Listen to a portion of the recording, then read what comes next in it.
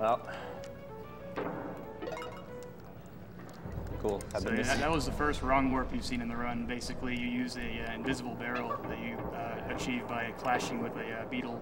And with the 1.1 version of the game actually just exits the level instead of soft locking, thus ending the level without having to use the gold. You'll see several of those later in the run as well. It's okay, my good buddy Crow at the end of this world is going to even it out. As he always does. Nope, too low. The first world boss is the biggest point of luck in this entire game, and really the only one. Yeah, there's like minor time differences on other bosses, but like you can lose a lot of time here. Yeah, every time in a second phase, which is 2 hits, he can either give you a real egg, which is good, or a fake egg, and you lose, what, 2 or 3 seconds? Every fake egg you get. Yeah, the first 2 eggs he drops are always going to be real, but the next 2 are the ones that are random. Oh, you got what? I did the backup. Oh. If you are learning this game, do not do the wrong warp he just did. We've lost many a good people trying to learn this game on that trick. The wrong warps you see in World 1, they do not save too much time, with a couple seconds each. The ones later in the run, they'll save quite a bit.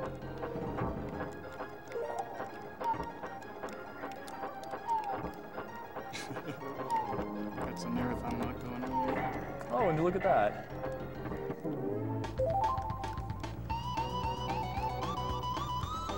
Oh, fakeless. Nice.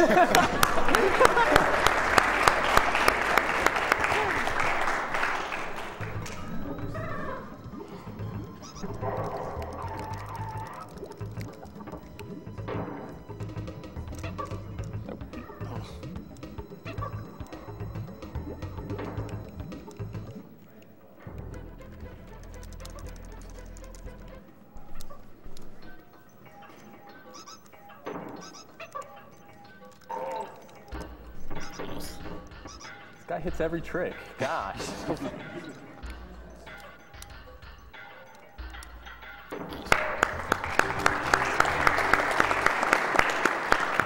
Dude, the pressure's on. Sky.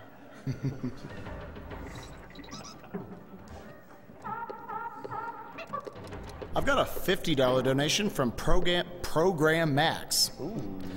Yo, my boy Program Max. Hello, everyone. Great run, Gary. See you all on Friday. We'll see you then, Program. Peanuts? I've also got a $15 donation from Edo Bean. Hey peeps, just want to say congrats to Garrison on his DKC 1 and wish the best of luck to the racers for DKC 2. Keep on donating, everyone. Go bananas. Thank you, Edo Bean.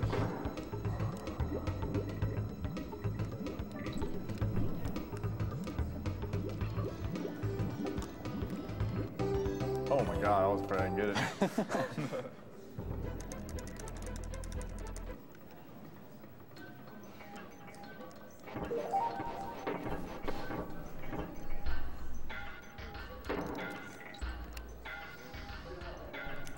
Got a $40 donation from Dr. Chibi. Let's try this again. Praise the sun. I should mention that several times in the run you'll see them swapping Kongs on the goals, and this allows them to switch Kongs for the next level without having to take the time to actually switch in the level. It's a convenient way to trigger the goal without jumping on it.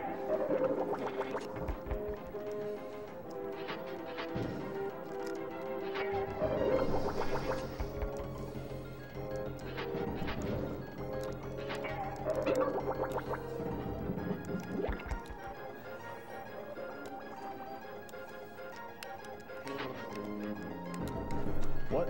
Hello?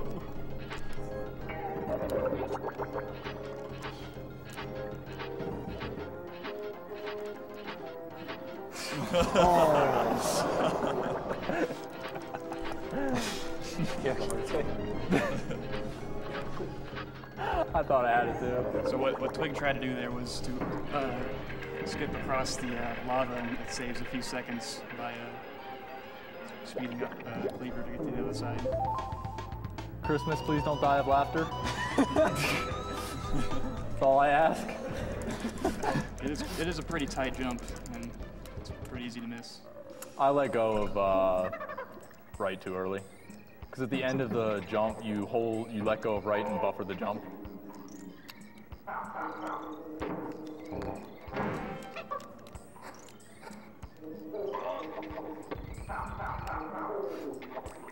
You can see Randy is vastly improved in Donkey Kong 2.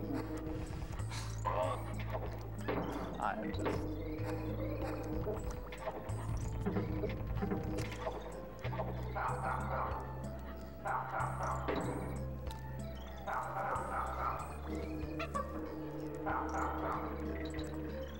Okay, so go ahead. Go ahead. Okay, what Garrison just did, he stored his super jump by team throwing into that barrel, which right now he's going to jump into this cloak, and he just got a boost in the air and allow him to skip over this barrel and save quite a few seconds. Yeah, I think that saves 6 seconds to do that overall. Okay.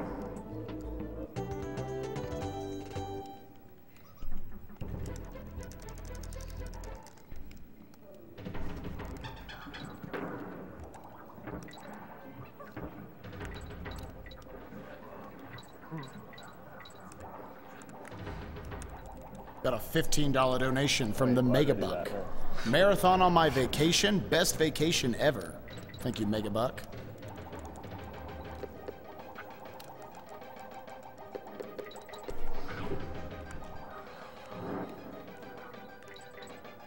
And like Gary was saying about Donkey 1 with water levels being deceptively hard, the one he's on right now, you can lose so much time just by running into walls.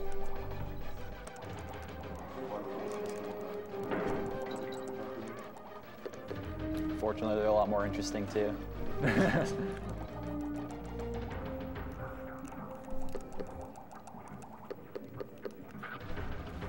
Want to give a big shout outs to all the donators for already helping us raise $40,000. Wow.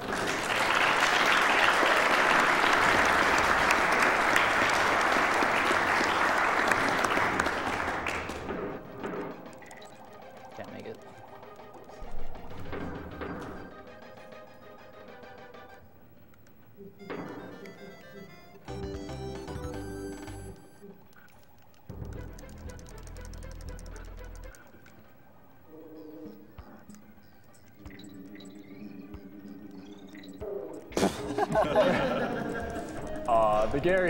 The level that Gary just died on is like the first real level of the game. That's funny. That's never happened to me until today, and that There are happened to me in several tight practice. jumps on the crockheads. What did you die on? All right, get it together. Thank you for Where's the donation. walking in to get me back in the shape? I don't need your pity deaths. I'll bring it back myself, thank you.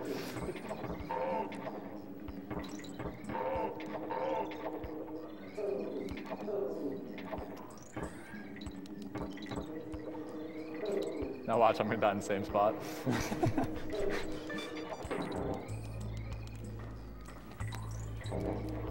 Ooh. Nope.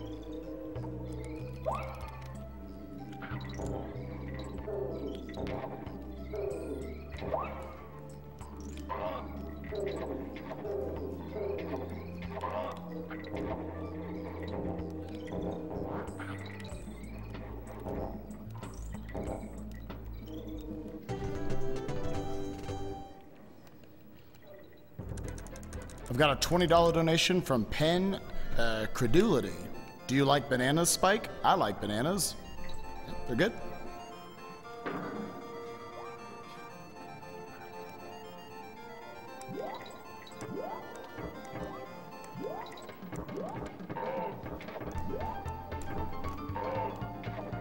Got a $20 donation from Last Centurion. First time watching the stream live. Looking forward to the DKC2 race and the rest of the stream. Thank you very much.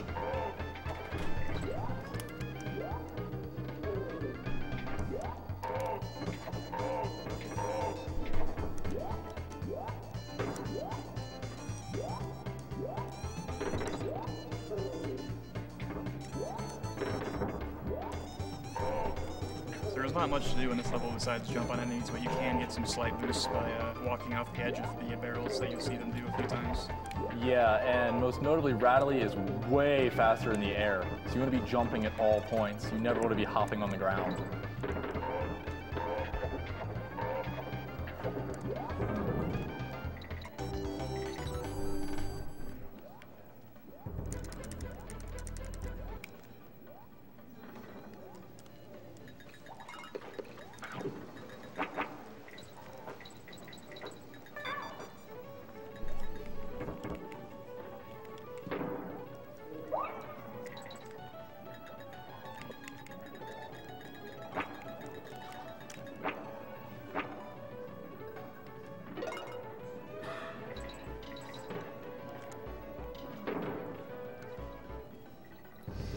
Very nice. That one saves like a minute.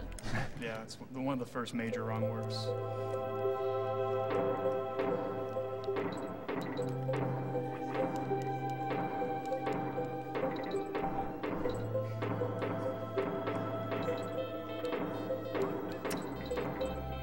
Now I'm like really in a bad spot.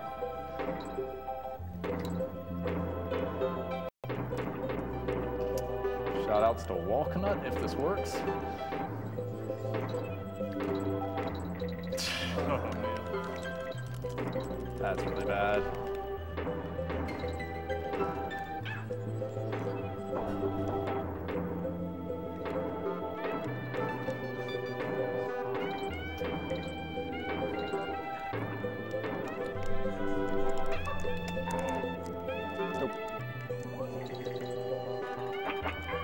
You can actually clip through that vine, the very precise team throw jump that he tried to do there, but he didn't quite get it.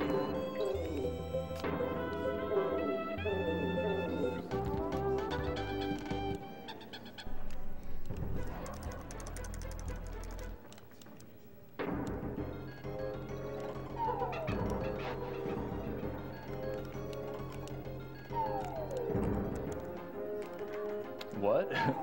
Okay.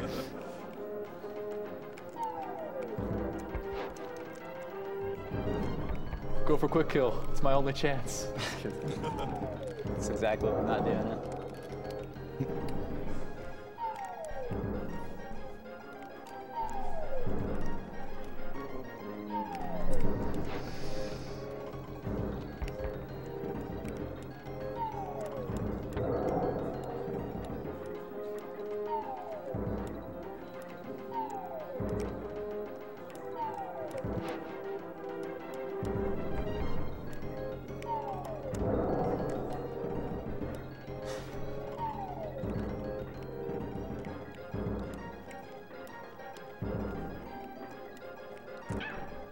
Oops.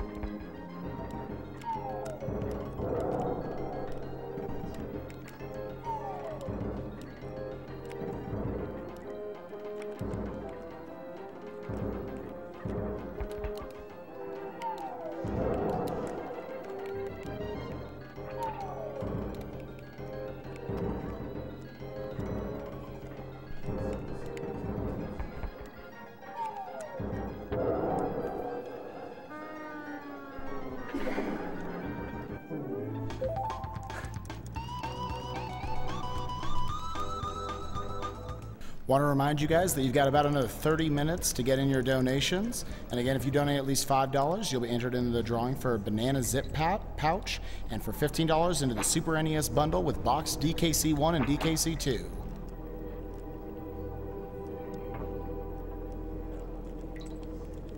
So the level Gary is on has one of the coolest tricks in the game, actually. You get the spider, and you're gonna jump off him directly onto a hook, and it messes up what the game's camera does, and it's gonna scroll really fast. And he's gonna compensate for that by jumping up in the air so it scrolls and works for him.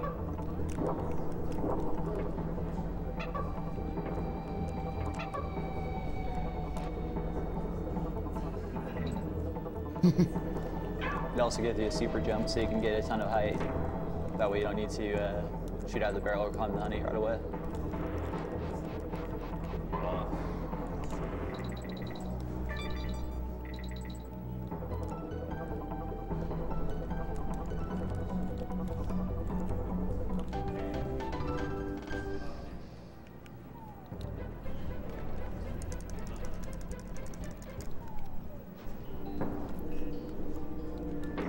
got a $35 donation from Master Splinter. Feeling pretty bummed about the US World Cup ending. Figured the only prescription was more Sgdq and some more donating. And remember, go Ninja, go Ninja, go.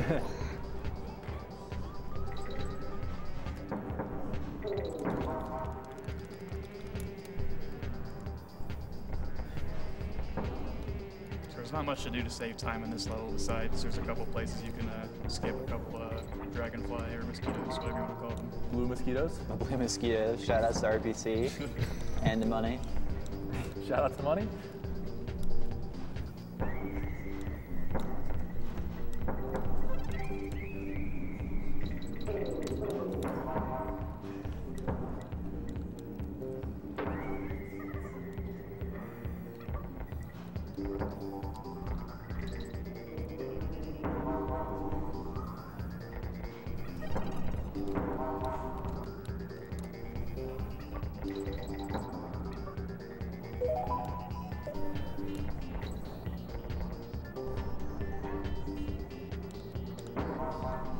Also got a $20 donation from Chris Pipe.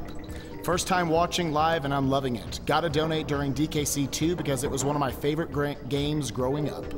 Thank you very much, Christopher. I've also got a $100 donation from Leo Rittmeyer.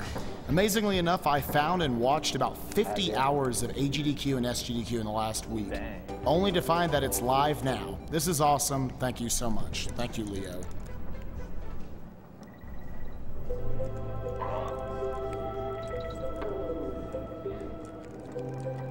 So many people remember this level is one of the hardest in the game, and it's equally as hard in the speedrun as well, Oh, that's not good. as you can see.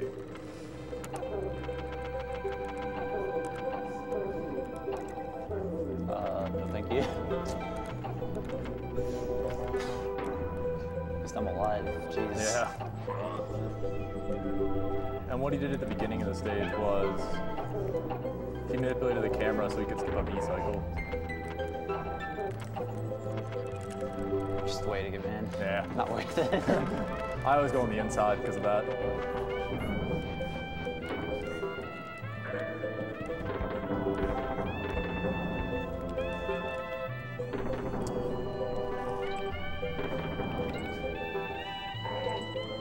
One of the only notable differences. Dude, I die there all the time. I think this is the first time I've died there in like since we originally played. You're playing on J, right? Yeah. Okay, one of the only noticeable differences between the US and the Japanese version of this game is in this hallway of bees coming up in like 20 seconds for Gary, there are like 2 or 3 less bees. And there's 1 less bee in an auto-scroller. Those are the only differences in the versions.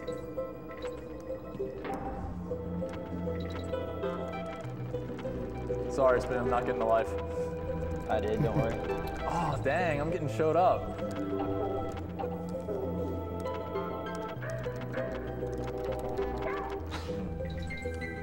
Baby.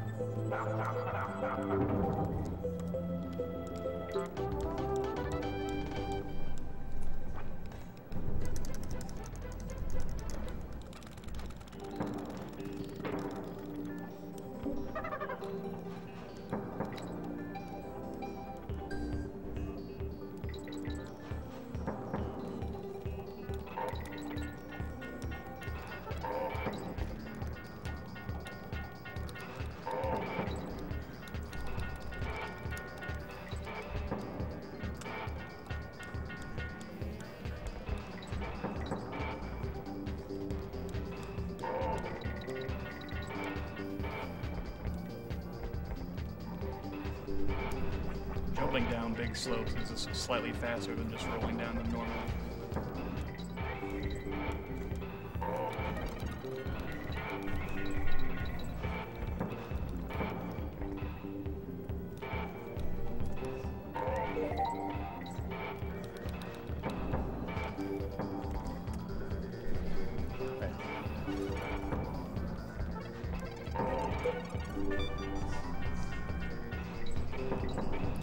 I've got a $15 donation from the Remora. Donation goes to loser's choice. Unless it's kill the animals, in which case save the animals. Dang. Wow.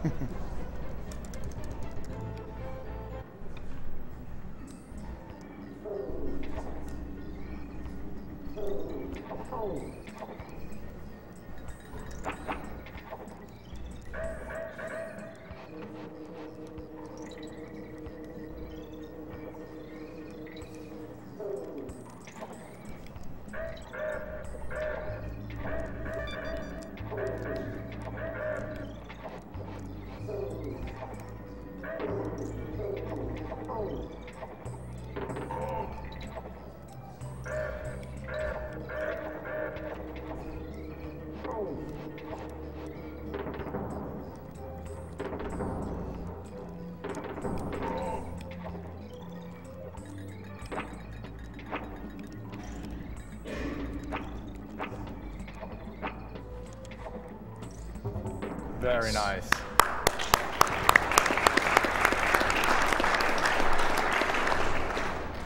Yeah, it's one of the hardest levels in the run, Mudhole Marsh. And that wrong warp is really tricky because you have to kill the first beetle, and there's like a little red star that appears whenever you kill an enemy. And when that little star is on the screen is when you need to scroll the third beetle on. So you have about a third of a second and need to know where things spawn.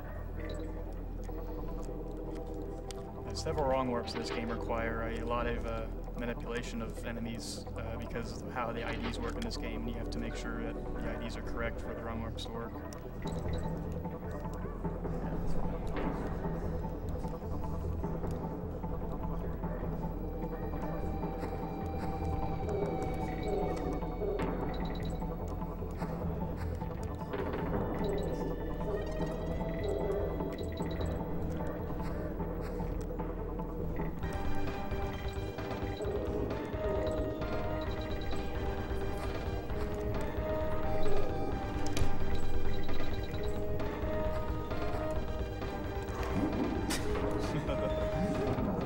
This is messed up.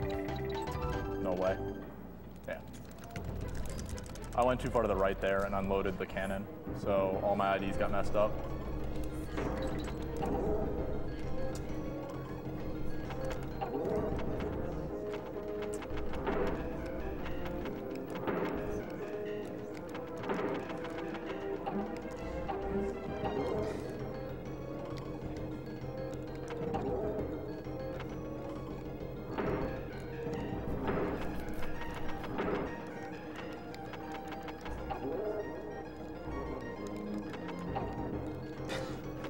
This guy's tough, man.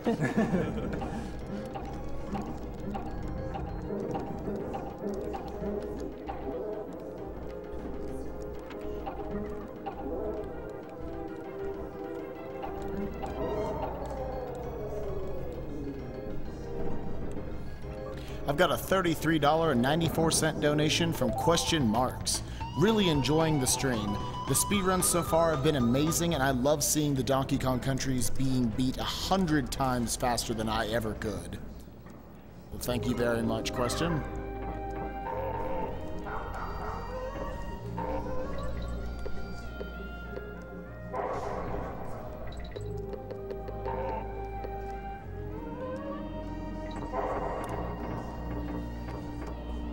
World 5, you're going to see a lot of levels that just require a lot of intense and precise platforming more than anything else. It's very difficult to execute. And one really boring auto-scroller. Not if you skip Tupac. Ooh.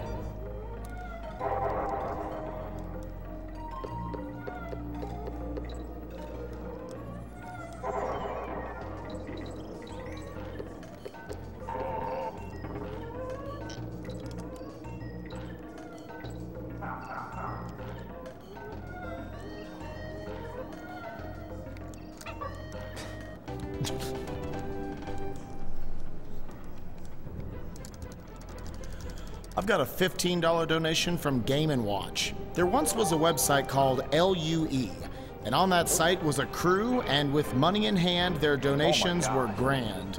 The name of that crew, 502. Put this towards naming Setzer Mompov.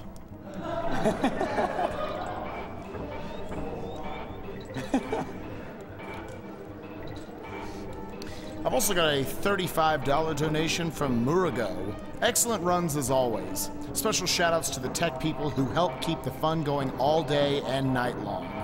Your job can't possibly be easy, and we all appreciate your incredible work and continued dedication for these next few days.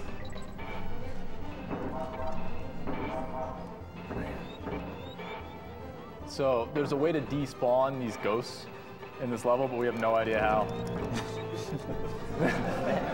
Like the taskers don't even know they did it in one task and can replicate it in the next.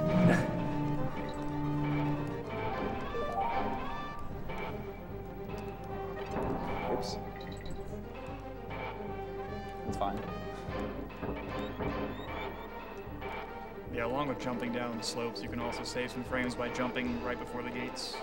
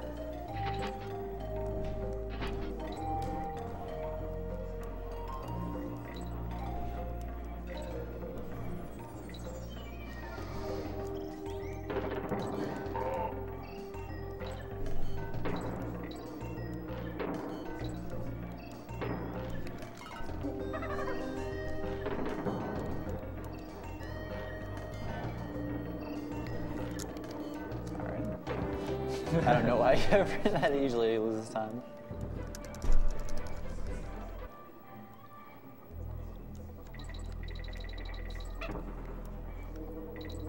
This level is basically just a giant memorization test.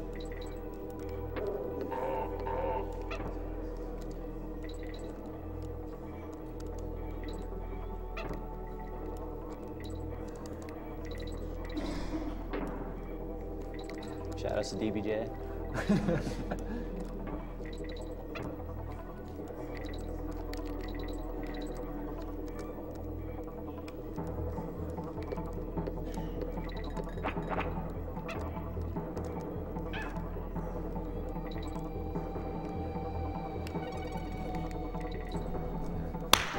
Very nice.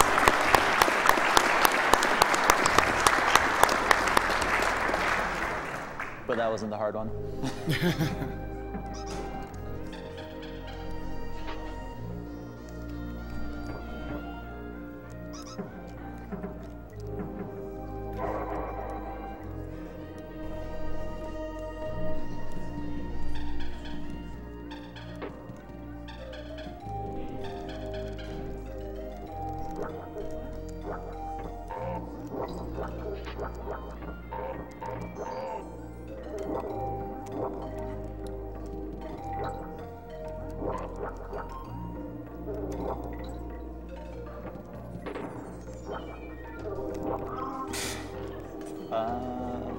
Yeah, I think that's my best option at that point.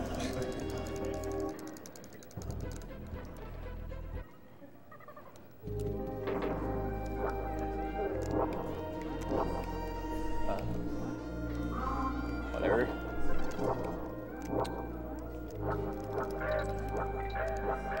Jesus. What is going on? I missed him. Dang.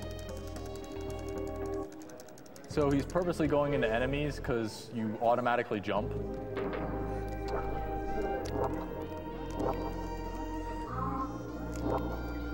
And he can do another, oh man, DBJ's gonna be happy.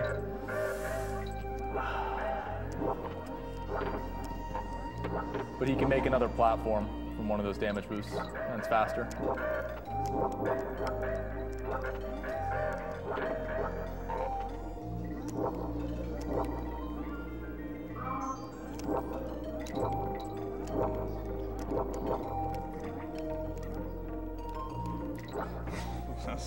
It's a little bit tighter than I would have hoped for.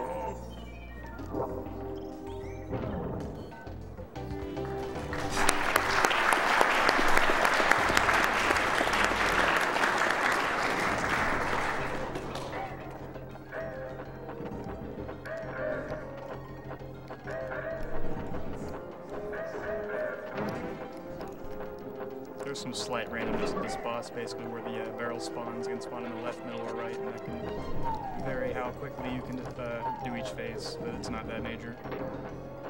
Only a top level Yeah, doesn't really matter.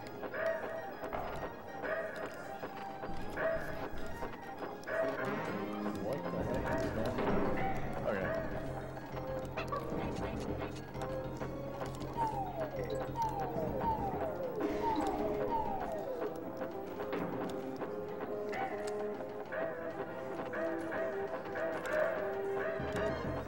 Oh, I'm not gonna make it, yeah. I don't know why I didn't shoot.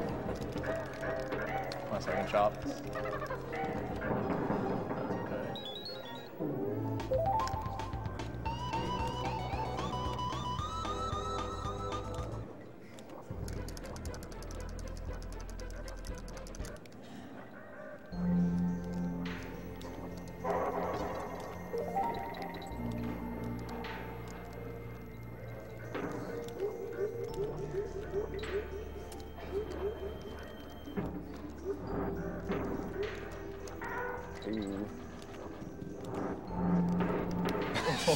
I'm gonna wait.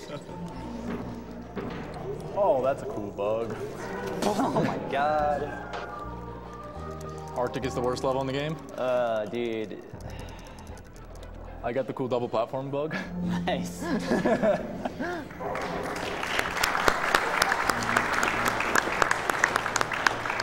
So, normally whenever you press L or R or A, it shoots out a platform and then it'll create it. But for some reason, instead of it creating the one I already had out, it decided to shoot another one. That's what should have happened.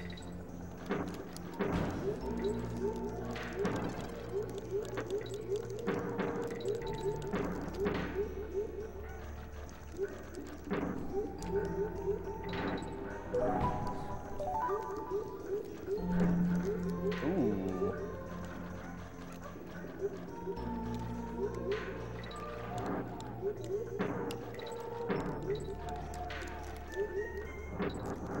What am I doing? Dude, only Claude likes that level. No one else. Oh, Walkna does too.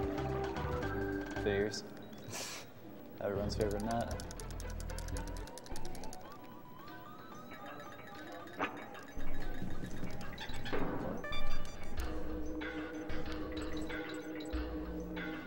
What?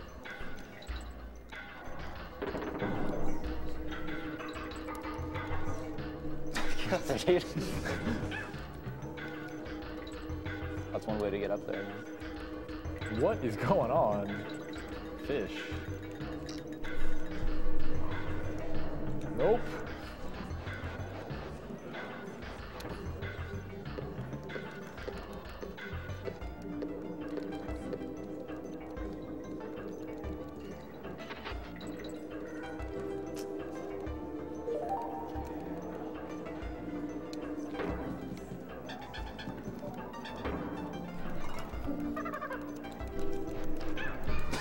What?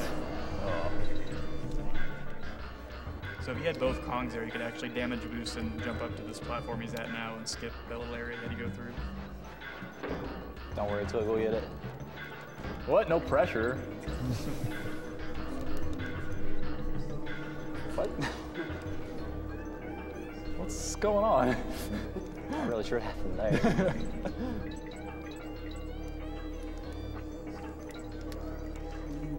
Oh, that's a bad hit. Unfortunately, I'm dead. Wall of shame. I'm sad too. Oh. This level is very, I don't want to say challenging, but it's very finicky. There's that damage boost that I missed. It's very important that you finish this level with 2 Kongs. You have to have 2 Kongs to do the glitch in the next coming level. So even if he beats level with 1 Kong, he has to go back into either this stage or the previous one to get another Kong if you miss it. Forget it, dude. Yeah. Did you go for 2? Yeah. Oh. That's what I died on, dude. So yeah, if you do it just right, you can actually skip under both of these and just have to go under twice instead of 3 times. It's pretty precise.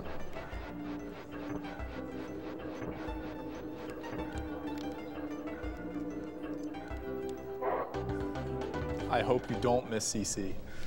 Wow. I wouldn't wish that on anyone.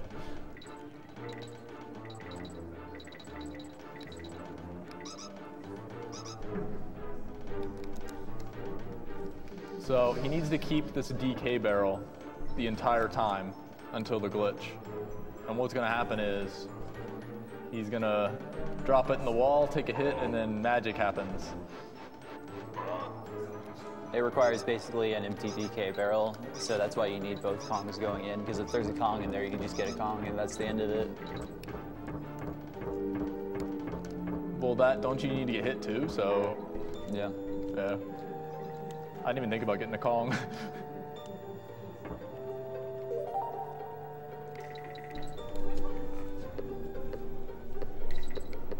So this is normally a 5.5 minute level, and it's reduced to 1.5 minutes.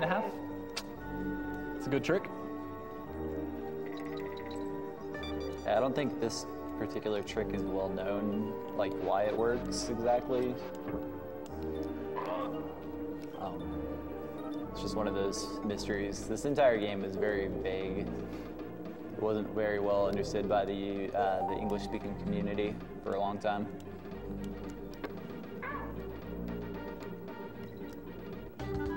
And that basically...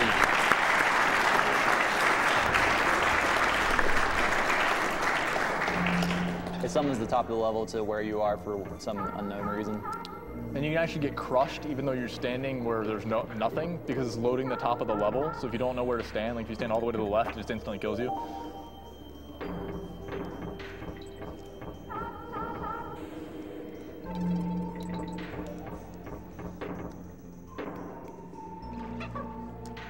And it's actually the easiest trick in the game.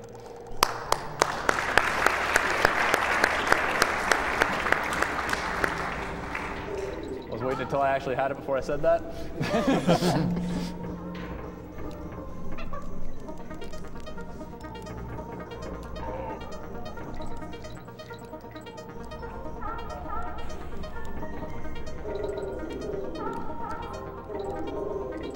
You get it? Oh. To make it all the way through that red guy at the end, you have to have almost perfect timing and perfect platforming.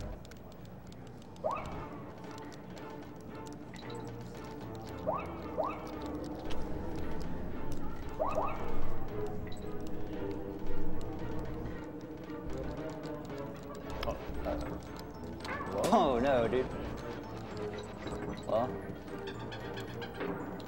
No way.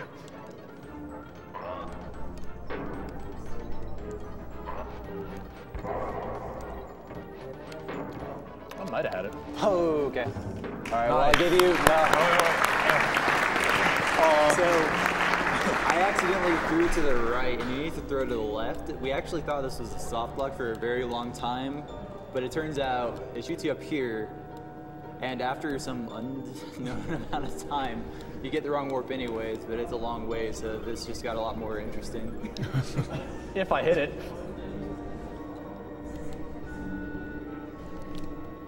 Yeah.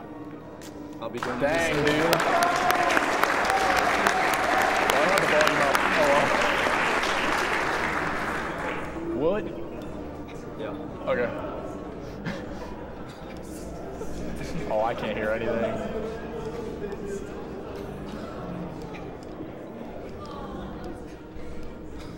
Oh, I can't. There he goes. Whatever.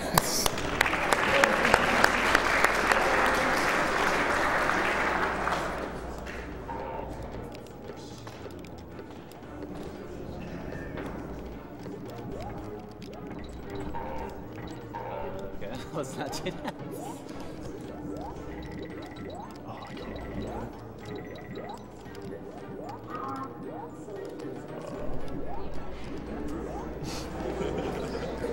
Can you please? I can't hear. Yeah, I forgot to turn up my volume. Oops.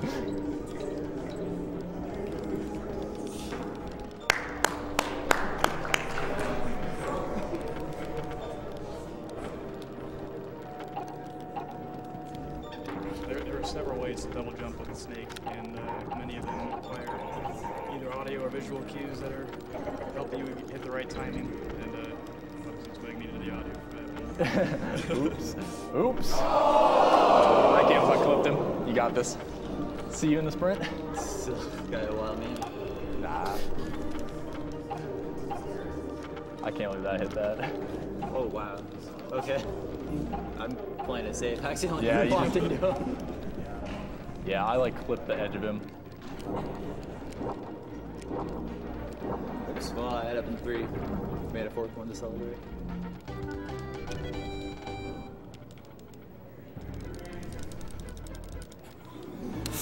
Nah, it's good, it's good. Don't be worried.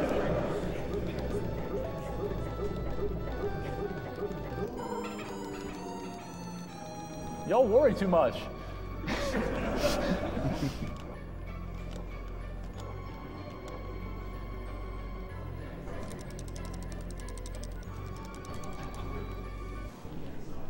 Good luck.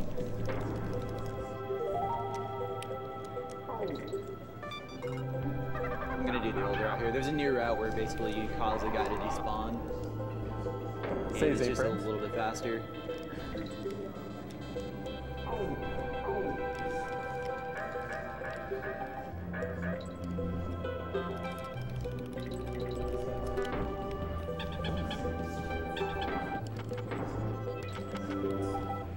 So yeah, you can skip that race if you go above them there.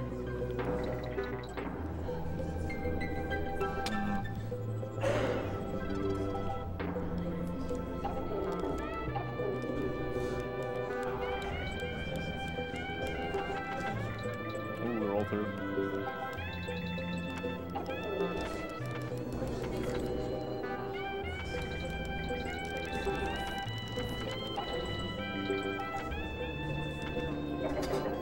You got it.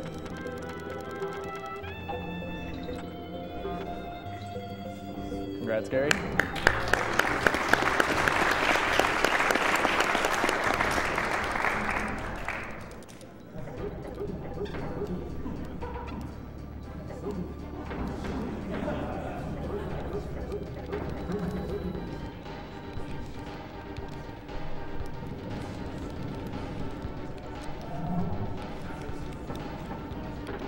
Okay, we're going for it.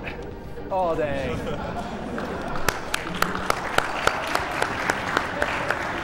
I got it.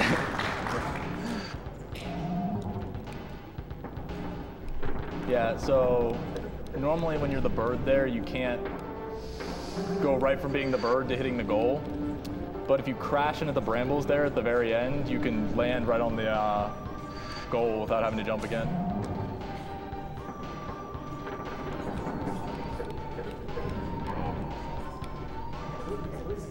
This is a glorified cutscene pretty much. You try and time the throws of the cannonballs as close as possible to him sucking up with the gun, but that's about it.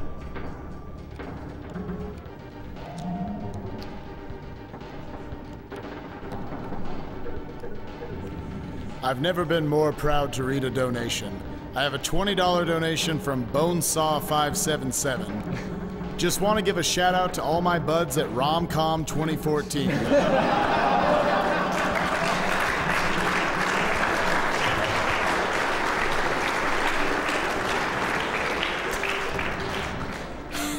Hashtag chocolate mangasm.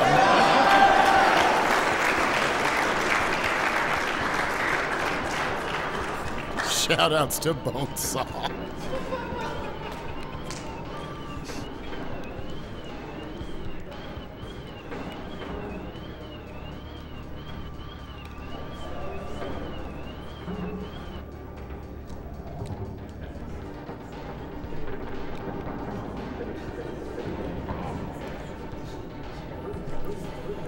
I've also got a $35 donation from Ranu. Hey, you guys, I've been following the AGDQ and Sgdq series for the last 2 years now, and you guys are amazing. I started watching this thanks to a classmate of mine who knew about my sister having Hodgkin's disease. She's all clean now, and I hope we can make this possible for those who are ill as well. Keep up the good work. Special shouts to Professor Broman. You rock, man. Thank you, Ranu.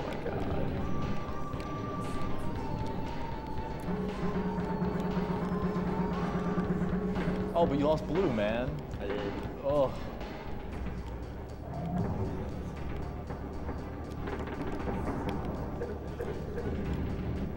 Also got a $20 donation from Gord Koopa.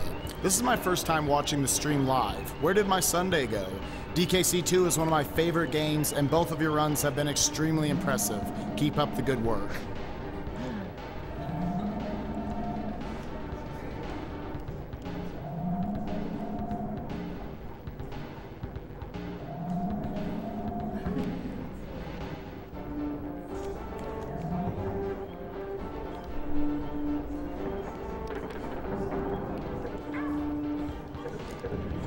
I'm gonna try something fun too.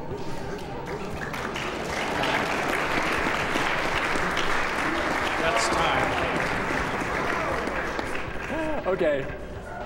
So I soft locked my game on purpose. Yeah, good race, man.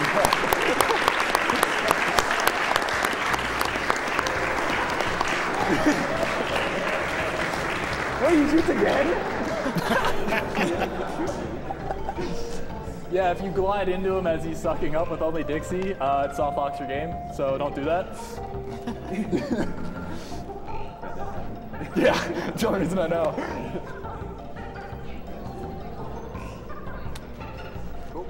Good stuff.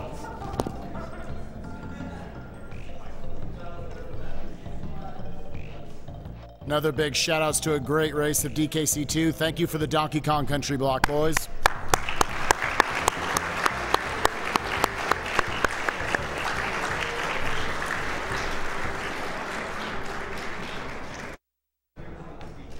Once again, big shout outs to everyone for already raising well over $40,000. Coming up, it's another great Nintendo classic, the Kirby block. Coming up with Kirby's Dream Land by TrUShade. We'll be right back.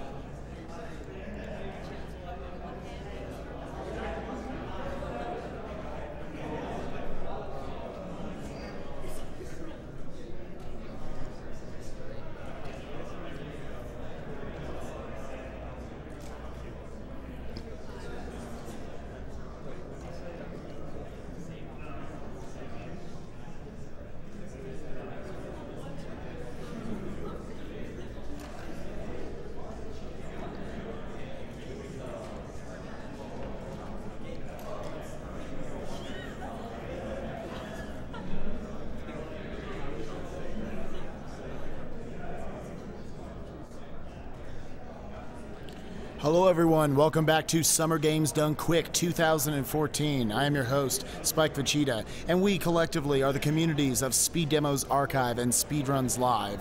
We're bringing you speedruns. We are speeding through some of the greatest games of all time and some of the worst games of all time. For now, we're sticking in the better blocks. Up here in just a minute, we're going to be starting up with back-to-back Kirby games, Kirby's Dream Land and Kirby Superstar. First up, we'll have Kirby's Dream Land by TrUShade.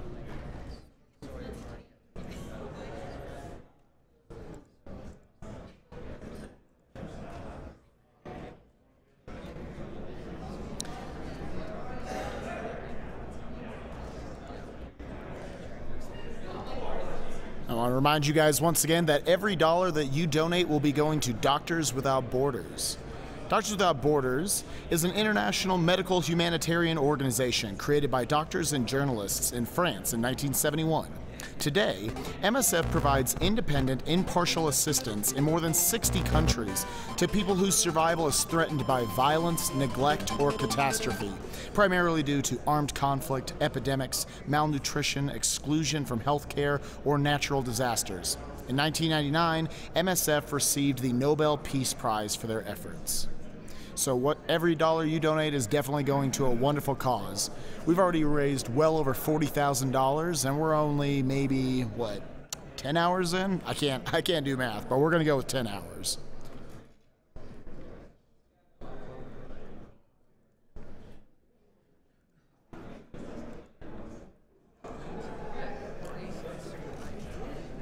And while we just had two great prizes, the Banana Zip Pouch and the SNES bundle of DKC 1 and 2, they've both gone off the board. Another great prize has just popped up. If you donate a minimum of $10 during either of these next two Kirby games, then you will be entered into a raffle to win the Soul Eater Kirby Sgdq print. I'm going to say Sgdq.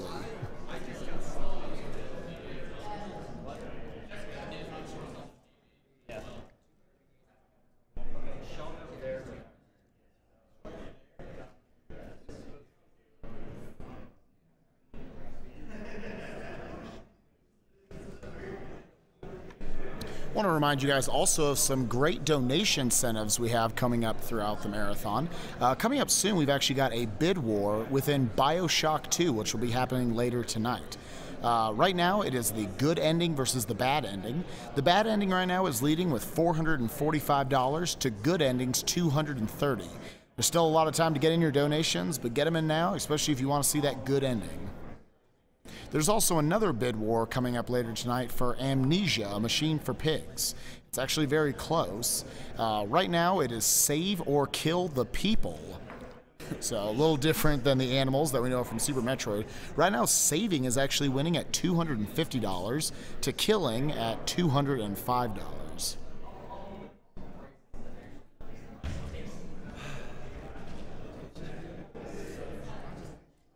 And if any of you are interested in any of these prizes, donation incentives, upcoming schedule, make sure to go over to our website, gamesdonequick.com. You'll be able to find all that information there and enhance your experience.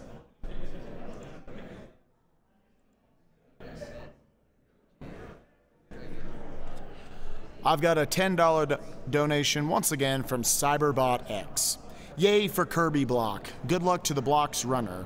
And that Sgdq print looks awesome. Putting this towards visiting the dev room in Anodyne. Thank you very much, Cyberbot.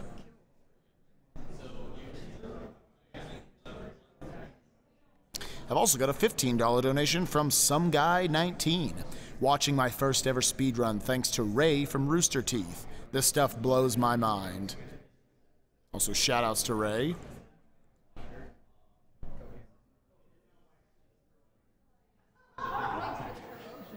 I've got a $20 donation from Ryan Schindler. Hey guys, awesome run so far. I discovered this event shortly after the Sgdq in January, and I'll be watching every one from here on out. Great games being ran for great causes. Keep up the great work. Cheers.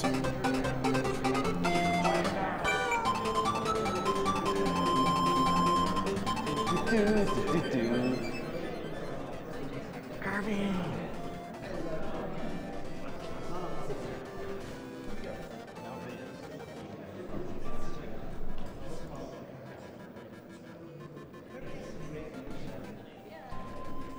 The Kirby series has like the best music ever. Return to Dreamland has such an amazing soundtrack. Oh my god.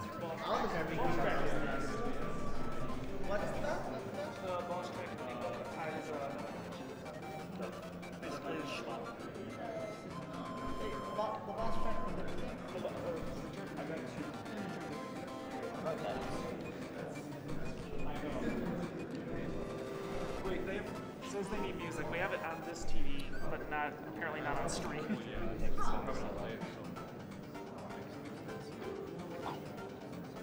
I like it. They got video there, but no music. There we go. There we go. Up. You should start playing some random sounds.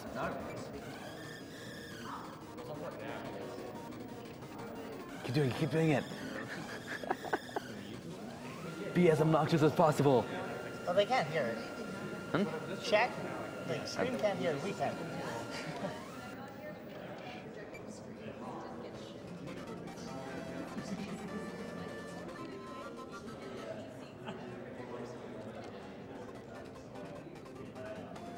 That's just gonna be weird. Audio from that TV. I'd like to also remind you guys, there are, of course, the smaller prizes that we have. We also have a couple of grand prizes for this marathon. For the entirety of the marathon, if you donate at least $35, then you'll be entered into a raffle for a Wii U and a 3DS XL. And we also kind of had a late add to the quote-unquote grand prizes. If you donate at least $20 at any point up until midnight on Wednesday, then you'll be entered into a drawing for a PlayStation 4. Shoutouts to CP Weed for donating that to us. Good. Shoutouts to all the people who have donated prizes. We're good? All right. Okay. 5, 4, 3, 2, 1. Let's go. Okay, this is Kirby's Dream Land. If you guys remember from last year, you remembered those guys not jumping. That was because it was normal mode. This is called extra mode. And I have a story of why I picked it up. Who likes stories? I like stories. I like stories. Okay, story time. I like stories. Last year, I was playing this. Rom decides to waltz in and go, "You play normal mode?" "Yeah." "Should you play extra mode, you wuss?" "I don't want to play extra mode." "Well, you should. It's the real speed game of this game." So I took the year, and here I am, a year later with extra mode. Yeah, so what extra mode does is it adds just a ton of enemies. It's actually pretty chaotic for a first level right now. As you can see, it's almost dead. But it actually gets even more chaotic later on. As long as No, actually it doesn't have your health unless you choose to. Later Kirby games do have your health though. Because only enemies take 1. Most enemies in the game do 2 damage. And most bosses are actually changed up. Yeah, and I know the Gordos do like 3, I think. Yeah, Gordos always do like 3 though. So. But they weren't dropping you from the sky. Not a Gordo. All the Gordos. Yeah, all the Gordos. Yeah, so even though Kirby is adorable, this is like, I guess, as hardcore as Kirby can get. Yeah. You want to put it that way? Nice crouching. I'm not bad at this game. I know how to play it. Don't worry, guys. You keep telling yourself that. Yeah.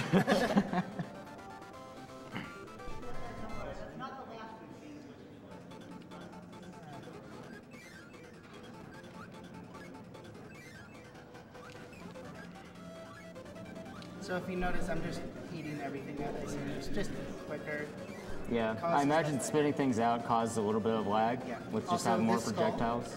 Gets a gold star for trying. He tries so hard. He's like, "I'm gonna get you, I'm gonna get you," and you run. This mini boss is just a jerk. Because now, instead of just going faster, he shoots out a Gordo at you. Just go, "Hey, I'm gonna be a jerk." Yeah, bosses in general move a lot faster in extra mode than normal mode, but that actually means theoretically, I guess, you could have a faster time since you could, on the later bosses, get more attacks off on them. Yeah. But I don't believe the time you have is faster than the normal record yet, right? No, my extra mode time is actually slower than my normal mode. I mean, again, the later levels are just crazy. Like, the next one's just gonna be nuts, so. Yeah. You do have to play it a little safe sometimes. And it's also, this game, just like in extra mode, the enemies spawn randomly, it seems. Like, I've had guys spawn underneath the level because I've gone too fast and their flight pattern gone. Oh, he's here now. But yeah, I play this one a little bit safe, but still speed. Can you like consistently beat the boss no problem? Because Yeah. that guy is dumb. Yeah. Oh. Unless I do that. Okay, gotta be a little bit careful. That lag. That always causes a bunch of lag.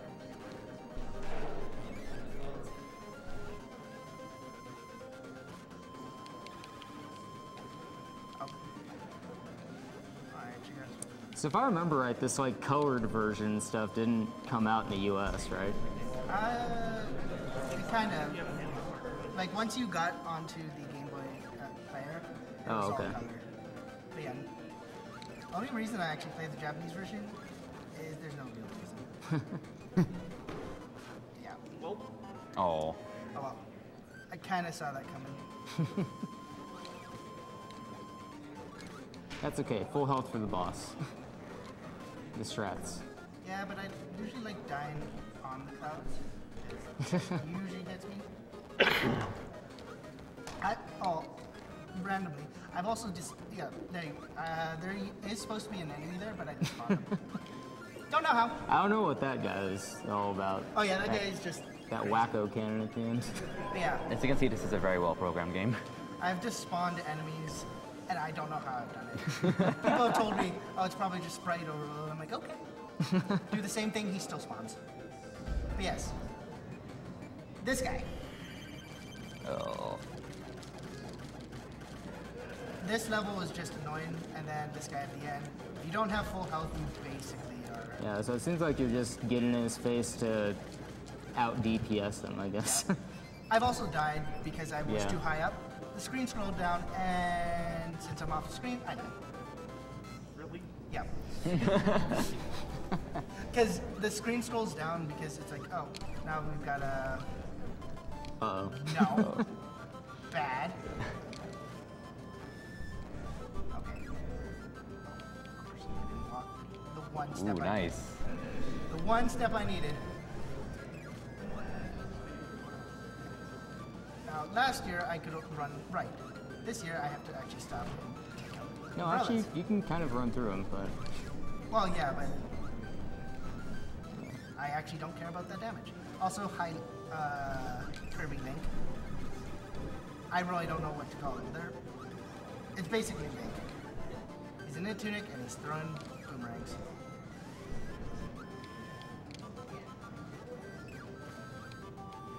And that's gonna hit me. Oh well. Take this a little bit slow just because everything will take me out if I go fast.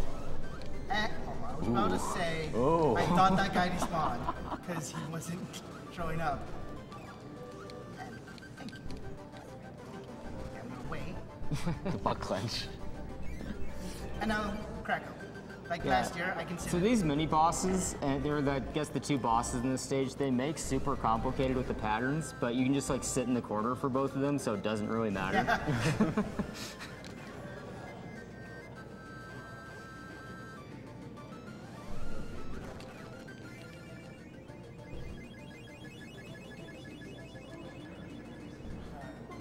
And then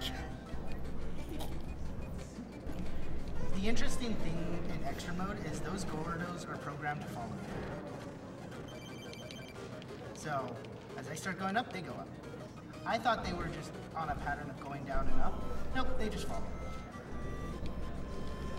Which was nice to learn before getting screwed over by them. And then in here, oh hi stars. Yeah, those stars don't hurt you in normal mode, but in extra mode, they just, they will knock you into pits. Like, if I had hit him in the right spot, he would have died, so. Yeah, I take my time. Pretty dumb. Please don't thank you for not aiming the other way. I've come out of that door, like I was practicing earlier, twice in a row. He was aiming the other way. I'm like, why are you aiming that way? You're supposed to be aiming at me. and Krakow.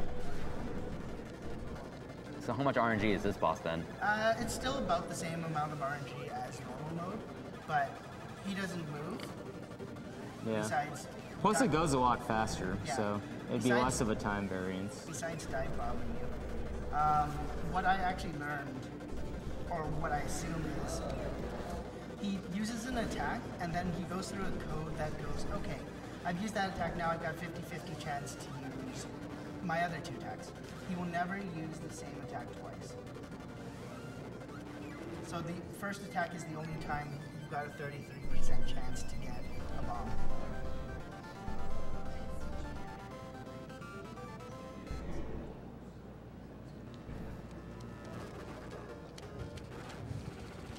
I've got a $10 donation from Kayura. Give Kirby Master a shout out for me. No. We're very sorry, Kirby Master. We're sorry, Kayura. like- Your $10 went to waste, but thank you for putting it towards He Doctors just and like Lawyers. comes onto my couch and goes, I'm gonna commentate now. I'm like, oh, okay. 'Cause I kept on bugging him about him not running a Kirby game this year.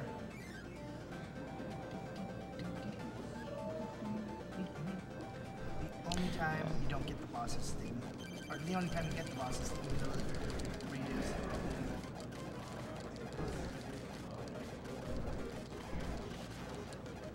Yeah, so the final stage is just a boss rush, and if you've seen how much health he loses on all his boss fights, that makes getting through the whole thing in one life like really hard.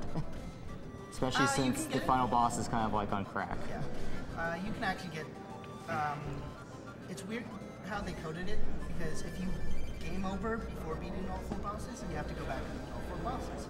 But if you game over after beating all 4 bosses and just have DVD left, you can just continue at fighting the which was kind of nice, because new players would come in and go, oh great, 4 bosses, and they would like, really kick my ass early.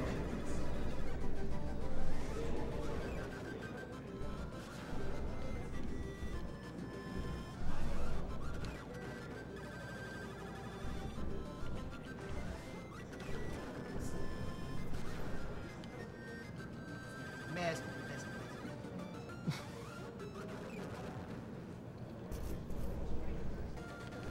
Yeah. You gonna do the trick here? Nope. No. You sure? Yeah, I'm sure. Are you really sure? Yeah, I'm sure. Freaking no. No. What Ramen was saying was there's a 1 frame or something like that. It's hard. Yeah. I know You that. can get actually into the door without hitting the curve. Yeah, you got those Gordos that sit at the doors insta-kill you no matter what your health is. But you have like, I guess, a frame or something to like duck under them and then push up into the door. I hate USB Blitz so So much right it's now. a little task trick basically. Yeah. This looks like fantastic RNG. It was until he started giving me 1 apple. Okay, risky time. First attempt. Is that a hard door to get into? This is just going with the. Oh. Oops. Oh well. Like in normal mode, you can double hit these guys real easy. Yeah, they move a little too fast to make it easy in hard mode. Oh, I missed that one. Ooh. Wow. Please, Kirby, eat box and die. Oh well. Just watch, I'll get it perfect this time. But yeah, this game is, I'd say, really annoying to speedrun because most of the RNG is at the end of the game, and you can lose a half a minute on bosses. Oh.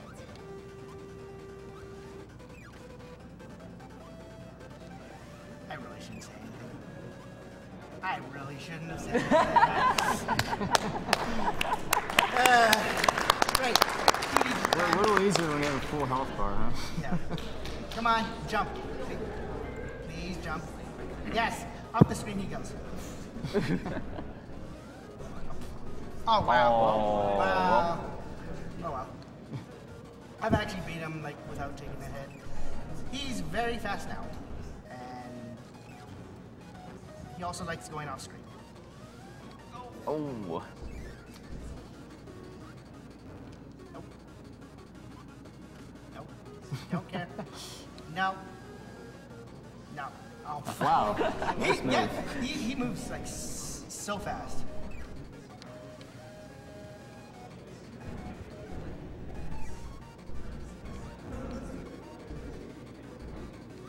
Get out of here. Imagine if he was this fast in Smash. Get out of here.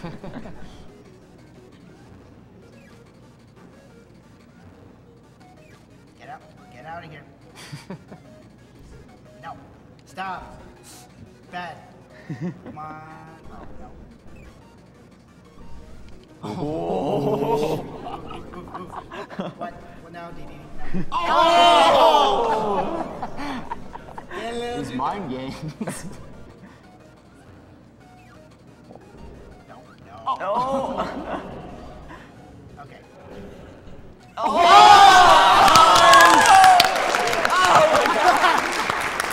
That was probably the best move he could have tried.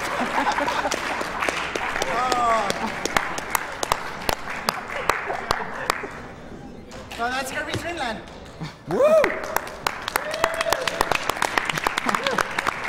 So that's going on highlights. Yeah. What was that? Nice. I'm happy with that, actually. That's 38 seconds away from my TV. Also, Japanese version. English credits. 3 screens that have Japanese on it.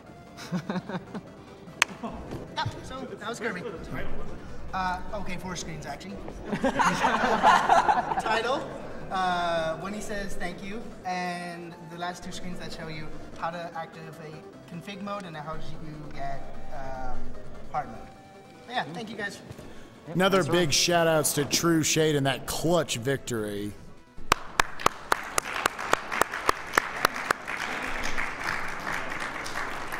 But Kirby Block is not over yet. Next up, you have got the Super NES incarnation of Kirby. You have got Kirby Superstar with Countdown. We'll be right back.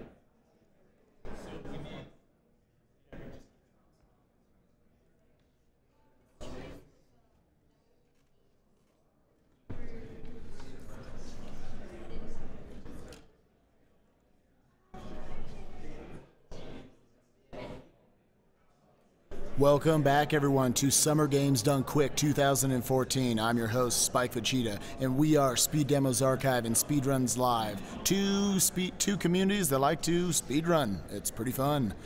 We are here to support Doctors Without Borders. You guys have already raised well over $40,000, and we thank you for that.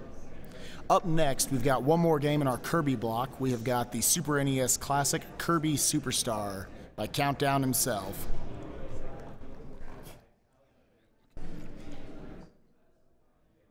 I want to remind you guys once again to check out our website, gamesdonequick.com. There you can check out the stream, and you'll also be able to check out the donation tracker. You can see all the different things you can put your donations towards, including lots of great incentives and bid wars. You can also see what kind of prizes you can be put into the drawing for. For instance, during this game, if you donated at least $10 either during the last game, Kirby's Dream Land, or Kirby Superstar right now, then you'll be entered into a drawing for the Soul Eater Kirby Giggly print.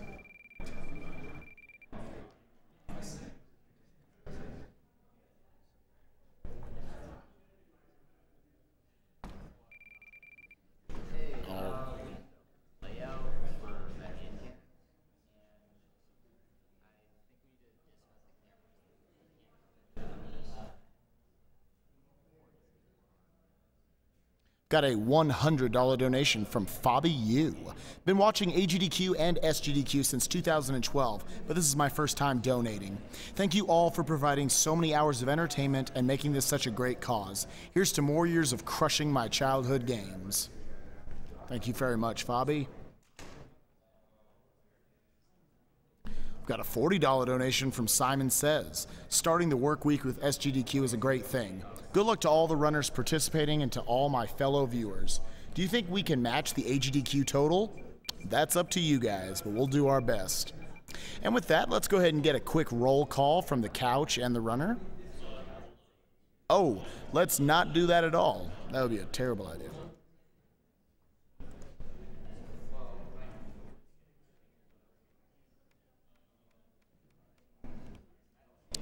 During the last game, we had a $35 donation from Tim Latshaw. Kirby's Dream Land is my favorite game from my childhood, so much that I kept my cartridge long after selling off my Game Boy. So happy to be watching this block. Puffballs for humanity.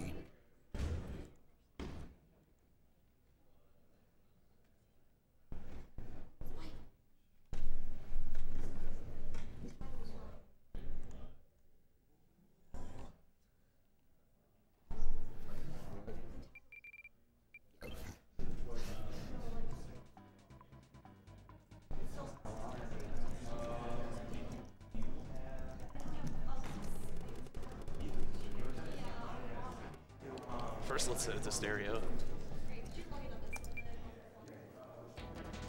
So let's make. Yeah, this isn't 100% unless you do Megaton Punch and Samurai Kirby. We're good. This is fine. Yeah, thanks.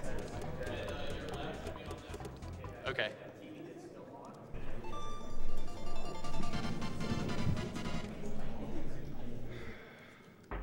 The hand cam doesn't look too.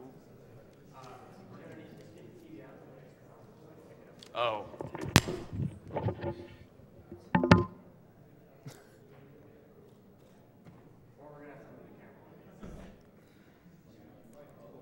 Hand cam was a thing.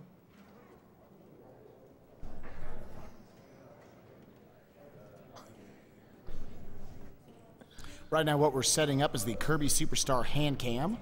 We'd like to thank you guys once again for already so quickly raising the $500 we needed to put that incentive in. Again, there's tons of great incentives throughout the rest of the marathon that you can donate towards.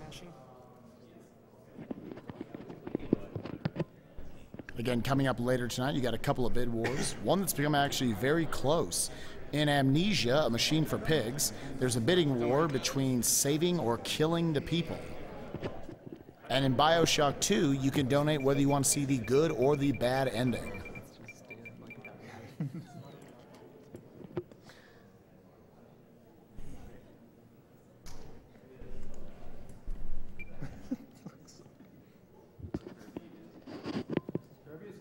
Kirby is cute. Can I get a like, which file should I use? Don't use 3. 2. All right, chat, what do we want? Because you're number 1 in our hearts. Oh, I like that. 2 for 502. 2 for 502. Okay, good. Thank you, chat. Come on, I'm liking this. I'm liking these arguments.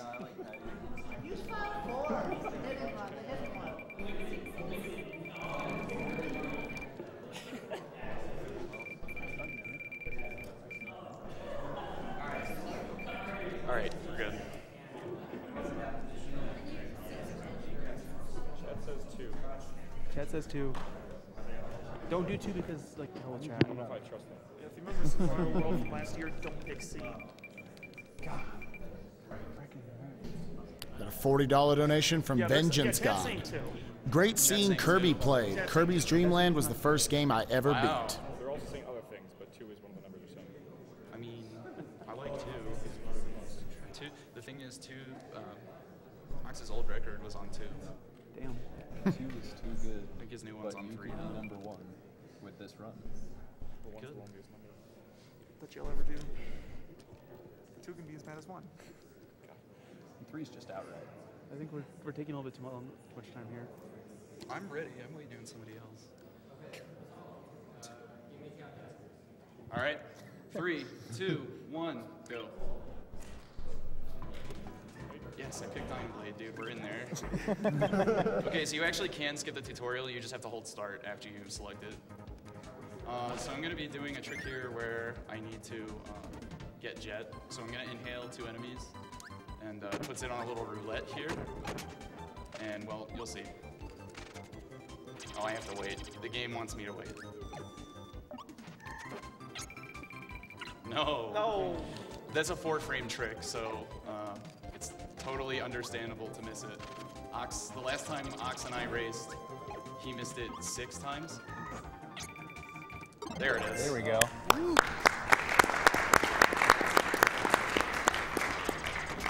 Wheel's always the same, isn't it, too? The wheel is the same depending on the 2 that you inhaled, the 2 powers. So like that time it's Parasol and Beam, which is always going to be the same. Jet is always going to be the 11th power.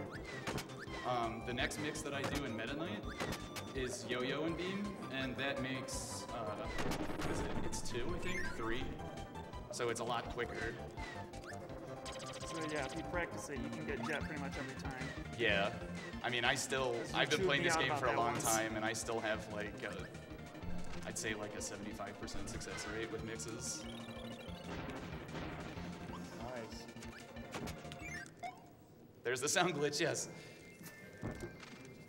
I don't know why, but if you're killing an enemy when you go through that door and you still have super, then it just makes a little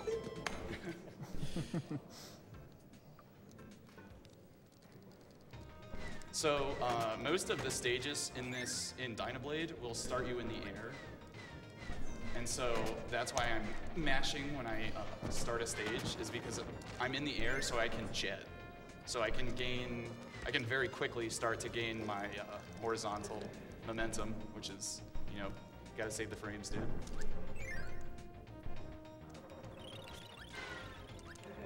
So here's a 30-second auto-scroller, Spike, if you want a donation or 2. Sure, let's go for it. I've got a $50 donation from Bodino13. Started watching last Sgdq in January. Super hyped for the week. Hype! Hype. Hype, hype, hype, hype, hype. Also got a $35 donation from Demco8. Hey guys, so yeah, this is my first donation of many. For now, I leave you with a joke. Why did the cookie go to the hospital? Because he felt crummy.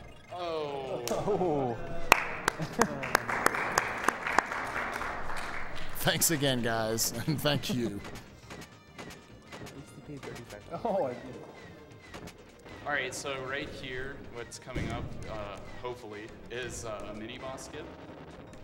And all right, we in there. Nice. So there's a mini boss there. However, the cutscene boundary is pretty small. It's like beneath the top of the screen.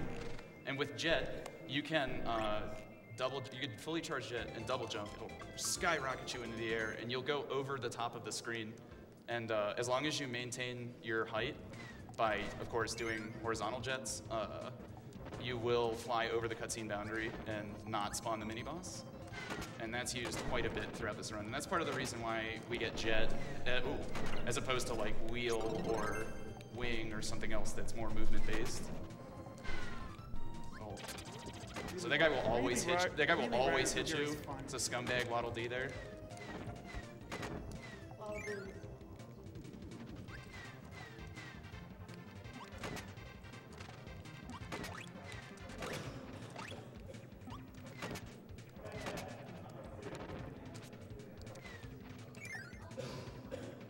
Are my hands on the camera? It's a little high. Okay, yeah, that's good. Is that good? Yeah. Okay. You've got some sweet wing fingers. Whoever's holding the alpaca, there's a donation for whatever you want. Ooh. Nice. That's Like? yeah, no EG. No EG, dude. That run will blow your mind. Like, do not sleep on that run. And Jaden is an amazing I'm player. planning not to sleep for the last 2 days of the marathon, so I'll be up for it. Nice. All right, that was another mini boss skip, by the way. It's just one, but coming up in this stage, there's 3 mini bosses in a row that I'm going to be attempting to skip by not coming down off of the top of the screen. So Kirby's gonna disappear for a little bit. Yeah, I know, dude. Something about it, I just really don't want those extra lives. I'm just really bad at timing. So this is probably one of the most technical stages in the game, believe it or not. It looks super simple, but it's it's incredibly hard to optimize.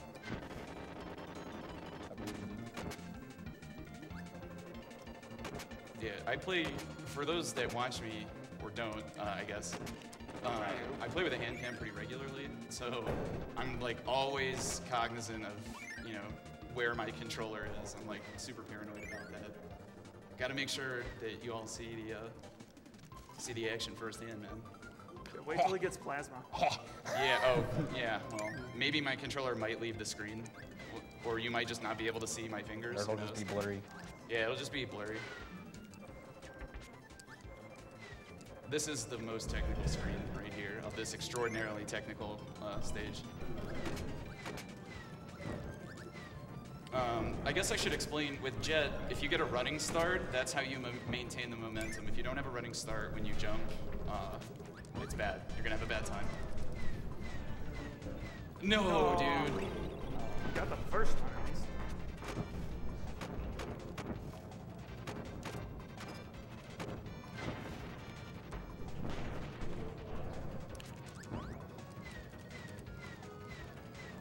All right, we you in passed there. the poppies at least. So I'm being a sissy and mashing, I guess. You can time that, and I know how to time it. I just don't want to miss another mini boss skip because it sucks. So you're probably, if I get this, you're probably going to be like, what the heck just happened? And I will explain it, I promise. Basically, when Dynablade lands, she shoots 2 stars from either side of her feet, and I'm going to suplex one of those stars and hopefully body her with it. Got it. Nice. Oh, he gave me the double and I wasn't ready for it. There we go, good fight.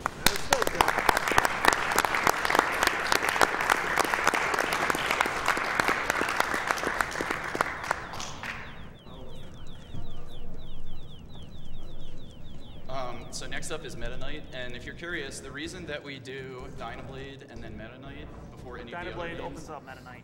well, not only that, but these are the 2 games that involve mixing, and mixing sucks, so we want to get it out of the way as soon as possible. For those of you who are wondering, Japanese does not save any time in text in this game, by the way. The Japanese version is $15 and the US version is $50, so that is a pretty strong reason. So it's perfectly okay that I run on Dream Collection. Oh, no, dude. So wheel is one before jet, and then the hit you saw me take the last time I did the mix, ouch is right after jet. If you get ouch, then you take a hit. There it is. Sweet.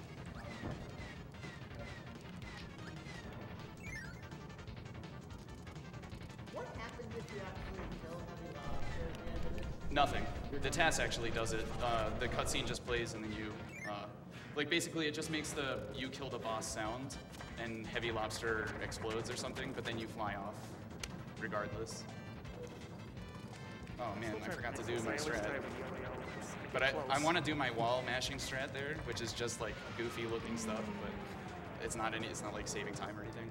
But Heavy Lobster's in the way, and he can hit you and lose your power, or make you lose your power, and then the cutscene happens, and then you just enter the stage without jet, and it sucks. I've had it happen a few times, just for messing around.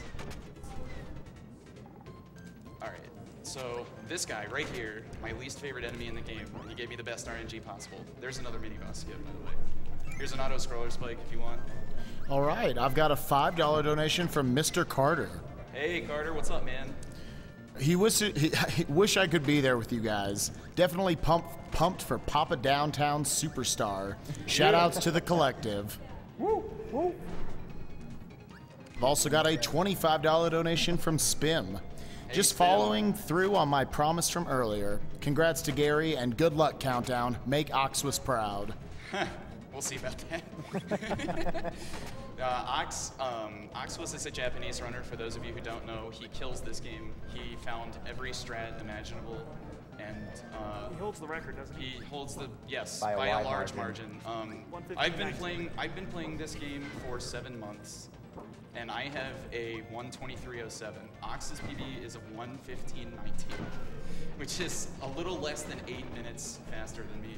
And I honestly have no idea where I'm going to grab those 8 minutes. He's like a human task and a huge inspiration to me. So thank you so much, Ox, for killing my favorite game. Does anybody else see my health bar like over the top of my health? Does anybody see that? Wait, what? Yeah. I've like maxed Whoa, out. it was. I've like maxed out my health bar, like, and now it's regaining. Okay.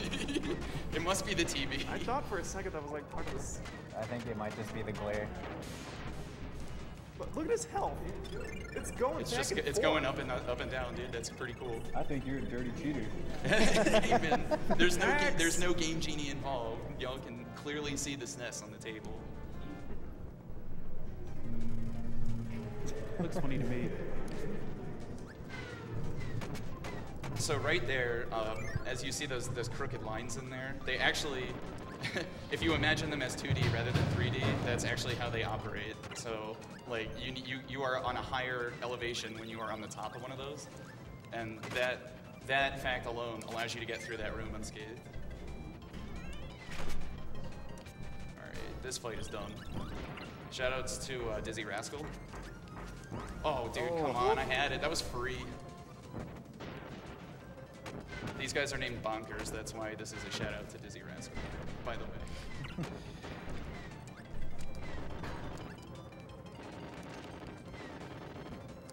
So basically, yeah, that guy, the first Bonkers is free, and the second one can either jump up and down 3 times, like he did, which is optimal, or like 2 other things, like charging at you or throwing coconuts. And so optimally, you want to be able to charge the jet like underneath of him while he's starting to do the 3 jumps, and then you get him on the 3rd jump. But I jumped way too late. I was kind of expecting him to give me bad RNG because he always does. But whatever, man. It's a marathon run.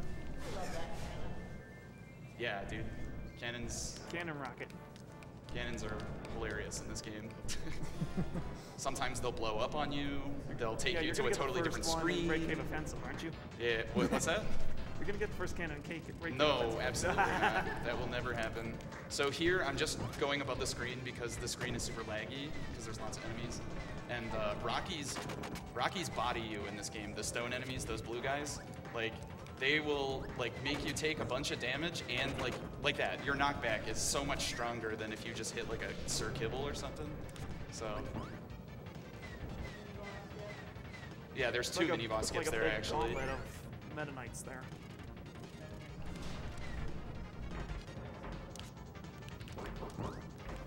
All right, so there's a really interesting quick kill coming up. I hope to God I get it, but we'll see. Pray to RNG Jesus. Actually, it's not RNG. This is all skill. Pray to him anyway. Got it. Nice. Very See ya. nice. No.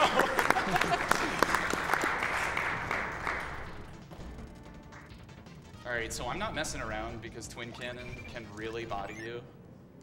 So I'm getting that max tomato. Let's see if I get this. No quick kill, sorry. Oh, I got it! Oh my gosh! Yeah! Oh! I thought it was... So you have to do that grapple on the bomb as it's falling, and it's not a huge window, or it's not a small window, but it's definitely precise. And if you move to the left too quickly, before the hand picks out your X coordinate, then it'll drop the bomb on you, and you won't be able to do it. And that's what I thought was going to happen, but I still got it. Ooh, that was not is supposed to happen. Here we go.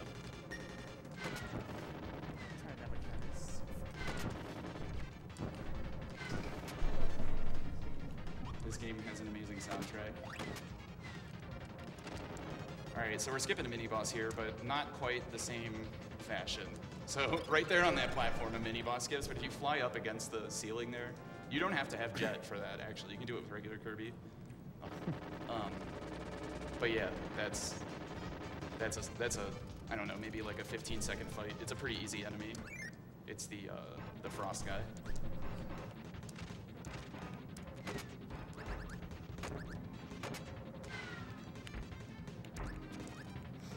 You'll also notice that he's jumping up ladders and not just climbing them. Yeah, you can hold up and jump, and it allows you to climb ladders a lot faster than just holding up. Which is kind of funny, because like even in this game, they like made ladder climbing ridiculously fast. Yeah. Like, that's by far the fastest way to move in this game is climbing a ladder. Aw, dude, we're not breaking all the blocks. Oh well. Ox does a like, because it's an auto scroller, and that's, you know, you just gotta have some auto scroller swag. You just gotta break all these star blocks just because. It's not 100% then if you can't Yeah, it's not 100% if you don't.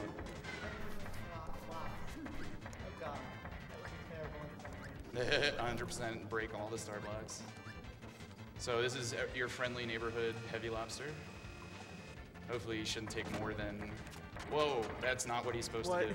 He's supposed to charge. He's supposed to run. He's supposed to charge, and he didn't charge, which is cool. I want him to do that, but I was not expecting it. So if you'll notice, I'm also if I'm charging a jet, like fighting a boss, I'll turn around so my thrusters like do damage over time while I'm charging, and then I'll turn around and hit him. It just helps expedite the fight, I guess. Get that continuous damage output. Yeah, for real. I'm not getting the secret fruit room, by the way, sorry. I found that out on one of my ILPVs once. I was like, what? There's a room like this? Oh yeah, man. What, please? Okay, there we go. Bomb tiles in this game are stupid, by the way. Like, really dumb. Plasma time. Yeah, I guess. So Plasma is a power, basically, that has a few different kinds of shots that are based on how many D-pad inputs you input before you shoot. So that was the fully charged. And basically, killing bosses in this game revolves heavily around using Plasma. So every direction you hit charges it up. And it takes 16 D-pad inputs to get a fully charged.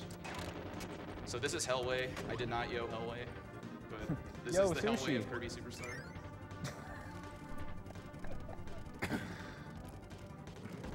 Please, okay. This is an extraordinarily RNG heavy fight. I'm not sure that's gonna hit. Okay. No. You know how hard that is? Wouldn't it be faster too? Because then it just. It would, but you have to have like extraordinarily optimal plasma. Like you can't miss a fully charged. It has to be like, I think it takes like 12 fully charged, and that's ridiculously hard. Well, it's ridiculously hard to do that in the time frame where like of this fight, because normally if you're just doing it like I did, like, you know, it's much safer and it's a lot of work for not very much reward. So maybe once I'm in the 116 area, I will start going for that, but it's a long ways away.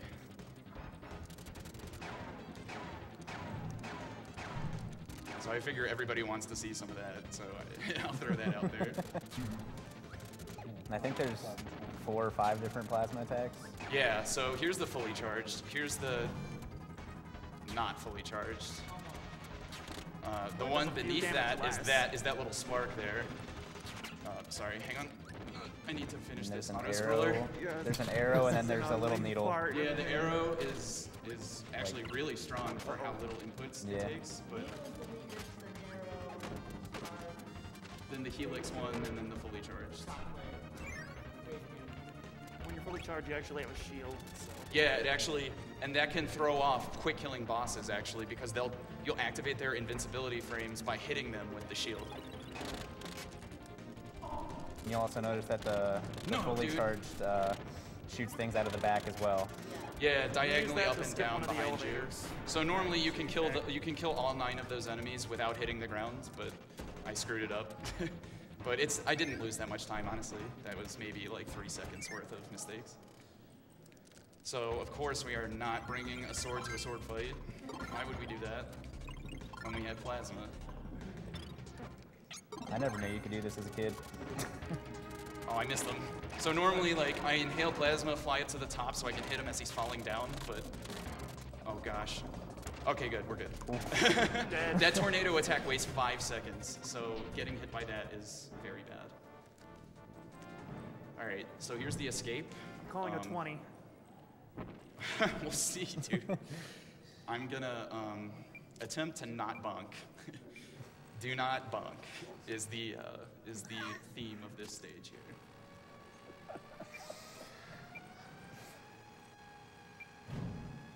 This is also featured in Rockman 4 Minus Infinity. If anybody didn't know that, now you know.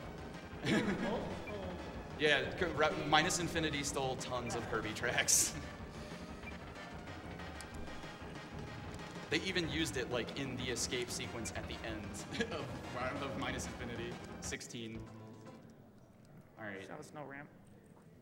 Yeah, you jump over the ramp. Actually, it saves a few frames. Like flying off the ramp, it takes I think 20 frames longer for the cutscene to initiate. So gourmet race, any physics that you thought were appropriate in Kirby are now gone. They're gone. So your walk is basically your run. And keeping momentum is extremely backwards. I should have let him do it. All right, so the reason I'm keeping momentum when I jump, like normally when you jump, it's like jumping as if you weren't playing Gourmet Race. But if you let go of forward and then you jump, then the game thinks that you're still running on the ground for some reason, and you maintain your running speed.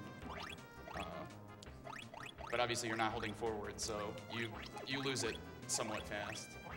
The stage is pretty technical in terms of keeping your momentum optimally. And right there, that jump that I just did into the ceiling, that was so good. I'm so glad I got it. This is a perfect stage so far, by the way. I watched Countdown practice that jump for hours and fail it numerous times. I put a lot of work into Gourmet. Nice, 33. Low 33 even. 32 is possible in RTA, but it's very, very difficult. I've done it once. Now, okay, so time to explain some wing tech. I'm gonna grab wing here, and what wing does is, you know, it flies. Also, shout outs to PJ and Rom who said wing is the worst power in the game. You were totally wrong. You were about to see why wing is not the worst power in the game. It's ice, by the way, in case anybody's wondering. That's why.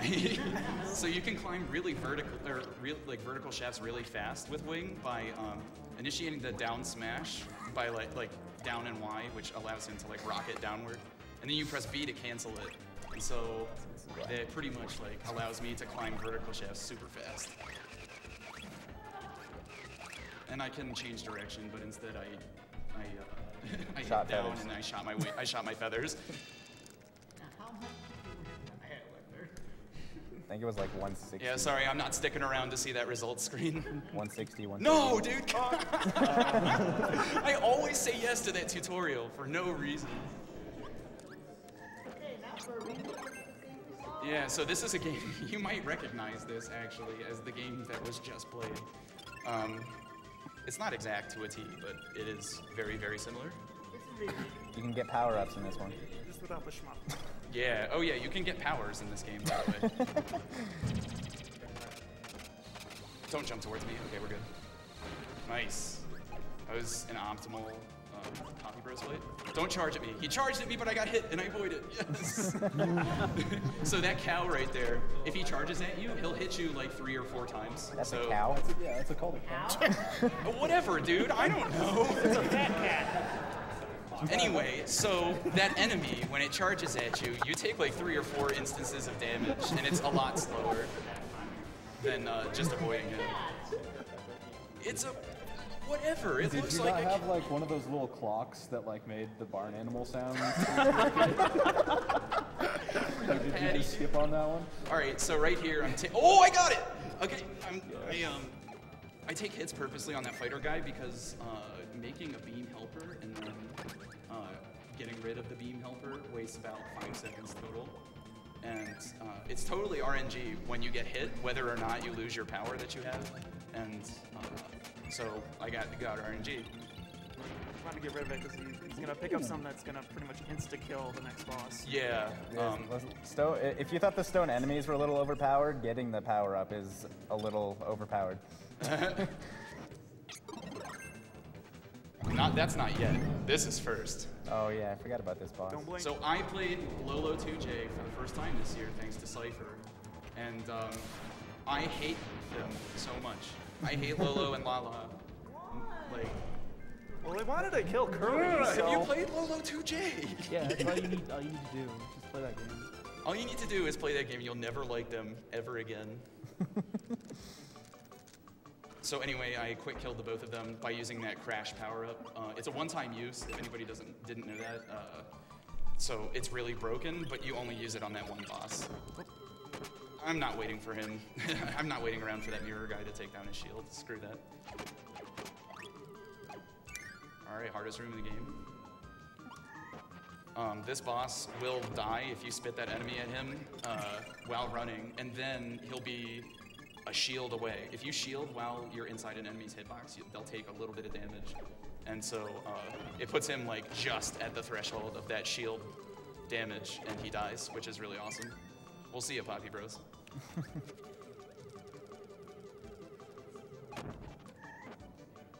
I'm waiting until like right next to the door to go through it, or to inhale the power, because recently I discovered there's door lag in this game, and that's awful. That makes me so concerned for the future. Basically, the game's lag is handled by certain actions that you do by going through the door, or before going through the door rather, and they can save seconds, tens of seconds over the course of the run. What's up? That's stone for you. I'm really sad you didn't get the flexing man for the final. Oh, I hit. got the, there it is. I got the 8-ton rip. All right, so the next game coming up is Great Cave, and Great Cave Offensive is all about just using different powers to collect treasures. And you might be like, oh, why are you so excited for a collectathon? Well, it's pretty cool, and the music's pretty cool too. And there's you don't pick up any treasure. There's lots of different techniques used. Like I'm gonna spend the first like 2 minutes of this run, or Great Cave, like with no power, and then I'll get wing and lots of other stuff, so you're in for a treat. I just want to give a big shout out, by the way. I watched the 2012, I think it was Sgdq of, it was like a real casual run of like PJ, Rom, Mike, Mercury Zelda, and J-Man, and PJ, they gave the controller to PJ to beat Spring Breeze, and he got like 10 seconds off of my time, like my current split time for Spring Breeze. I'm like, are you kidding me? Shoutouts to PJ. Yeah, dude, shoutouts to PJ. God Gamer. Great Cave Offensive is actually surprisingly short if you skip everything. Yeah, it's like 8 minutes. It's pretty short. It's 8 or 9 minutes. I do any percent IL, so I know how long it is. All right, so if you want to read off a couple donations, Spike, you're good. Sure. I've got a $15.02 donation from Ren Hero. I've never seen a 503, and I never flipping will. Nice. 502, baby, till the day I flipping cry. Cry? That's what he It's said. pretty good how it is. I mean, you're close, but... Also, yeah, thanks, Ren Hero, you're awesome. Also got a $50 donation from Sonny Wrath 11. Sonny Wrath. Shoutouts to everyone in Kirby, as well as Countdown and Oxus for getting me into running this game. Hoping to cut the 130 soon and being closer to my goal of 125. Yeah, Sonny Wrath picked up this game and was pretty intimidated by the mixes and made up his own strats, and honestly, he's been killing it, dude. He's been putting in a lot of work, so shoutouts to him. And That blew my mind when I first saw it. Oh, that clip there, dude. Totally forgot to talk about that clip. Went through the floor. I went through the floor, so yeah. That's all you gotta say about it. I see you, bunkers. Whoa! No, dude, that's We'll see you later. See you guys. Bye a minute. I tried to chat for a second, and I got too cocky. No, man, it's all right. We believe you. All right, man, we'll see you. So now I have to do this with no power again, but I don't have to get any of these treasures. So there they go. it's pretty nice. It's okay. I did that in the collectathon actually, but I didn't die there. I got bodied by like attack a little bit later. I way too frequently have been dying in the first part of Great Cave. Just trying to go too fast, man. Well, to make you feel better, Countdown, I've got a $50 donation from Gold Splits Means Ducks. Yo, that guy's awesome. That's how that's supposed to go. All right, bonkers, we'll see ya. Anyway. He just wants to say, hey, Countdown, Gold Splits here, donating to inform you that Kirby is cute. Dude, he We is already indeed. know. But thank you so much, Gold Splits. You are an awesome viewer. All right, these Gordos can really screw you up if they decide to go down rather than up. Okay? Also, getting in one box gaps is impossible. Yeah, it is pretty. I'm surprised I just got that one, actually. There we go. Chat just blew a free blast. Oh no, this is bad, dude. Oh damn. Wait, can I go back through that door? Okay. Wait, there's a cutter here. There's health on the other side of that screen, but I am not going for it. Okay, tack 1 is down. There's 3 tacks on this screen, and they will body you. That's not tack number 2. I can't even take a hit here, dude. All right, there's tack number 2.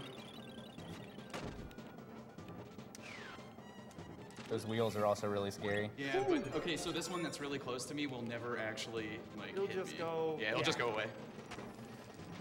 Oh, we are so in there. That feels good, dude. I did not want to do that again.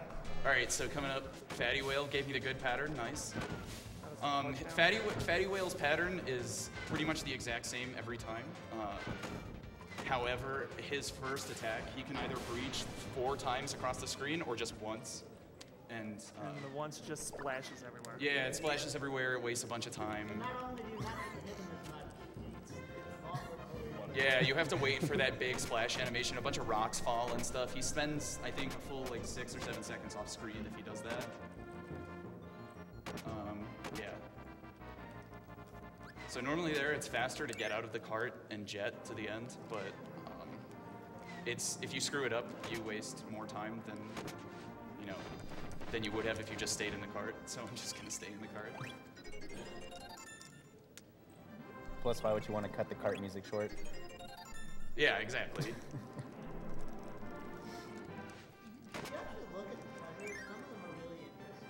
Yeah, there's like a dime, there's a dud missile, there's a Triforce. To the pan we're about to get. Yep. I'm pretty sure the dud is the next one, actually, which is my favorite treasure in this game. Ooh. Okay, good. I have a setup there. Yeah, the saucepan. Yeah, there's the 10 gold pin. That falls into the pan. Yeah. So if you don't catch that, it pretty much, you waste 15 seconds because you have to reload the room and then go back down there. Ooh, it wasn't fully charged, but also, if you're wondering, as soon as you come into the hitbox of a treasure and you press up, it'll stop whatever action you're doing. So I can dash or I can fly into treasures like that, and you'll see me just trying to save frames by dashing over 2 tiles just to get to the treasure chest, but you gotta save them frames. I love you, Poppy Bros. I wish you the best. Yeah, nunchucks. So it's faster actually to blow him up by doing that, by just standing inside of his hitbox. That's the most laggy screen in the game right there. Oh, we shout outs to the chat for shouting Helix Fossil when you grab those two. Oh, of course. Oh, see, that was a short jet. That's what happens when you don't have a running start. So, if you see me constantly mashing the forward button, that's why.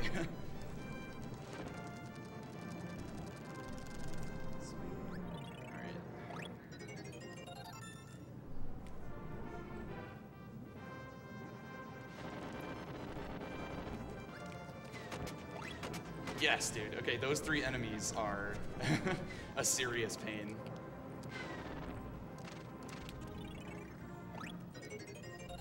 You can go ahead and read donations, Spike, if you'd like. Sure, I would love to.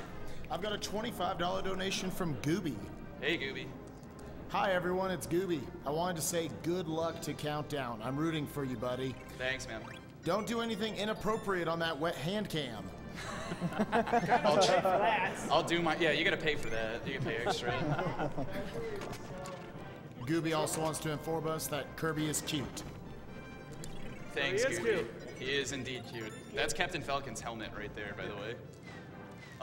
A Blue Glass, you just brought up a good point, actually. Duckfist and I were messing around with a co-op route, and actually, you don't with 2 players, you don't have to go all the way around the room to get that treasure chest. As it turns out, what is it? The 2-player co-op. That's the dud. The 2-player co-op, the AI person, whoever's playing the 2-player. Hang on 1 sec. Sorry, this is super technical. He's not affected by current, basically. So you can just go back and try it every time. Yeah, you can like basically just walk right up to the treasure as like, you know, a 2-player. But the thing is, there's still another treasure or 2 treasures like, you know, almost all the way around the room. So even then, it still wouldn't save time. It seems like you want to save time. Anyway, another reason why Wing is not the worst power in the game is this boss fight right here. Would it be better to So have if hammer if it was possible? The second one is faster with hammer. Okay. But it's not feasible to get hammer at this point in Great Cave Offensive. So we kind of just have to stick with Wing here.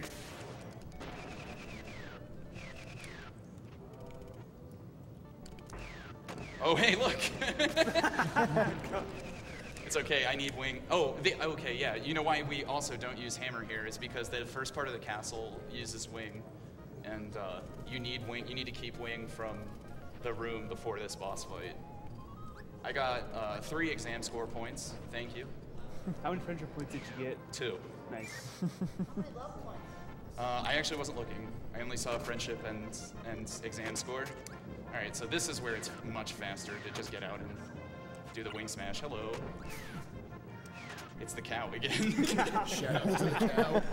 That guy, dude, I swear, he ruins, whatever he is, he ruins runs and he's an asshole. This castle is why I don't touch 100%. Yeah, it's technical. If you hit any of those fire panels in the previous room, you will lose a power, like guaranteed. Were you trying to say something, Mr. Patty? We're just talking about cows. I know. I know that, Patty. I can't get over it, I'm sorry. That's Mr. Saturn. Hang on, I need real serious time. Oh, we're in there. Ooh. So, if you hit any of those sleep power-ups, you will lose your power. And not only fall asleep, but you'll lose your weight. Not only will you fall asleep and waste the time that it takes to do the sleep thing, but you also have to, like, you know, you have to go out of your way to get Wing again, and that wastes, honestly, like 45 seconds. You don't want to do that. You just got to learn the strat. This room does not look like this on my TV at all, by the way. Physics? Why am I not? What? Yeah, there's an air current there, and there's this platform actually comes.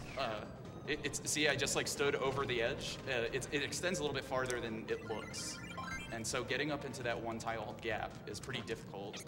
And Rocky gave me good RNG, so that's good. So we're gonna have a helper here for a little bit. You can use his head to bounce up high. Yeah, use his head to get this treasure. All you have to do when you enter this room is hold up. If you have a partner, hold up and to the left, and you will get the treasure every time. So yeah, coming up, since this castle is pretty expansive and I'm getting all these treasures, this room here, the boss in this room that I'm going into doesn't spawn until you walk all the way over to the right. And so as long as you just enter that room, that sets your spawn point for when you die. And so since this is like just a branch off, and wow, nice. There we go. Yes. And since you don't actually like continue in this direction to finish the run, you death warp to go back to that boss fight. It's like a 1 in 1,000 chance. It's extraordinarily rare. I'm gonna help my helper out because I really don't want him to die. It would waste a lot of time.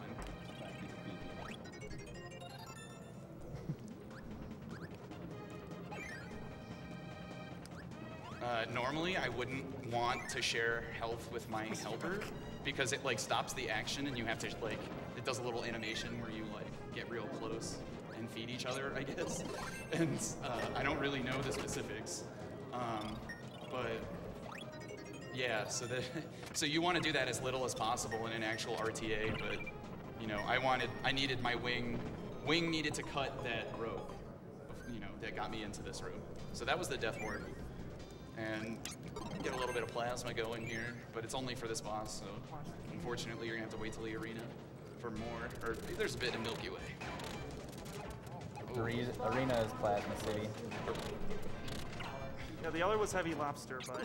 Oh yeah, Heavy Lobster, but it's heavy RNG. That was way too long. That fight took way too long. It almost never shows up until the third time he shoots something at you. Yeah, so this is a pretty...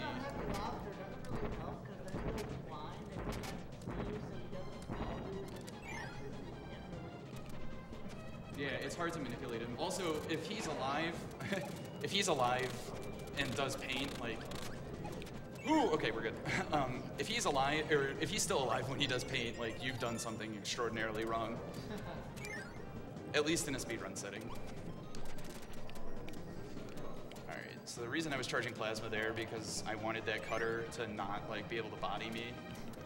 Like I said, or like Andy said earlier, the fully charged plasma, it also acts as a shield. Maybe that was poor. It's probably both. I appreciate your excellent commentary. Why are you bored, Andy? All right, so right here, I'm gonna get rid of plasma.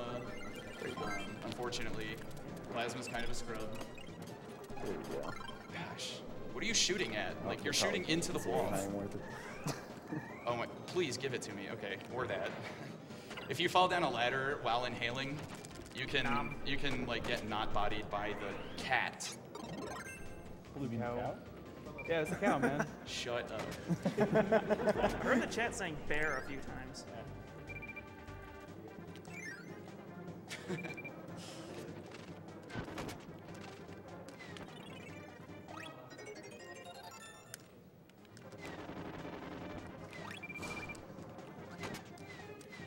All right. Coming up is a pretty stupid boss I didn't fight. think they could do it like that. Yeah. Coming up is a really dumb boss fight.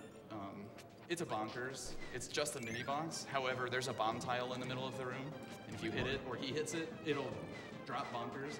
Thing about it is, There's a treasure that I need spawns. it. I need it. Like, I need a hammer. Got it. Hell yeah. Yes. So anyway, yeah, you can quick kill him as he spawns, similar to the double quick kill I did in Meta Knight. But yeah, that's something I'm really iffy on, even after a few hours of practice. So I'm really glad I got that. Plus it looks swag. You can read donations if you want. Sure, I've got a $10 donation from Fat Homie. Hey, Fat Homie. Shoutouts to Papa Downtown. Good luck with all the runs, and remember, Kirby is cute. Kirby's cute. Kirby is PH at home? PH at home. You are my idol, my inspiration. I wish I could have a stream as cool as Fat Homie's. I also got a $10 donation from Stainthor. Good luck on the run, Countdown. I told you I'd be donating during your run, so here it is. Happy SGDQ 2014 to everyone. Nice. Wait, who is that from again? Stainthor. Oh, okay, thank you. Love Stainthor and Cupcake. Oh. Also a $25.02 donation from Mashster. Kirby is cute. Hey, Mashy.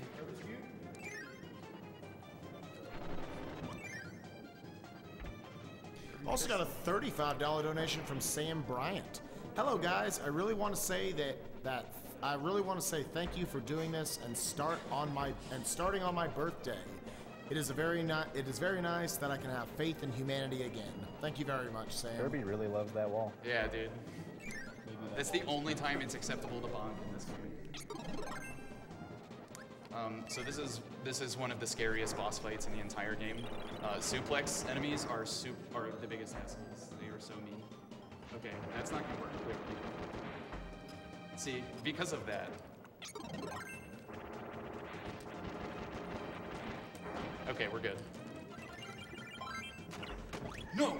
Okay, we're good. Oof, I need that. I need suplex. Less power to go through the arena with. Oh gosh, don't do that. I've tried. I love how Kirby just waggles his arms. Yeah, I know. While he's doing the suplex animation.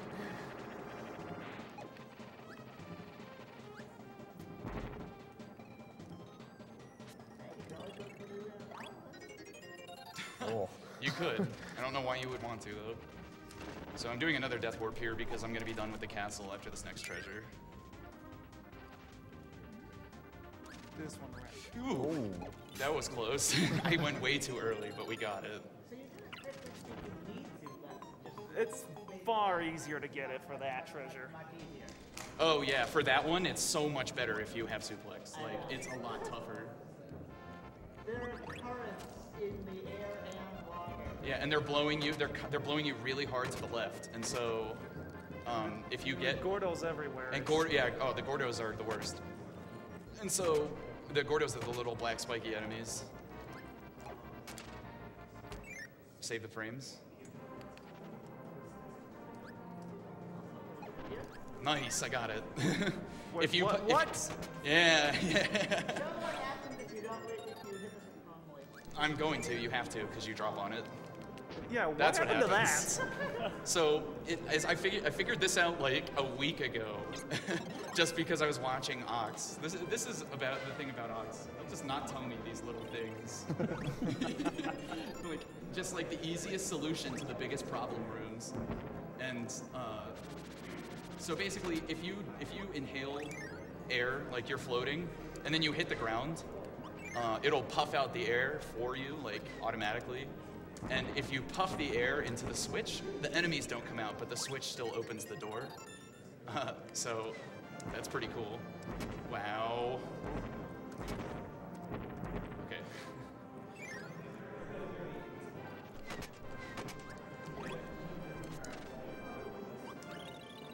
Whoa, come on with that. All right, we're killing him. This guy's tough.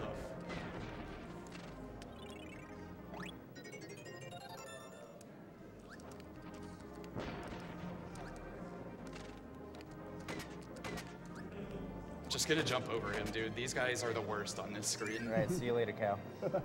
Shut up. There's the bear again. All right, so speaking of the worst, I named this Gordo Patty the other day. Wow. Wow. I'm totally kidding, by the way. I got really lucky with those invincibility frames there because if he hits you, he does an extraordinary amount of damage. When do you lose your jet too? Potentially. It's like, there's like a 25% chance I wouldn't. Also, as you discovered during practice earlier today, getting moved your invincibility range. Oh no, I knew that. I just the way that it happened in practice that you saw was something else. Like I have never had it happen before. Basically, with that guy, with that exact Gordo, actually, I opened the chest. I took a hit as I was opening the chest, and so I lost life. But I still opened the chest because the animation had already started. And then I finished the chest opening animation, and I take another hit of damage in time. It's like what? All right. So long to find that one when This is probably one of my favorite parts of the entire game, is this little hub here coming up. First I'm gonna get this one treasure, but this hub that it's about to take me to is just all technical and definitely a lot of fun to play fast. Probably one of my favorite, I guess, hub rooms of the entire speedrun. I figured out that if you are flying, like, it doesn't matter with any power, but as long as you're flying, then you will get into the one tile hole. So I figured that out, but it's not exactly the fastest strat in most cases, because you can't, like, Kirby jumps the same height every time, no matter what, so you kind of have to work with that. There's no short jumps, no nothing like that. He will just jump the same height every single time.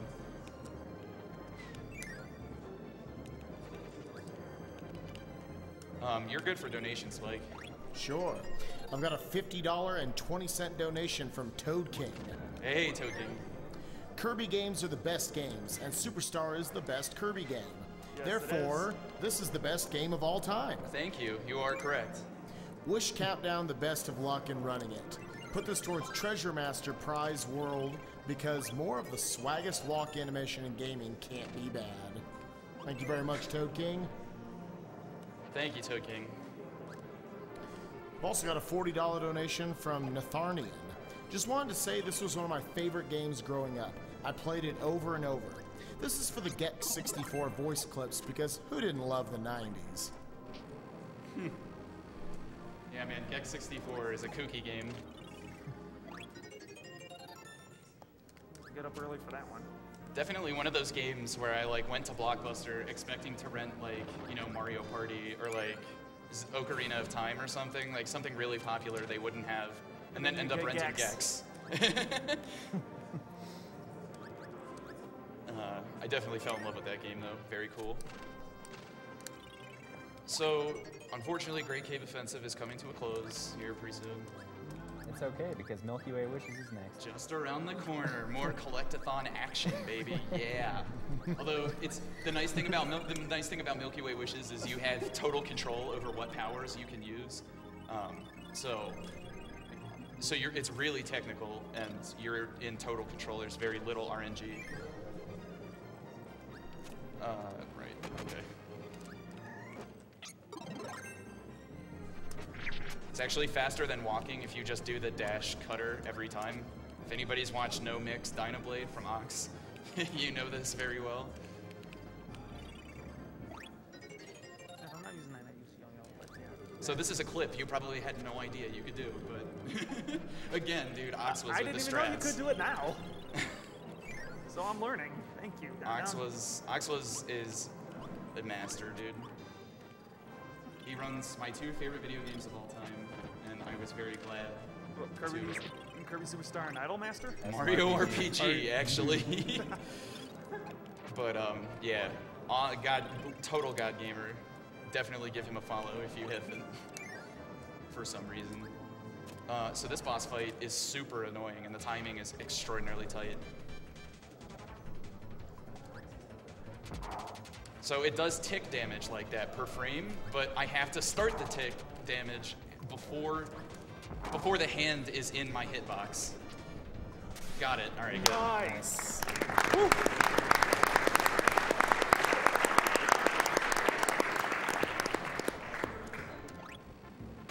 So that animation that Wham Bam Rock, which is his name?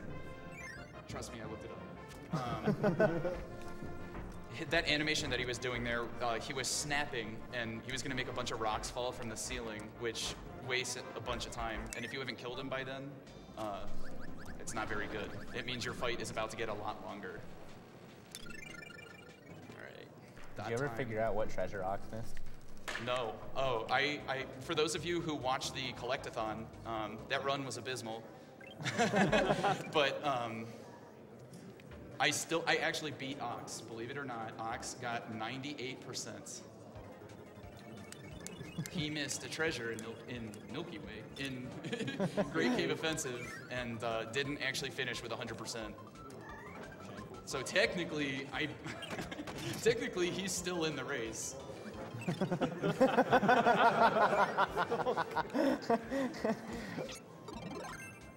Yeah, in Milky Way Wishes, none of the enemies give you powers. The only powers you get are the ones that you collect as you go through all the planets. Yeah, and so like I was saying, like you're in full control of it, but we're starting with Sky High because you get Wing, Wheel, and Jet. All conveniently in one place. Yeah, they decided like, hey, people are gonna speedrun this game, right?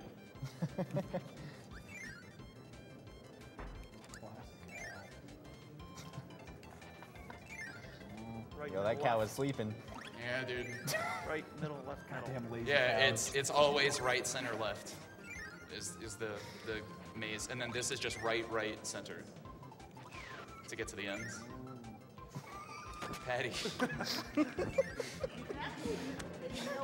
I love you, Patty. Yeah, because Crash is one of the few powers you don't deluxe in this one. Along with Mike. Yeah, it's faster because you also use Wing at the beginning of the next stage, so if you were to get rid of Wing, which would involve making a helper, getting rid of the helper, and then inhaling it. I guess you wouldn't have to get rid of the helper, but still it's like pretty slow. So we just don't use Crash there.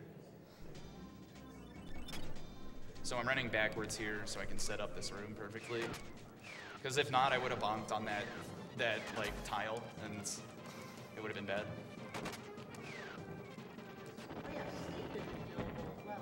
Yes, it is. This is on purpose, I assure you. This is the intended way to do this. Except for that part. I got greedy. Let's just tell it for what it is. I got greedy. Gets nice.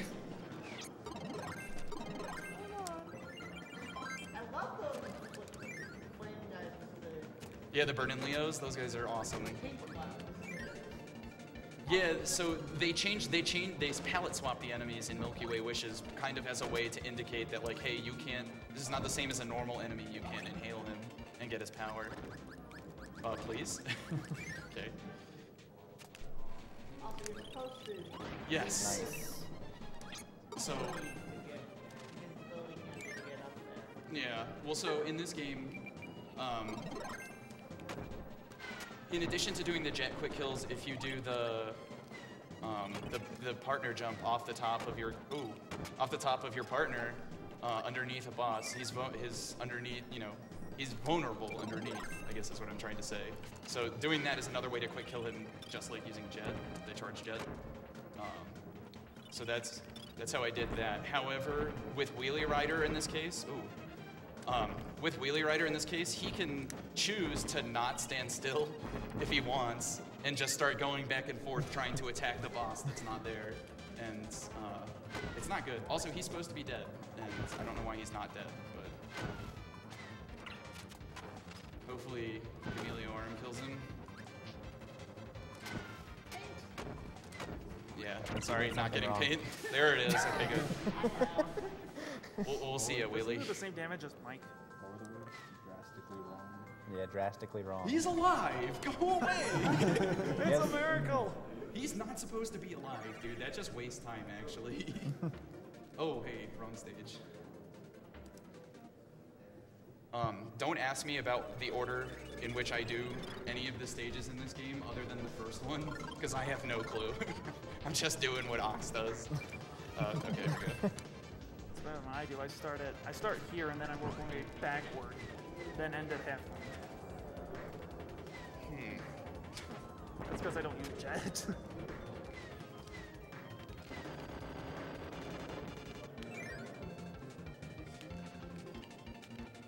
So I get the candy so I can run across these spikes here. It's super fast. Super fast, yeah. Gotta go fast. Well, so like if you didn't do that, you'd have to go through a really convoluted maze, and it's kind of dumb. So you don't do that. You wait the extra, second and a half, or whatever it is, to get the candy as it's falling. Nice, good RNG there. Only wastes like a second. I don't know why I'm so hyped about it. Dude, that room RNG. can body me pretty bad. It's been known to. Oh, bad. Sometimes I'll like think I have the fully charged jet, and I don't.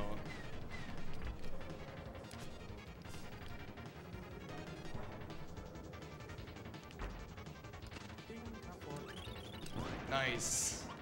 So that guy has been, I think the last like 6 or 7 runs that I did before I came here, I missed every single quick kill on that guy.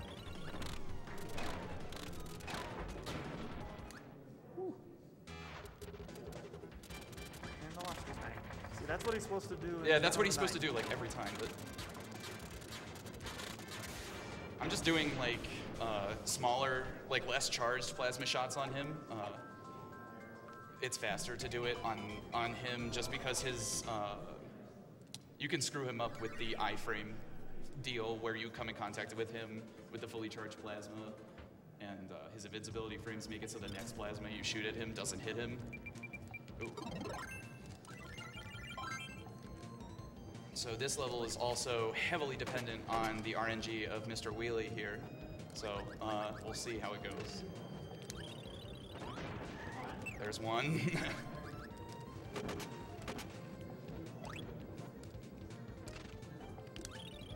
There's 2. He's being nice today. Dude, I know. See, you say that, but then once I get to Wham Bam, oh man, I'm gonna get all the mini boss quick kills, get to Wham Bam, and lose like 5 minutes. If I don't lose it right now. Just can't get down this pit. Nice. There's 3. That one's really tough because the ceiling is super low. And you put a bomb on his head. I did do that. Shoutouts to Couch Commentary. And there's 4. No, he jumped out. Wait. No. If you do the charge hammer, like it's really hard. One-shots him. It one-shots him, but it's super hard to get because he doesn't often stand still. So, and you can't like move because you have to charge it up. It's a channeled ability. No, dude. Oh wait, I don't need that.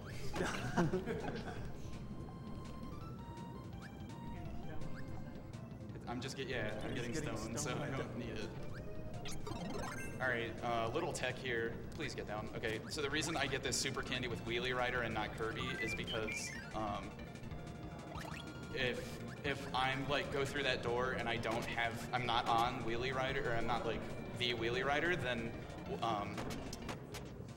the door spawns you on top of a bunch of health power-ups, so you'll do the whole health sharing animation and it's dumb. Waste a bunch of time. Dude, my Wham Bams are godly, except for that.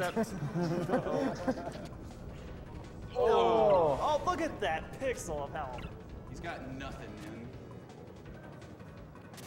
Alright, we in there. It didn't lose too much time on that. But that's pretty much what happens if, if you get a bad Wham Bam, or you play bad on Wham Bam.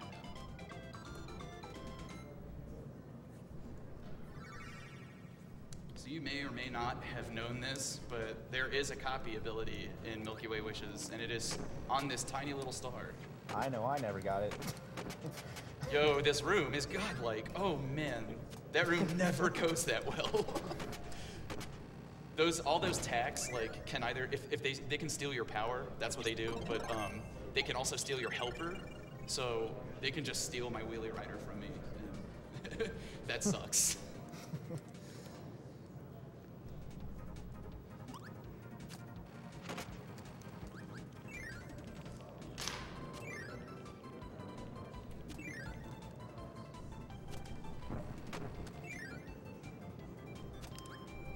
So what I just did there, when I jumped off of him, I went to the left and then back to the right.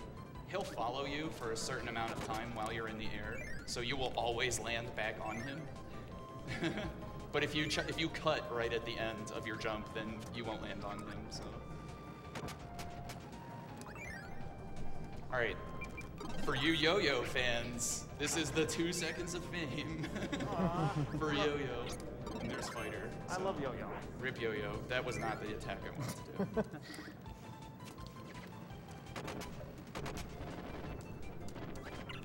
This guy, go away. He's killing me, man. I like how you can still slide while riding a wheelie. Yeah. I don't really understand it either. It's okay, Kirby's cute. Ooh. That's all that matters. Yeah, believe it or not, that's like there's more than one strat to like avoiding landing back on Wheelie Rider in this stage, because you do a decent amount of like, I need to jump off him so I can get this power, and have him not get it. Oh, there's a new strat I can use. So there's some sad trees right there.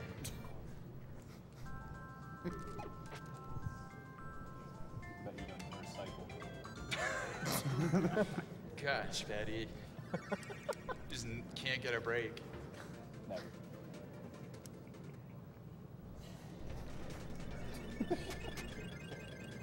This is this is the hardest stage in Milky Way, definitely. It's pretty long, and there's a lot that can go wrong. Like that, and that.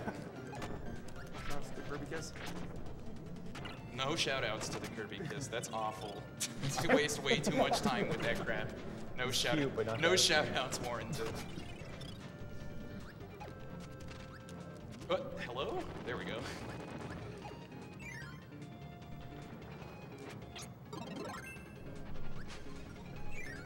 Parasol is my favorite power in the game, by the way, for anybody that's asking. Spike, you're good for chat if you want. Of course. I mean, chat, donations. We got it. We understood. We got a $35 donation from Booty Cakes. Hello, all. Thanks for the awesome entertainment. Question for Countdown. What is your favorite part about running this game? My favorite part about running this game is that the entire game, everything you do in the game is built around going fast. Every power that you get, everything is about expediting what you are trying to do. And I guess that's kind of true for all speedruns, but I mean, it's Kirby, so like, the way it goes about that, by utilizing all the different powers and such, I think is what drew me most to this game. As a speed game, at least. Also, just the fact that, no, dude, come on. What luck? This guy will not die, I swear. Oh, that's bad. You might. So he's gonna get that maximum tomato. Anyway, I have to avoid him. But like I said, the way the game goes about, or the way Ox, I guess, goes about making this game super fast is extraordinarily appealing to me. I like it a lot. That's a death ward, by the way, so I don't have to backtrack there. That's why I was so pissed that he stayed alive, because he slows that down. He'll always, like, 10 out of 10 grab that max tomato, and if you come into contact with him, he'll refill all your health. But you want to be at really low health when you get to that boss, so you can just kill yourself once you get the sword power up. I've also got a $42 donation from Alias2. Loving the show, not sure who's cuter, Kirby or Waffle. Ooh. Yeah, chat's been spamming Waffle for a while. What's up, Waffle? I have not even said hi to Waffle yet. Hi, Waffle.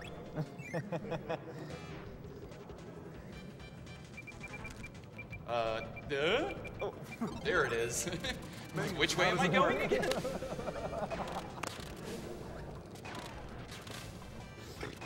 Oh, so close. Alright, he's dead. Off-screen kill. That off-screen kill, though? Oh. Good.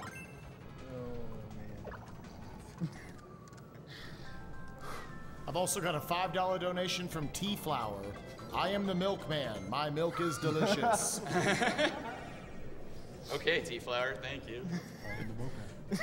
Was that okay for me to read? Vegan Spike, dude. I almost switched to Plasma, because right there is where I used to switch from Plasma to Jet.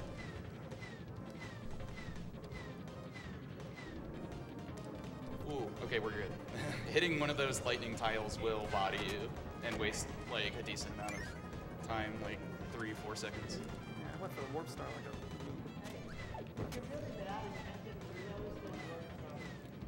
Yeah, I use it all the time.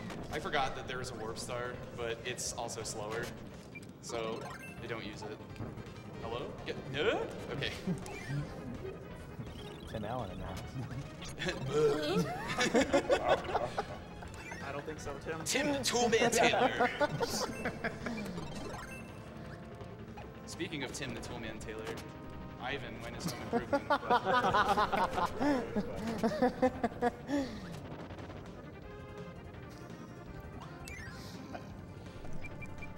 Why is this going so slow? Please read my X button. I'm actually pretty sure Ivan's submitting home improvement for the bonus stream.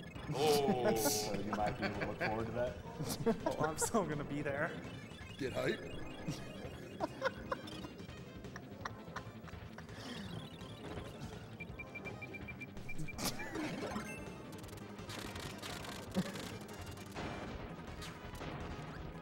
No, dude, come on, let me in the door.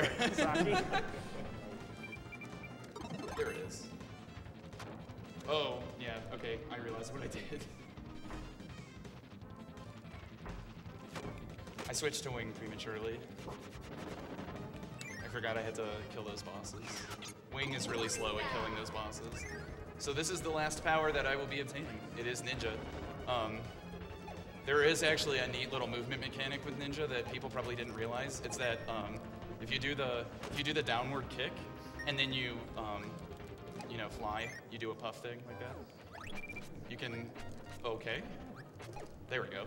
You can maintain momentum.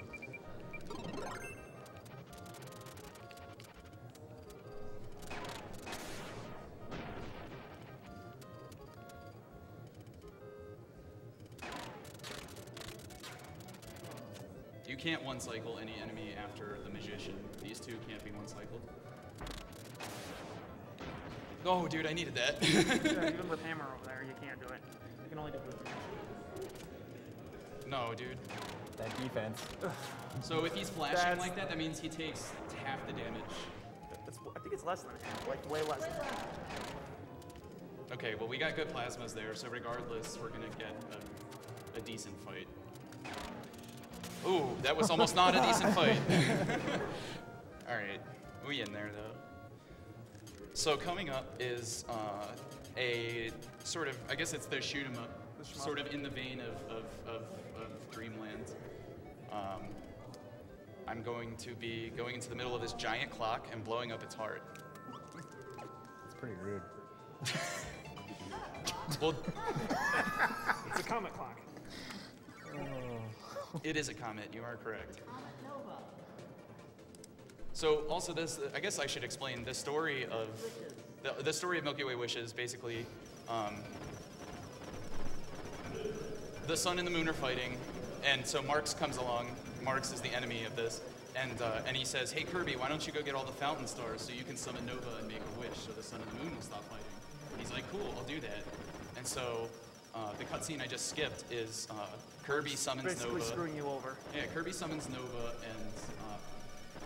and right as Kirby's about to make a wish, Marx bumps you out of the way and asks to be ruler of Popstar. So that's why we're invading this clock comet, so I can destroy its heart, so it can't actually grant Marx the wish. He's gonna do a quick kill on the cycles of the heart coming up. Yeah, it's actually a neat little trick.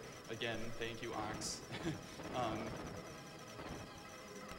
Basically, if you played this game normally, you probably remember that you had to wait for the, once you destroy enough of the nodes, it it stops and goes the other way.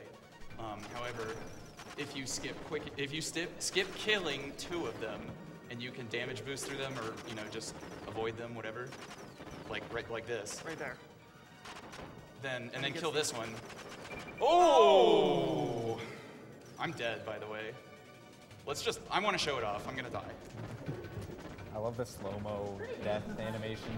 Yeah, this is a cool fight. But anyway, so you kill the first 4 nodes, and then you skip the next 2, and it allows the last 2 to be brought on screen just as it's turning around. Just as it starts moving the other direction. Ooh. Got it. Okay, there we go. This is much scarier in Arena, by the way, because if you die, then the run is over. Yeah, in Arena, you want to get this fight as soon as possible. Yeah, you want it, first. It's always a treat to get this fight first.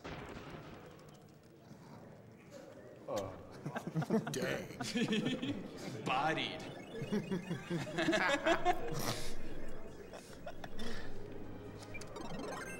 conveniently placed me on plasma, by the way, which is nice. I'm pretty sure, like, no matter Switched to what. plasma at the computer virus, so we'd have it going into this if he didn't die. Yeah, but regardless of what power you have going into this fight, if you hit X, it'll default you on plasma.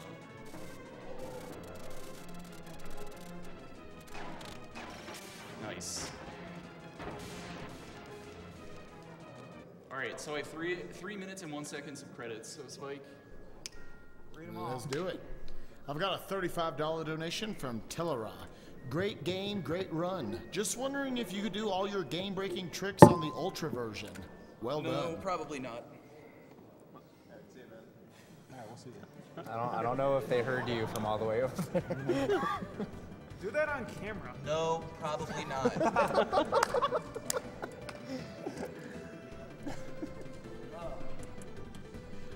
I've got a $10 donation from Diciode. Thanks to Countdown for making this such an engaging run.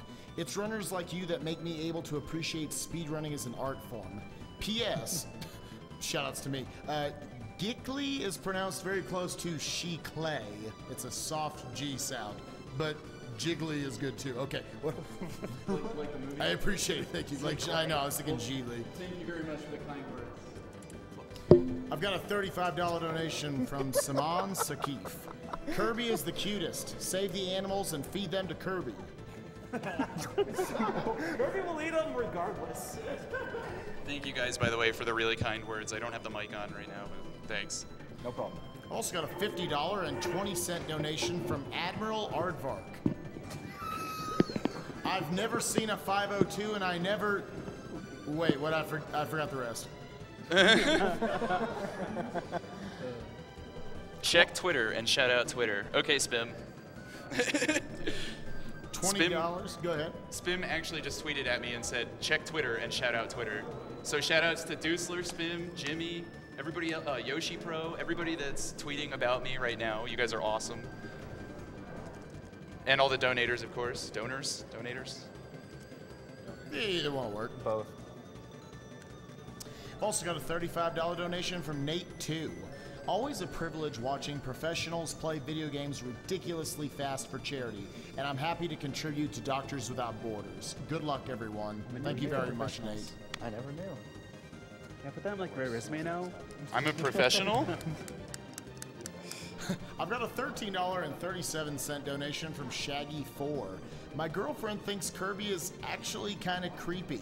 I need someone to help me convince her that he is really a cute little puffball. Also, thank you guys so much for such an awesome event. Best of luck to all the runners. May the gods of RNG be with you all. We all say it together then, what Kirby is. Kirby is cute.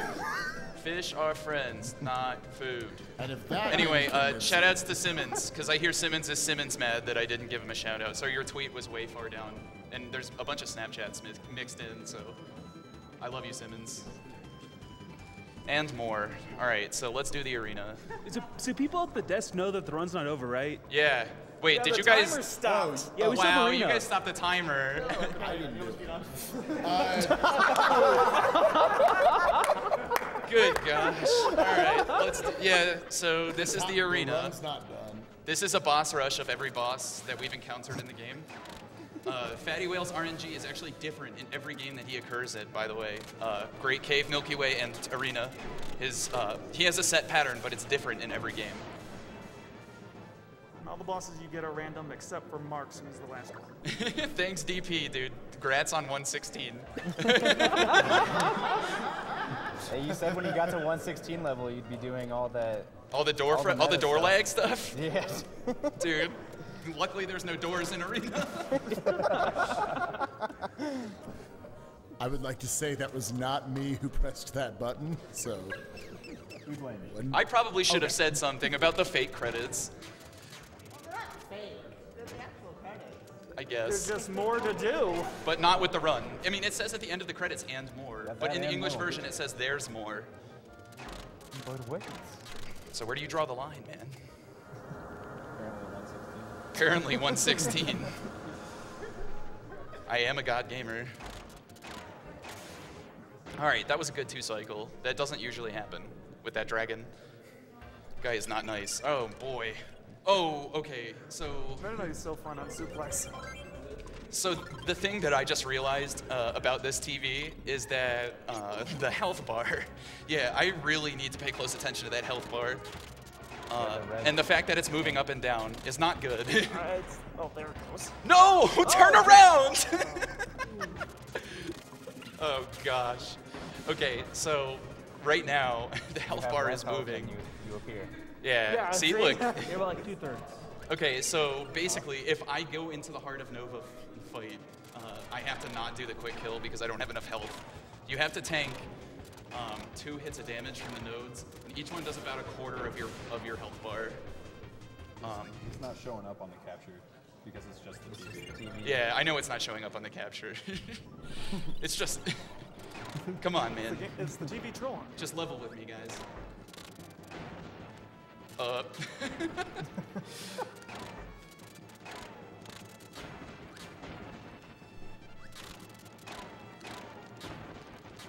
By the way, if you fully charge a plasma and then you stand still for a little bit, I almost got the maximum tomato for that.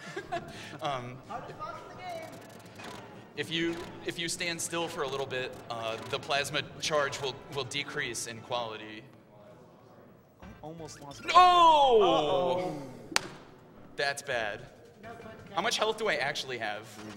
If that's how much health I actually have, You're over half. if that's how much I have, then I can do it. We're going for it.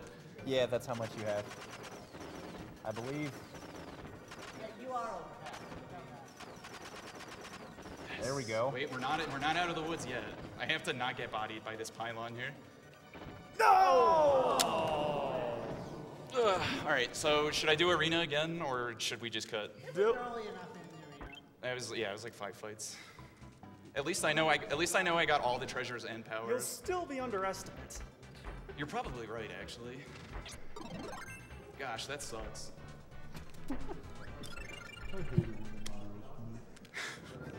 Shut up, Patty. Well, that's the 3 minutes that the timer's set. At least the nice thing about this is we can chat by the way with that kill. we can catch up. By the way. So like my time might actually be somewhat accurate now.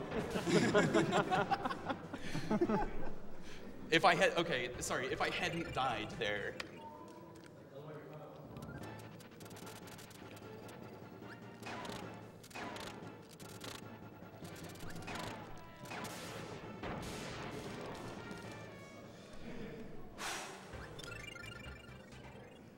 DDD wants more.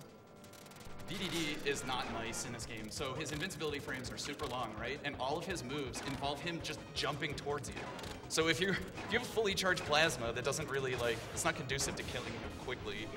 Especially when he runs into your shield. Oh man, I am blowing up.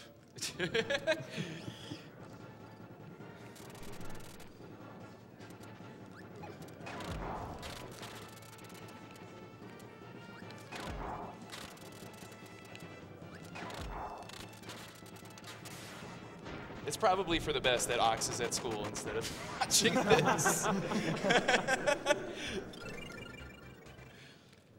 Next time he streams, I'll be sure to let him know what happened here. Oh, he will. I'm sure he'll as soon as he find gets home, he's gonna see if he can't watch this VOD.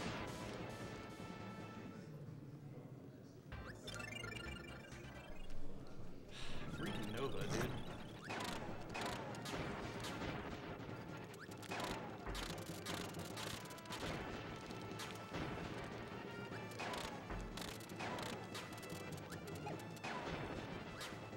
Nice, good hit. Nice. Oh, man. He didn't charge again. What is going on today, man? The RNG in this game, it's because is PJ here? Like, hello? Did Mecha just arrive? Yeah, fair enough. You got a little I bit have more this way time. more health than I did last time. It's not a huge deal. In fact, I think you got more than what that TV shows. No, I think that's it.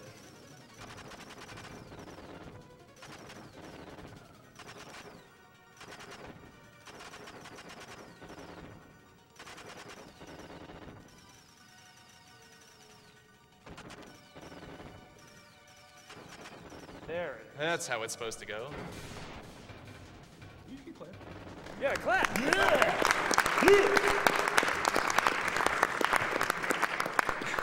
Through the bottle. Clearly, it's pretty hard.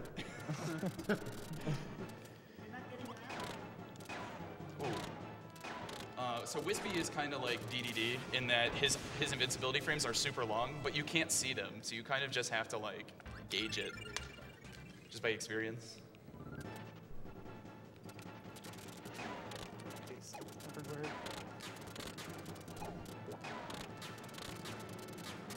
There we go.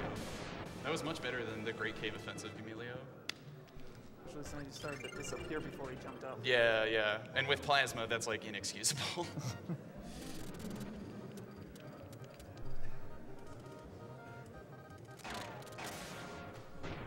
Called battle windows in Japanese? Yes. Well, you know. Why, what do they call it in the US version? I haven't played it in like Virus. 10 years. Oh, computer virus, that's right. I mean, that's technically what they are, aren't they? They're battle windows.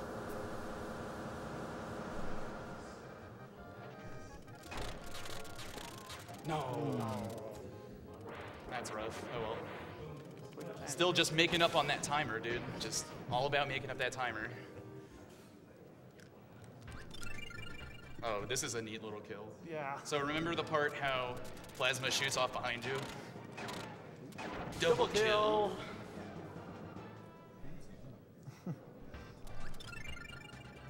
Hey, it's your favorites. It's my favorites. I can't wait to body them.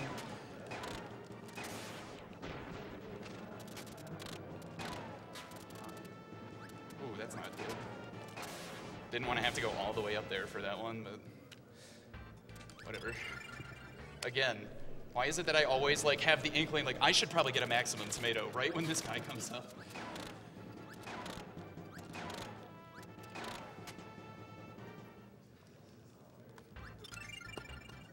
Oh, I'm nervous about this. Yeah, before Marks though. That's really my only concern. Since Heart of Nova's over, I like don't have any other concerns. This is only slight. Hopefully he's nicer than the first. Yeah, that was so close to him screwing me over. I'm so glad I got that. Did you see him jumping up in the air? He's gonna do that tornado move. If he had done that wave, would he have insta-killed you? No. Okay. It looked pretty close. I probably would have been close, yeah, but I definitely wouldn't have died. It doesn't do that much damage. Only the tornado does a lot of damage. Everything else is negligible.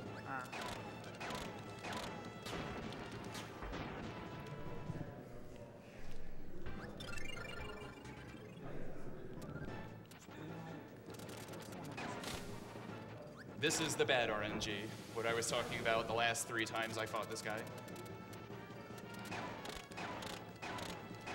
Nice.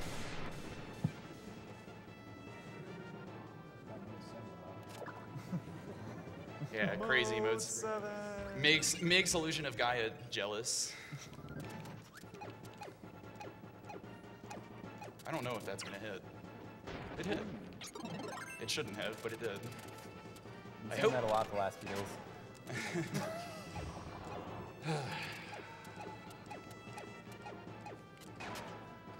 I hope no reflect lasers hit the reactor. Shh, that's a secret. Yes, dude, I was really hoping that would work.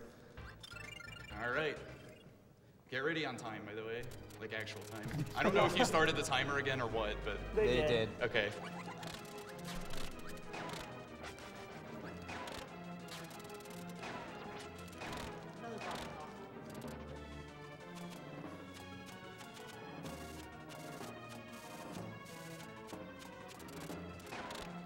All right. Nice. Not time, not time.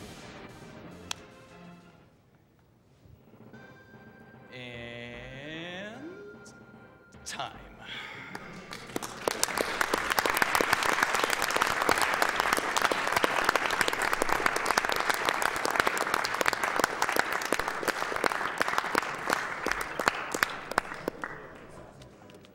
right, I'm just going to show off a quick glitch. It's just an easy way to delete your files. And totally just kind of break the game here.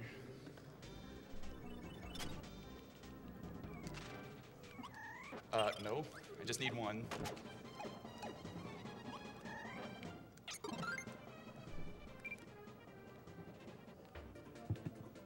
What? Sleep and leave. Oh, hello? Wait, no, that is right. Okay. There it is. What? Sick. Okay, it reset. Good. Sometimes it doesn't reset and it just hangs and no files.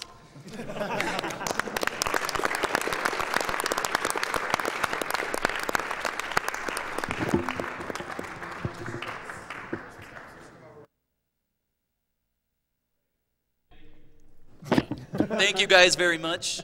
Shouts to the 502 and Collective. You guys are awesome. Everybody that's supporting me and tweeting at me and stuff. You guys are cool, man. Thanks.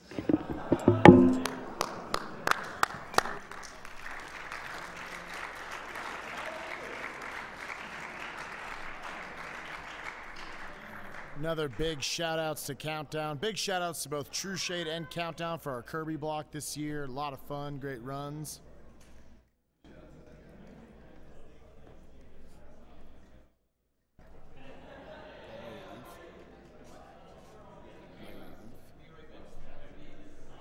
Coming up next, guys, will be Banjo-Tooie, and actually its first appearance in a Sgdq. We'll be right back after this.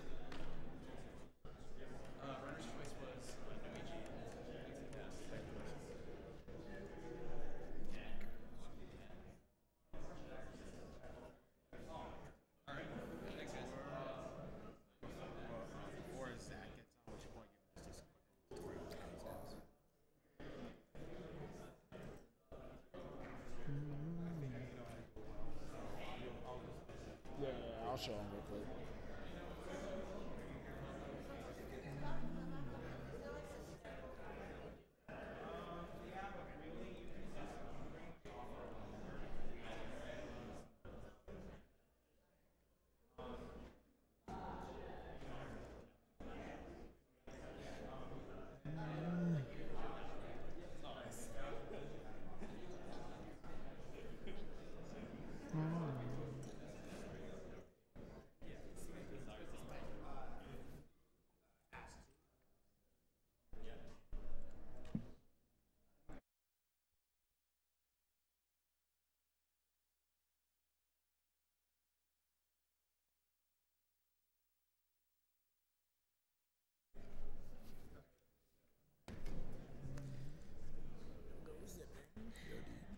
It was good. Just looking for some relief. When's the replacement? I think it's supposed to be Zach. Right here? Right here? Oh, are you my relief?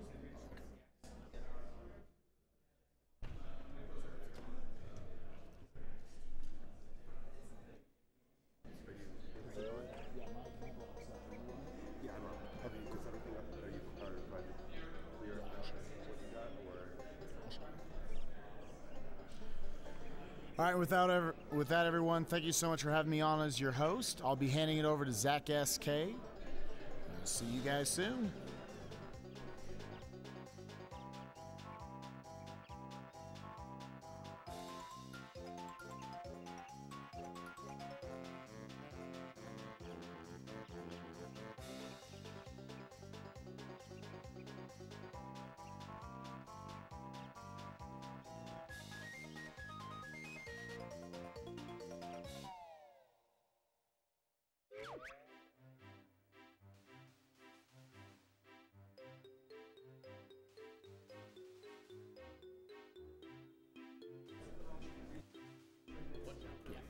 Oh, so you can set these top.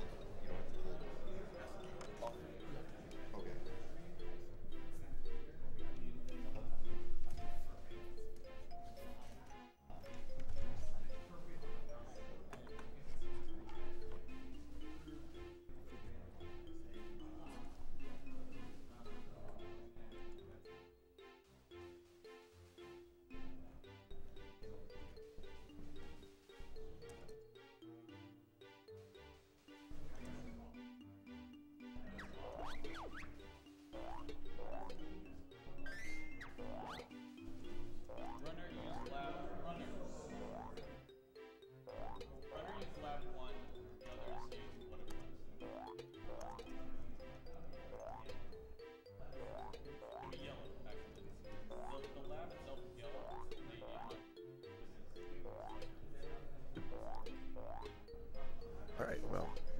$35 donation from Adrian Roberts. Thank you for the amazing stream and cause. Keep it up, guys. Cheers. We have a $50 donation from Joshua Norman. This is already looking to be an entertaining week. Thanks for the organizers, runners, etc. for putting it on. $50 to the La Mulana remake, though I'm happy to see it on the list in either case. $20 from Byron McGuire. Hey guys, I watched my first Sgdq this past winter and loved it. And made me so happy to know that you guys raised so much dang money towards such a great cause. Best of luck to all the runners and great work raising money for a great cause. I love gaming, and I'm glad to know that there are others who take my hobby and put it to promote Alright, causes. 3, 2, 1, go. With Doctors Without Borders.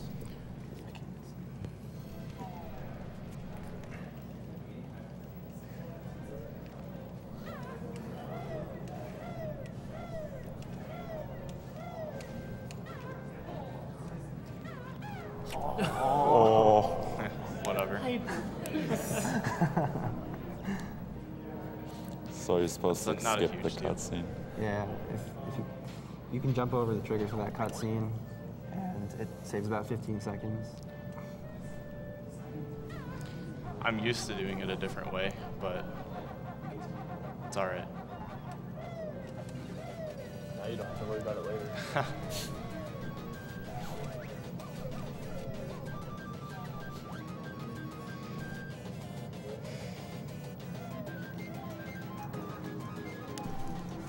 I think my camera angle is definitely messed up. So this is the Klungo 1 fight, and for the Klungo fights, the potions are random, and the fastest one is green to have first. Blue is unfortunately the slowest, but that's alright. It kind of evens out in the end.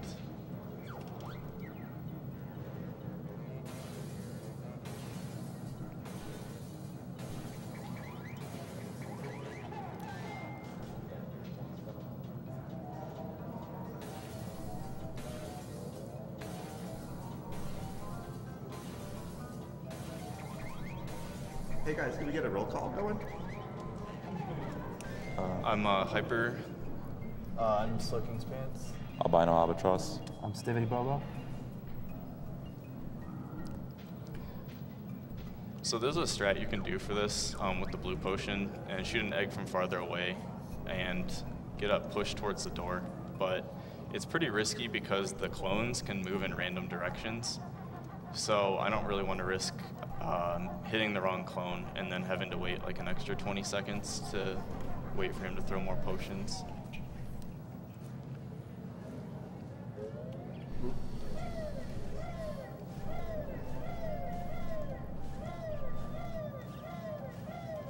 So you'll see that I'm jumping up hills mostly everywhere because that's generally faster, and it's faster to do smaller jumps.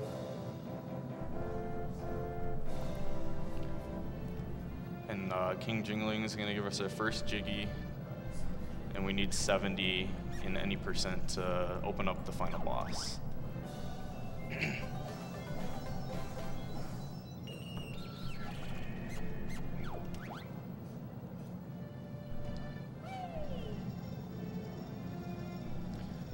They show the cutscene for opening Bottle's house, but we actually don't even go through Bottle's house.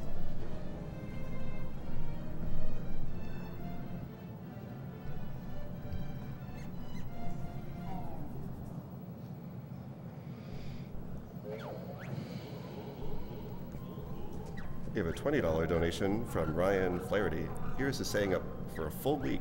Sgdq, woo!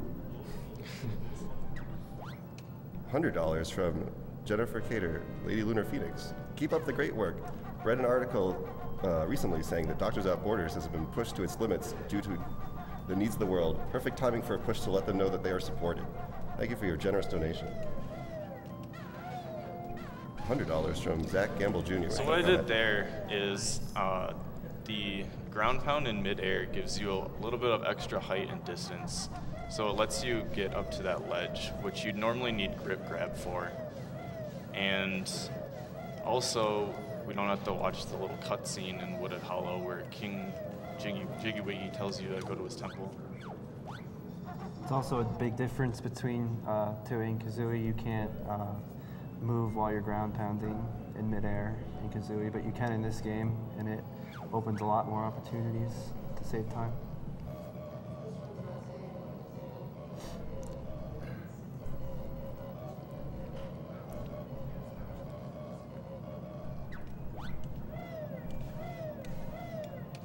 Alright, so we're opening up the first level, and these puzzles are random every time, so you kind of just have to adapt to it, unfortunately.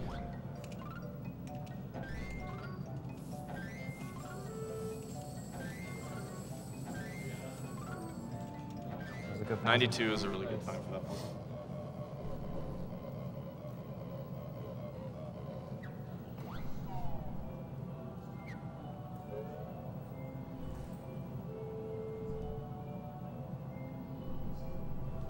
This is one of the reasons why this game is a lot longer than Kazooie.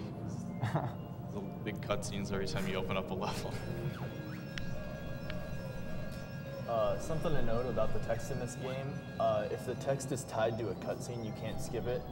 But if it's just a conversation, if you press L, R, and B all at the same time, you can skip the text. It's kind of awkward to do that, so I sometimes actually push the L button into my thigh if I have to move right afterwards, but if not, I just move my hand over.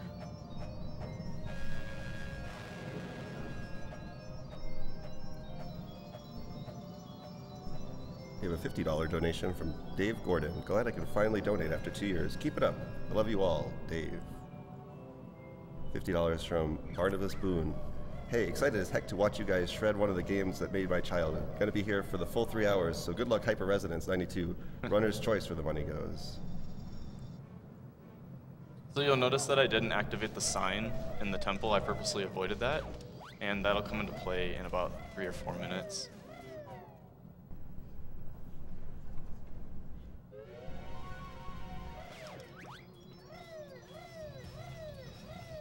A lot of the awkward camera angles in this game are all about lag reducing. There's a ton of lag that can be happening in this game.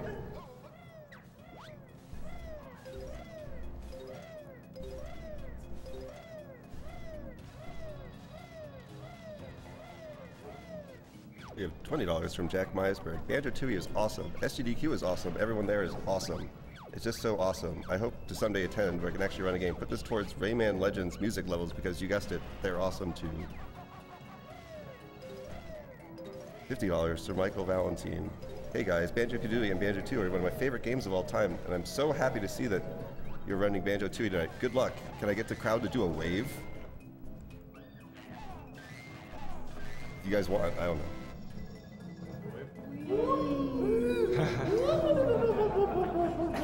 You guys are just bad at waving.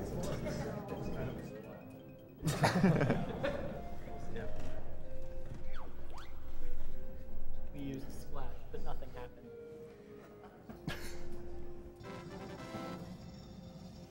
First person aiming is definitely one of the biggest roadblocks to learning this game. You really have to get used to your controller.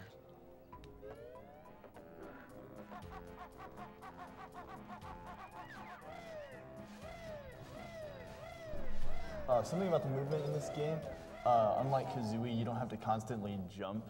It's not any faster, but if you start jumping, you want to keep jumping, because if you stop, there's like a slight delay after the jump is finished. But if you keep jumping, you don't reach that point, so. Yeah. So this is the one and only time we use Mumbo in the run.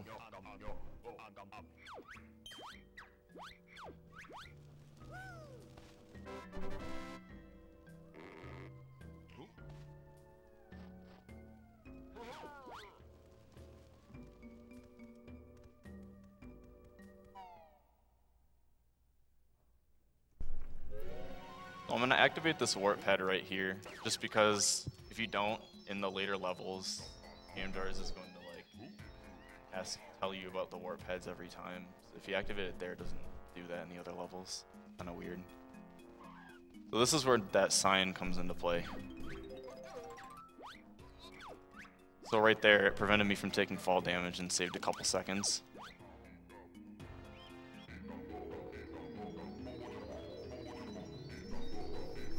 We have $40 from AJ Johnson. Good luck, Brad. All of us in the Banjo family are watching, supporting, and talking about all of the mistakes behind your back. Great job on the cutscene skip and Blue Potion. Either way, I hope you do well and get a new personal best. Also, 23 Michael Jordan shout out from the Skype group. Oh my god.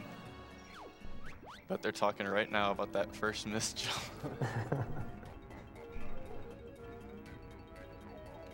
$35 from Bennett, or Justin Bennett.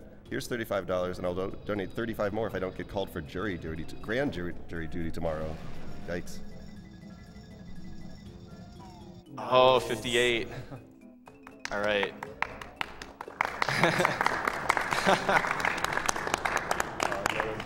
Yellow. So it's fastest to have the white Jinjo in this location because there's a cutscene for your first collected Jinjo and a cutscene for your first finished Jinjo family. And if you get the white Jinjo, since it only has one member, it overlaps the cutscenes and skips them. But if you get a non-white in there, you do what I did and get the Jinjo, and it auto-saves when the cutscene starts, and then you just reset the console instead of watching the cutscene and waiting for the Golden Goliath timer to run out.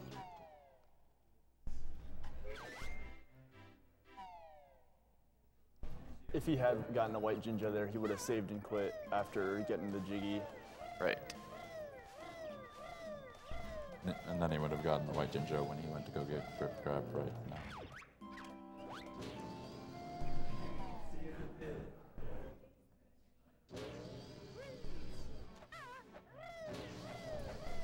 $20 from Daniel Bredfeld. First of what I hope is many donations to this marathon. Keep up the awesome work. Save those frames and maybe RNG gods. What I did here is I manipulated my camera, and what that does is the feather nest and egg nest only change when it's on camera. So that's why I changed the camera immediately after I entered the level there, so that they would be red feathers when I got to them, because I need some red feathers for a flying section coming up. So that's my first bonk. There's a random chance that jam jars can do that, and it wastes about 5 seconds every time. The damage is intentional. That's it. Just hang on the fire for a little bit.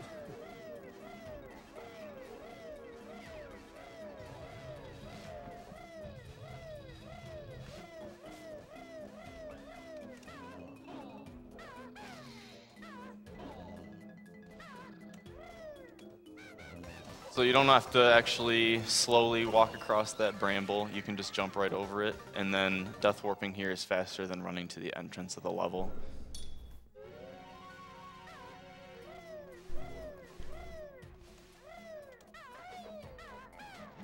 Nice. That is a very finicky trick to pull off.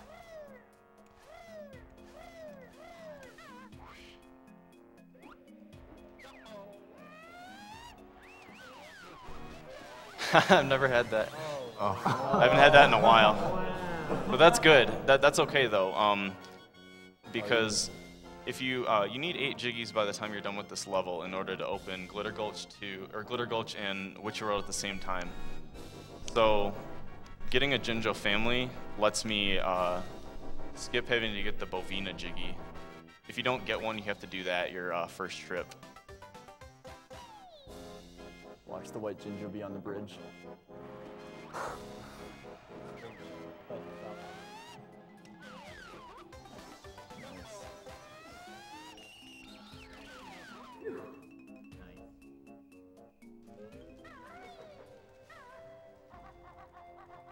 Looks like we have a $20 donation from Alex Johnson, Artillery Jr.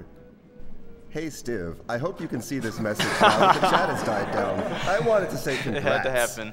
I know you can do a little better, but I always want to tip my hat off to you. Through the thick and thin, I will still be here to always support you. I know times are hard, but you can always come back with a good attitude. I wish you the very best on your next runs, and I hope you can even get a better score. Oh, wow. That's okay. I continue to be here and find new strats as always. Great job, Stiff. I'm rooting for you as always. You should be proud. So I didn't want to take damage from that fire the second time.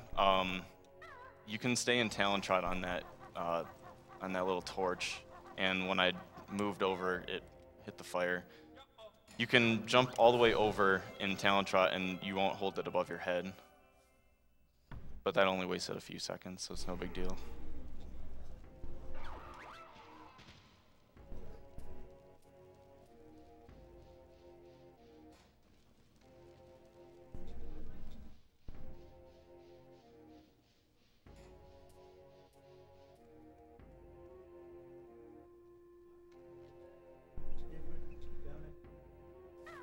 We have a $20 donation from Elizabeth Lizzie Ziriata.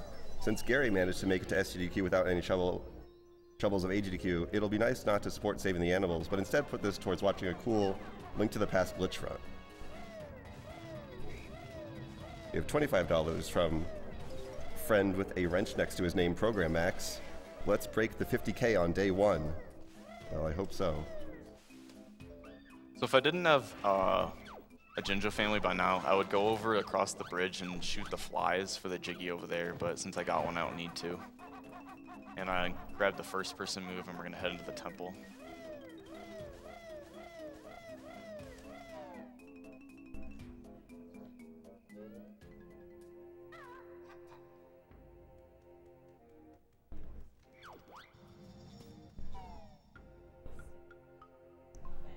$20 from Adam Savage V. Wallace. Brad, good luck on the run. Be sure to remember that this is any percent and not to forget the fish. One last thing. Where do you live? Oh.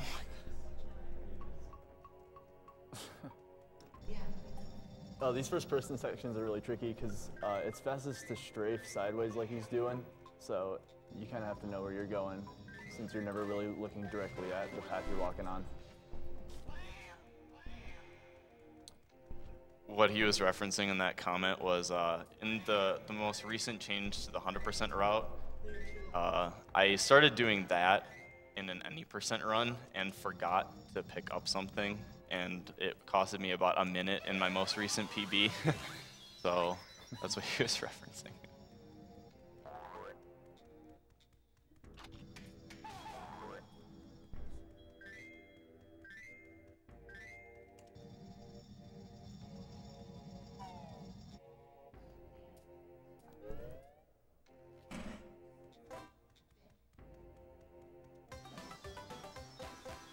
We have $100 from Cameron Kitsith Reed. Sgdq hype. My friend went over to Africa on a mission with DWB a few years back. It touched her life. Alright, so we're about to fight our first boss targets in. This is a pretty challenging fight to do very quickly. It's difficult execution.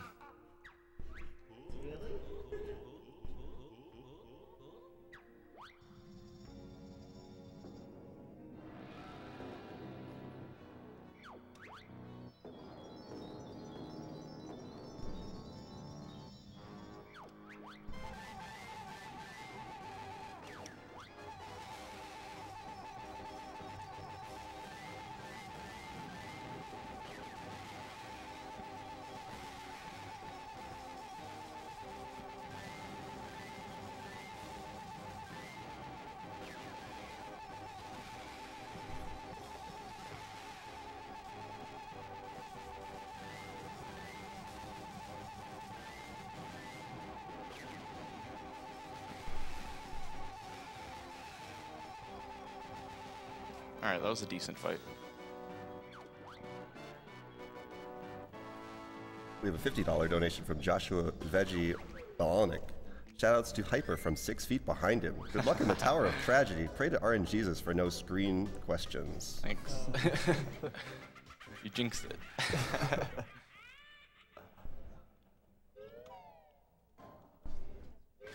$30 from Kyle Swole Milk Peppered. I have been waiting for Banjo-Tooie since my first GDQ, so now that it's finally here, I can't think of a better time to put my first donation toward the marathon. Thank you. You have $50 from Julian Gray 15 Fail. Here, have this money for a good cause. Also, props to speedrunning games that I never even heard about and still enjoy the runs. Also, shout out to the people learning speedruns so that they could be here with you one day, running for a great cause. Oh god, it's audio. That's static.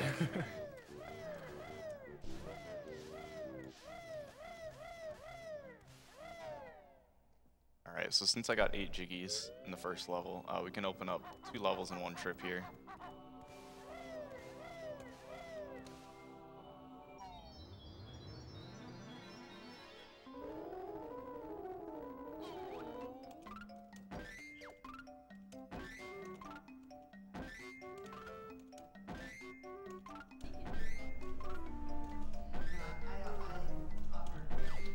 $89's really good for that.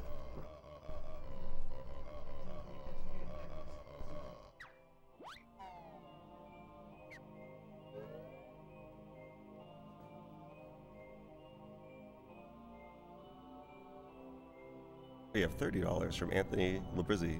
Why do people insist on saving the animals when we save so many frames by killing them? Bunch of savages.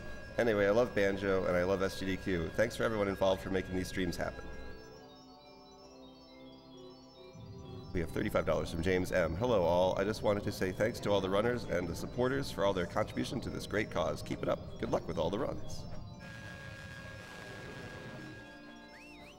$20 from Bryce Hot Lover Rogers. Hey guys, just wanted to say thanks for the great entertainment. I love Sgdq Week. Great way to relax after work. Keep up the good work.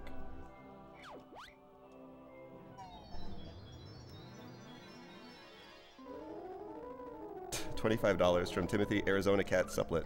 Roses are red, Banjo is brown. Hey Hyperresonance, I hope you can see this message now that the chat has died down. To be expected.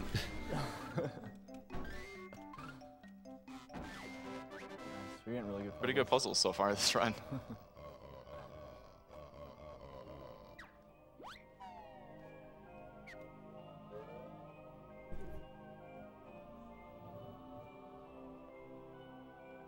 We have $35 from Maxime, Dr. Morgan Paris. Love from France. Respect to you all.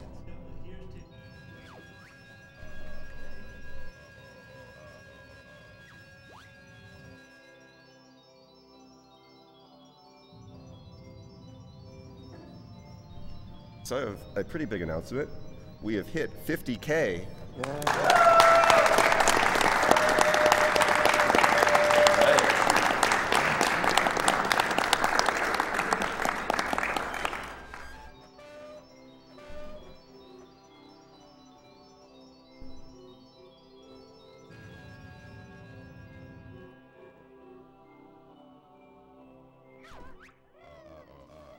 We have $150 from Monique Aeon Frodo Anadin. Good luck on the Banjo-Tooie run, Hyperresonance, and to all the runners at this event. I am putting $100 to Flavio following Mario and TTYD because Flavio life, and $50 towards the Gex 64 voice clips because 90s.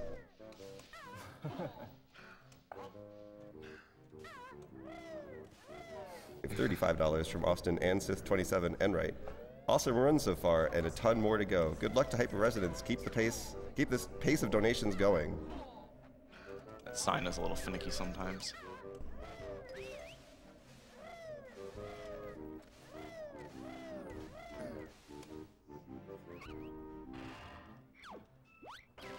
So, fire eggs are actually only used twice in the run. Once to progress to Pine Grove, and then another time in Pot of Gold. Other than that, you don't actually need them.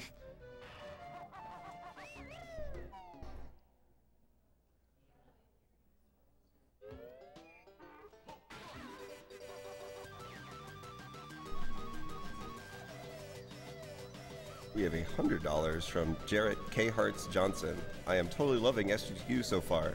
I have had so much fun being here watching great runs and making many new friends, one of which I want to throw this donation to. I want Broken Arthritis Logan to play the Eggman Land stage during the Unleashed run tomorrow. Can't wait to eat up all of that spaghetti.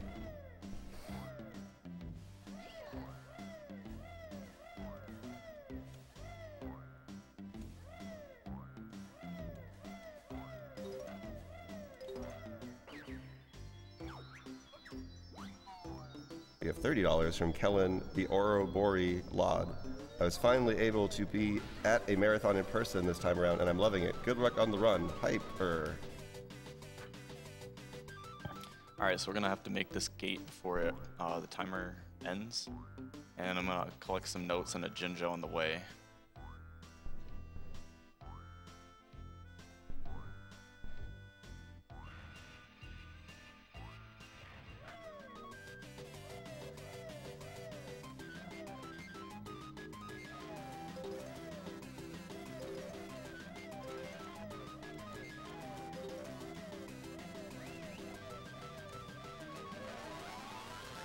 He's like static, man.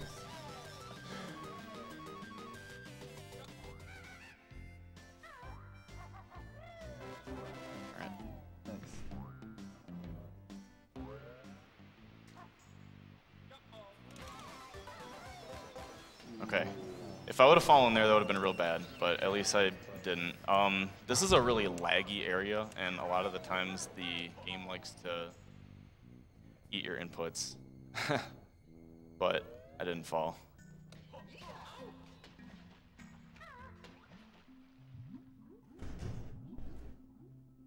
We have $35 from David Deepball620 Bullard. Thanks for showing off all these great games and supporting such a good cause. I've watched previous GDQs, but this is my first time donating. Thanks for countless hours of entertainment. You guys rock.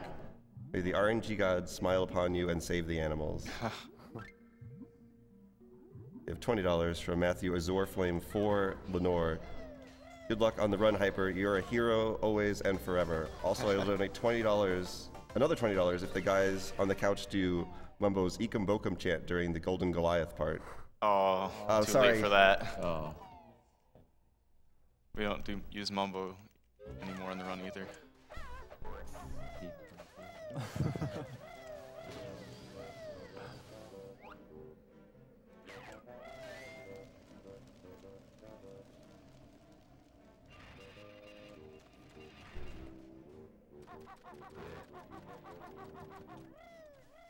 We have $50 from Sheldon Easy Peasy 9 Roy. This is one of my favorite games as a kid. Still love it today. I can't hear it now. Was the audio gone? Just tapping. The audio on the TV cut out. Yeah.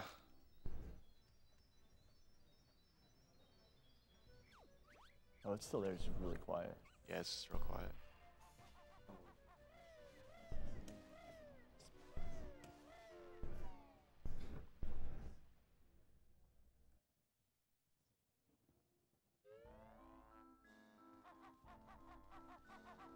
Okay, that's good. Weird.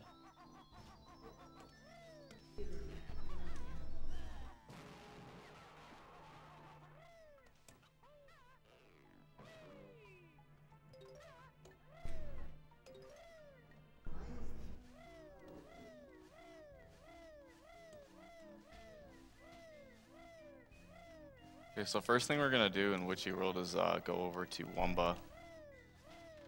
We need the van to open up the Inferno.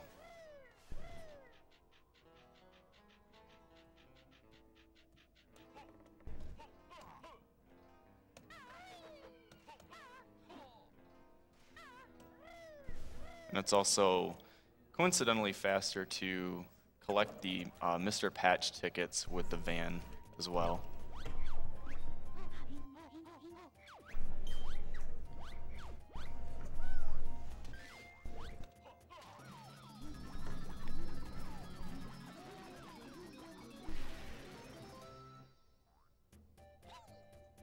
We have $20 from Gregory, a kitty cat brewer. Hey everyone, this is my second time donating to AGDQ. Well, it's SGQ, but anyway. I am loving watching the runner do in 3 hours what has been taking Michael Jones ages to do. I'd like my donation choice to go to anyone in the room, runner, couch, audience. I'm not that picky. Keep up the good work, guys.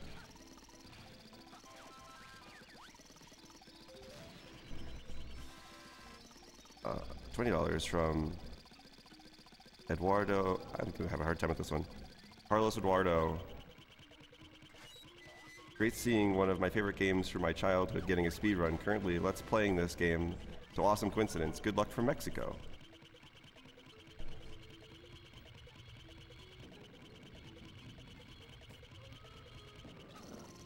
$5 from Hunter Davidson. Good luck on the run, Hyper. You may have missed a cutscene skip, but at least you don't have to play kickball. Oh my gosh.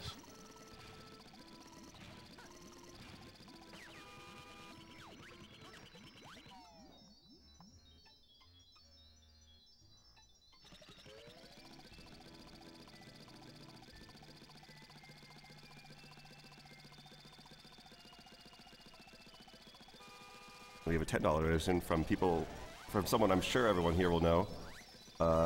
Hey guys, Kazooie Girl here. Good luck, Hyper, kick cancer, and Grunty's butt. Why hey? Close.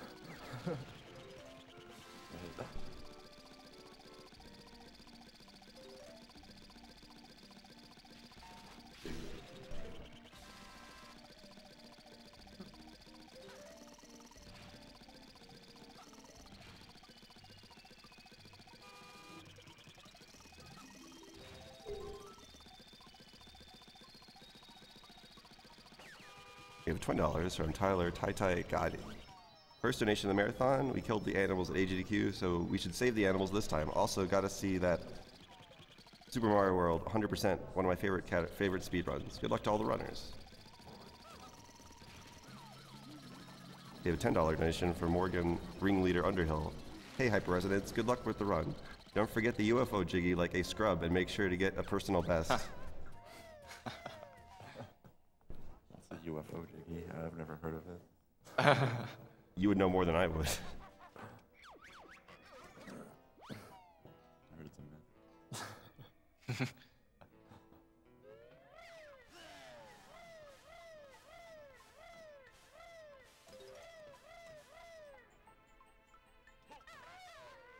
Okay. That's what I was trying to do.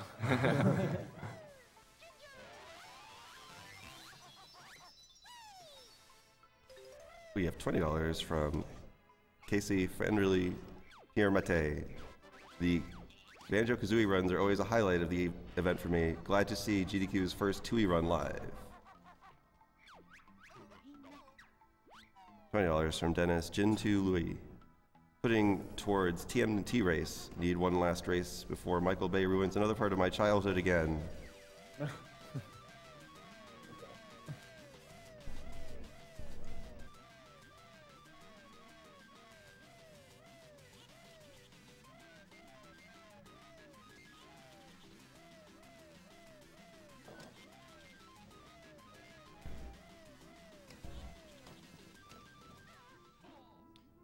So normally you need the shock spring pad to get up there, but you can actually just flip flap onto that little ramp.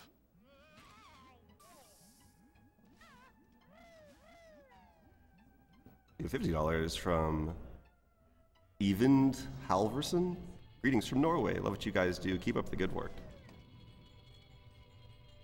$35 from Anna Lara Dalkvist. Shoutouts to Pants. Anyways, you guys are amazing. The runners, the audience, the people setting all of this up, text, the donators, the viewers, all of you. You guys are making an amazing marathon. Whoa. All right.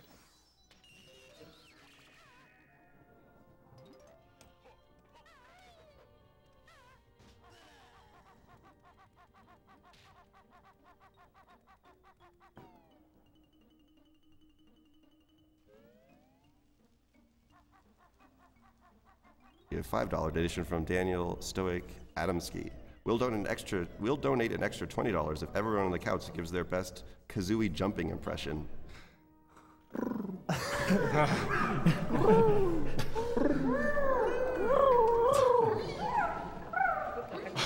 God. Oh my gosh.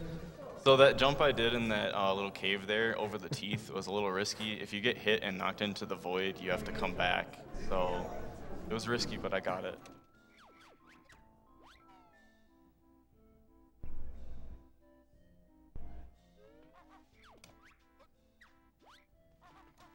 We have $20 from Robert Garrett Bouchard. Enjoying the run so far. 3D collectathons are my favorite runs to watch. Here's hoping the genre makes a return someday.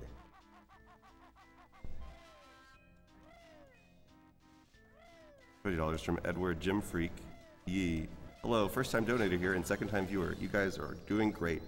Although I've never played Banjo-Tooie, it's still an amazing speedrun. Put half of this towards Spyro 2 any%, and the other half towards Final Fantasy VI 100%. This marathon will not be complete without 100% Final Fantasy VI. Alright, so this boss coming up, Mr. Patch, this is probably the most difficult fight in the game, execution-wise.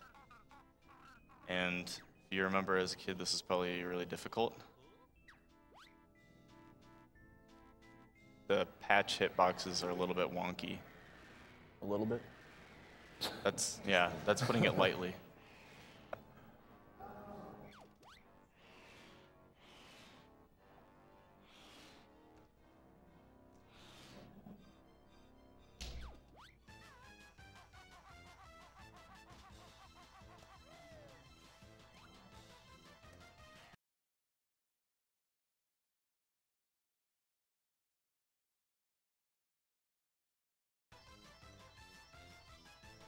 We have $40 from Jeff Corey. I always love Banjo-Tooie, and it's great to see all these runners and streamers united in their love for the game and the support for Doctors Without Borders. Putting $20 towards La Mulana and $20 for the runner's choice to kill or save the animals. I'll wait for you to be done with the... Alright then. Decided not to hit that one. I could mention one thing about this fight. Holding the R button makes the camera move a little faster. See what I'm talking about? I'm gonna have to go around for another pass.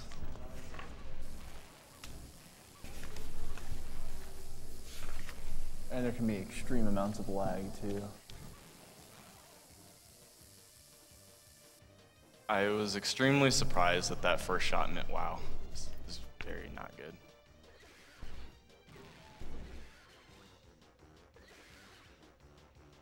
Please turn around. Yeah. Yikes. All because those hitboxes are just crazy.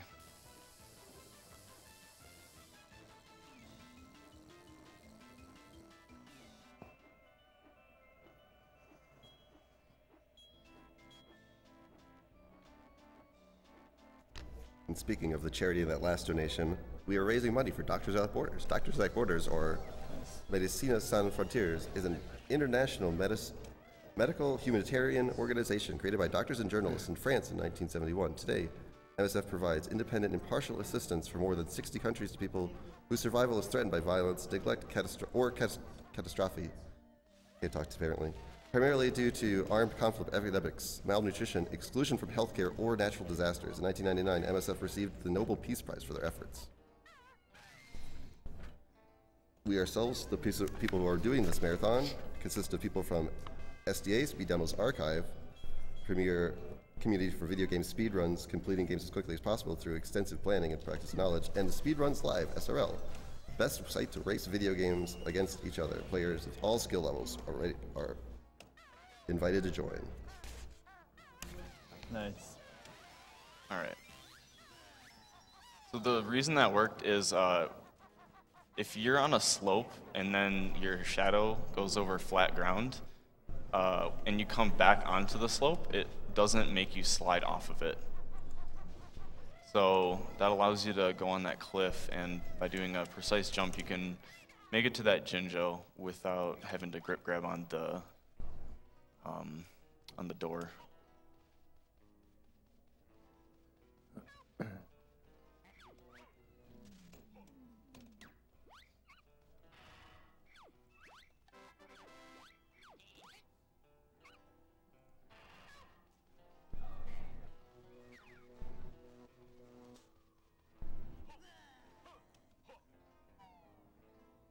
So what I did there, it's like a double jump, and if you pack whack in the air, you can jump out of it as Banjo. So you can get a double jump and skip some puzzles that you normally would have to use another way to get around. And that jump is actually unintended, and it's actually higher than his high jump that he has.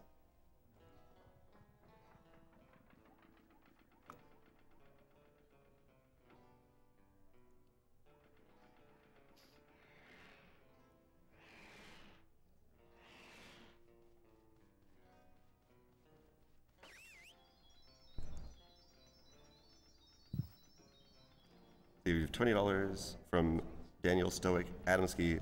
I'm a man of my word. Put it towards the runner's choice. That was from the Zooey Sounds.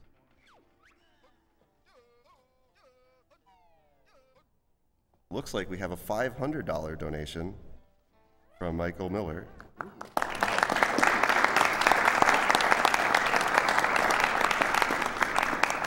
Hello, everyone. Greatly looking forward to this week of games. Banjo-Tooie is one of my all-time favorites. Good luck to all runners, and thanks for everyone for putting this toward a great cause. P.S. Save the animals. Alright, so you only need 30 points to win this game. Pretty easy.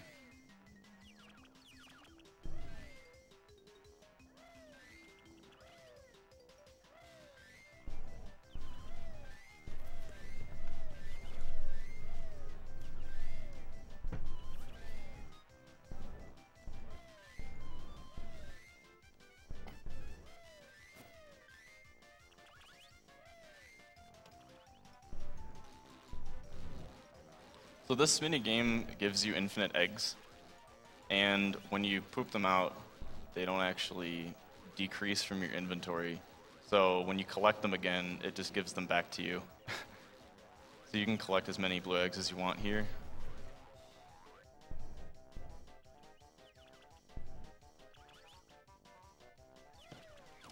Alright, so what I did there, if you jump on a hoop at the end of the game, Grunty immediately talks to you and ends the minigame, but if you don't, there's a random chance that she'll take about 3 seconds to talk to you.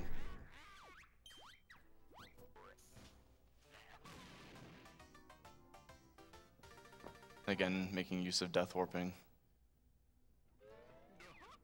And when you death warp, when you split up, regardless of where the characters are, they both appear on the split up pads after you die.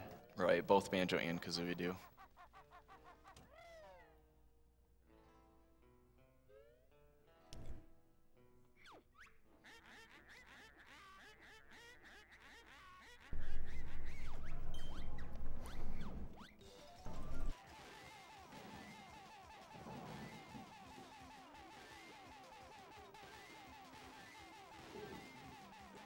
You need 50 points to win this game.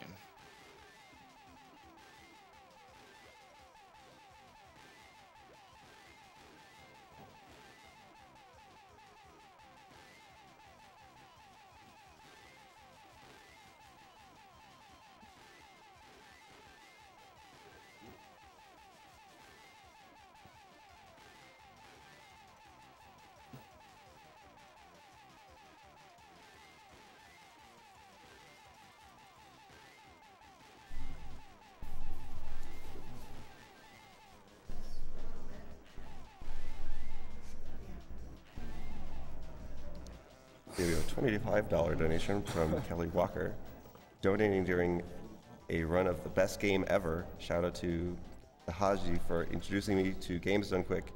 You guys are doing amazing things. Keep up the good work. Much love from the original Kopi.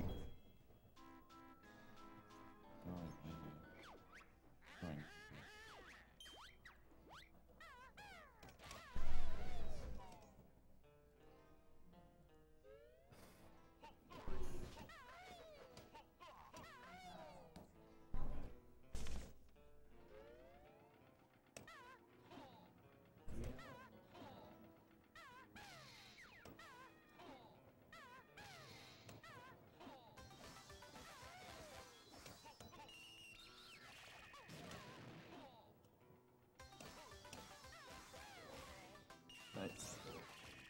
And that's it for Witchy Worlds. Yep. Witchy World's done in one trip.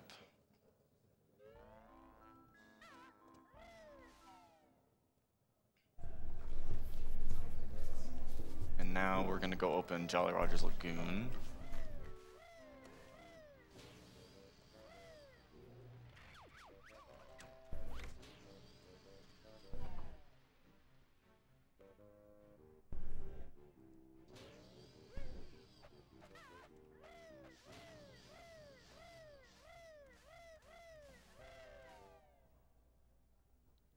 We have a $20 donation from Samuel Sexy Beast Spencer. I love Sgdq. I'm so glad this is happening. Why do I have to work tomorrow? I wish I could watch all night. Laters, y'all. We have $25 from Beverly Bev Rain. Hey Brad, good luck to you and everyone this week. I'm watching you right now.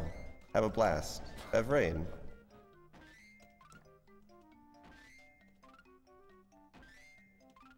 We have a $5 donation from Matthew 4Stride9 Kahai.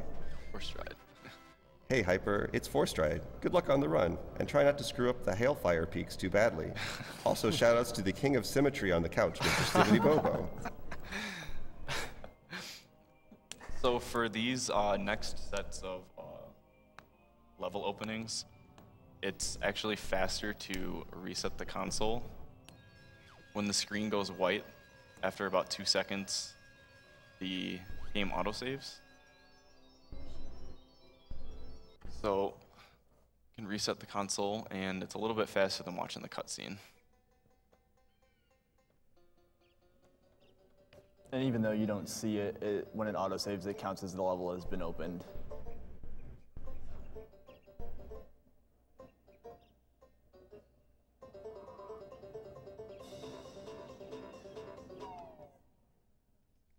We have a $20 donation from Rebecca Kazooie Phoenix. Brad, congrats on getting to Sgdq. Kick butt in TrUShade, and let's all kick cancer's butt. Much love to everyone there, and good luck to the rest of the runners.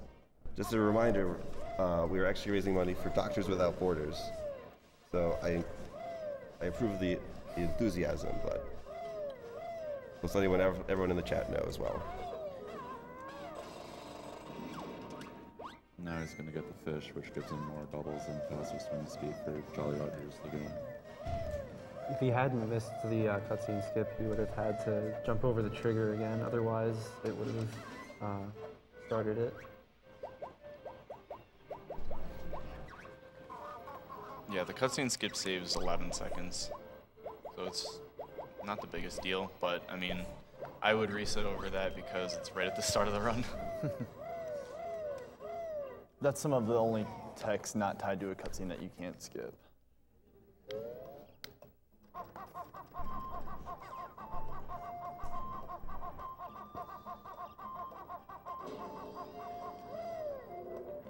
We have a $20 donation from Danny Spongepour Connor. Hey there, hope everyone is enjoying the marathon. I'm really liking Banjo-Tooie so far and looking forward to more great games throughout the week. Shout out to Sgdq Bobo on the couch back there. I hope you're enjoying kicking back and watching the runs. You deserve it.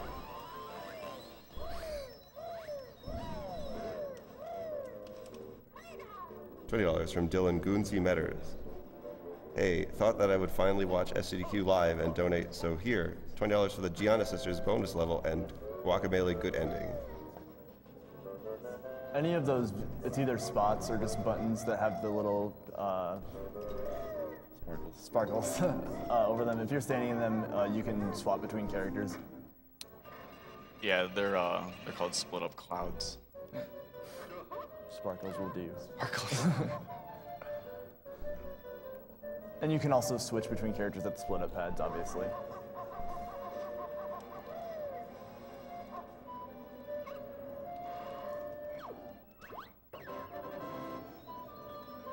We have $50 from Tristan Kadesh Williams. Hey guys, always a pleasure to see you this event every year.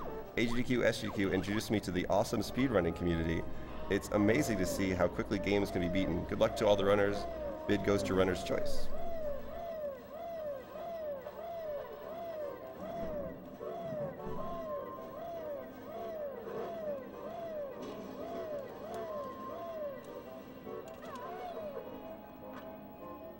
I'm not going to try and say his first name again, but we have $10 from Mr. Halverson. Just had to donate one more time for the amazing way you tried to pronounce my name.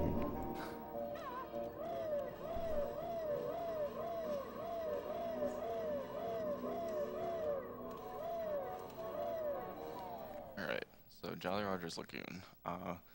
Do a bunch of stuff in the town area first, and then we're going to go underwater.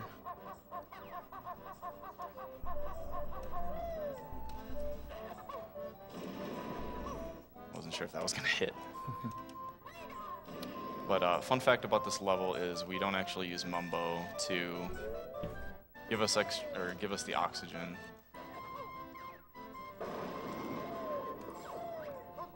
Yeah, normally when you use Mumbo in this level, he uses the spell Sunlight, and it grants infinite air, since most of the level is underwater, but you obviously skip him in the speed run. So sometimes you cut it pretty close with air.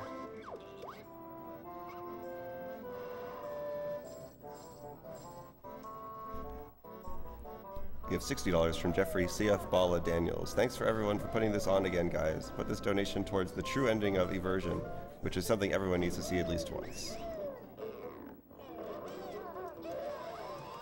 $50 from Neil Smasher32 Rosenthal. Yo, yo, yo, Smasher32 here. It's good to see Banjo-Tooie finally getting the attention it deserves. At this rate, maybe we'll see Grunty's Revenge or Nuts and Bolts at Sgdq 2015. Best of luck to you in the run. I know you could do a little better, but I always wanted to tip my hat off to you. Also, if you soft lock, I'll donate another $50, so don't feel so bad if you get unlucky. I have to do it. This game is prone to soft locks.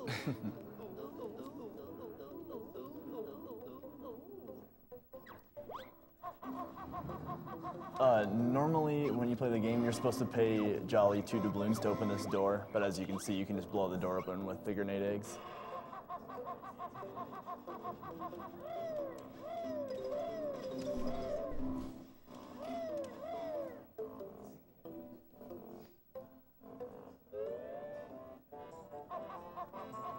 We have $35 from Patrick Killer Quinn Quinn.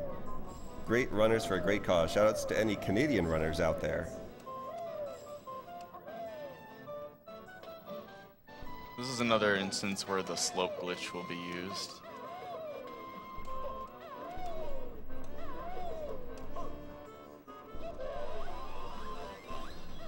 Normally for that Jinjo, you're supposed to pay Blubber in the shop where you got the Jinjo. And then he gives you a pair of running shoes, and you can run across the water with the shoes and get the Jinjo. But with the slope, you can just jump up there. You can also, if you jump at the water goes up and down, and if you jump at the very top of the water, and you can actually grab that ledge, but it's hard. It's like difficult to time it, so it's just easier and faster to do it that way. So normally we would look at the code on the door over there, but since the Canary Mary donation incentive was reached, and doing all 4 races gets me an extra jiggy, I'm gonna skip doing crispy bacon because it's the slowest jiggy in the game and not exactly the most interesting. Yeah, we're not missing much. Not seeing it. Code is clarified for every file. What's that? Yes, it's randomized for every file. And also, if you enter the level and look at the code, and if you were to type it down in this visit, even when you come back later in the run, the code is different, but the door will still be open, so it changes every time you enter the level. Right. And another thing that's random is with those seamy fishes, which is where you just got the jiggy, there's 4 different items that can appear in them, and it's random which one is located where. Right, the jiggy can either be there, where I just got it, or in this area with Wumba. And then there's the Honeycomb and Cheeto page, which can be in 3 other locations, but that's 100% only.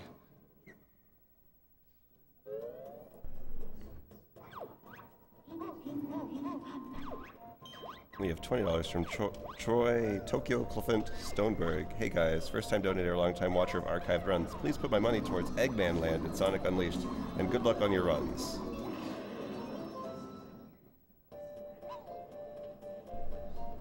Well, it looks like we have a $200 donation from Brian the Master DS Doyle. Hey guys, I'm a big fan of Old Rare. Wanted to donate during Banjo-Kazooie's first appearance in a Game Zone Quick. In a trivial doctor-related note the day Tooie came out, I had eye surgery. I played that night with a temporary eye patch on. Wonderful game. Big shout-outs to Giant Bomb, Home of the Scoops, The Wolf, and The Small Businessman. Awoo! Also, to my good friend Baron K. Rulestein. He's in a rough place right now, having lost a lot of close family to cancer recently. I want you to know that what you do here at Sgdq meant the world to him. You're making the world and the internet a better place. Put it towards Metroid Prime 2. This Jinjo box can be in one of 4 locations, and it was in a decent spot this time, so that's good luck.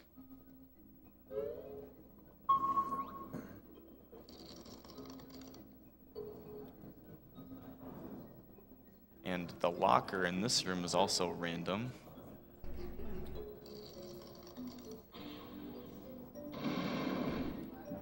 So now we're gonna fight Lord Wu Fak Fak.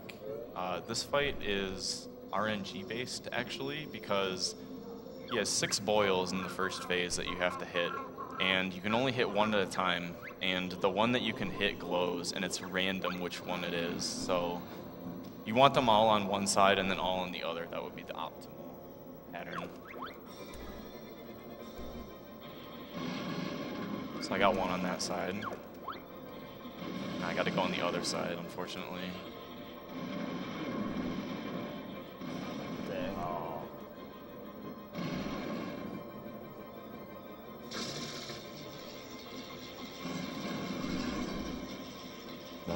This is really bad luck. Dang. Can't do anything about it though. Oh no. Worst possible. Dang. Marathon luck. Oh. That wasn't it. Okay. Nice. So now we gotta hit his eyes 6 times.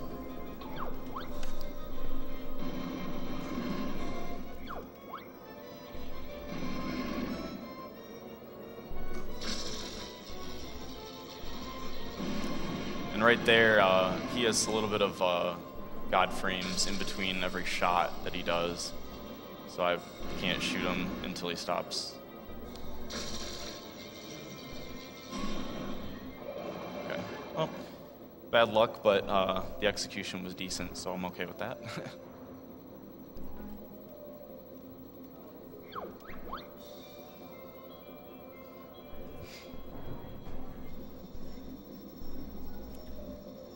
We have $40 from Scott Gajewski. Shoutouts to all the tech guys and the event organizers who are helping to support Sgdq 2014, especially the GDQ monitor. Please place this donation incentive towards a new Yoshi name for Paper Mario TTYD, GDQmon. Best I can come up with the 8-character limitation.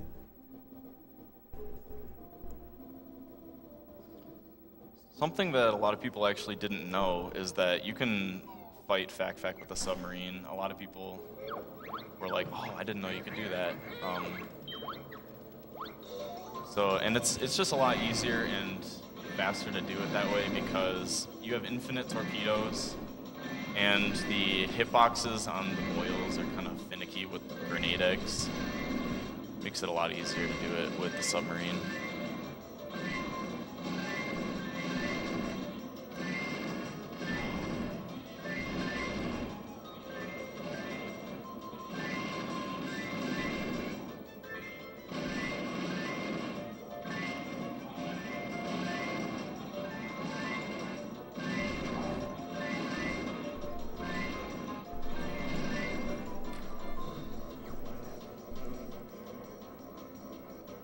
Good safe amount of points. Definitely. A point higher is loss. Well, we have $20 from Ryan Bigarhino Wecker. Hey, Banjo-Kazooie and Banjo-Tooie are my 2 favorite N64 games in addition to the Ocarina of Time, so I had to donate. But I had to get on this Japanese console. Excited to see the rest of this run and the rest of all this runs in the week. Good luck.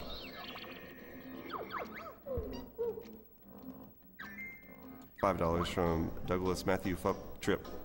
Hey guys, loving the marathon. Shoutouts to the Albatross on the couch and my jealousy of him for sitting next to the Stiv. Put this money towards the Gex64 voice clip so we can prolong the marathon for as long as possible. Yeah, so there was a lot faster to save and quit as opposed to going and changing back from the submarine.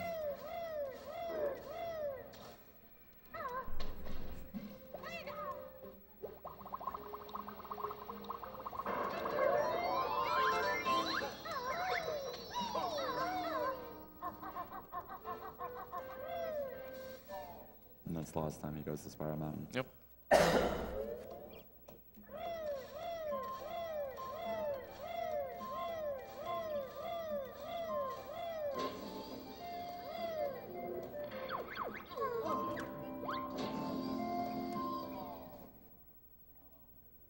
We have $50 from Matt, Garage Door Opener Kadoran.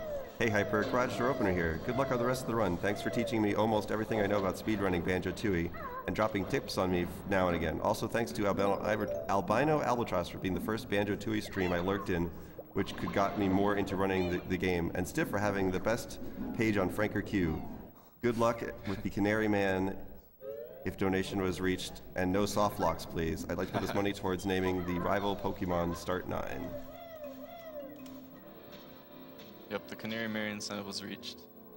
So I'll be doing all 4 races. We have $20 from Dallin Moss. Shoutouts to my boy Jackson. He's the guy in the purple shirt. Love you, brah.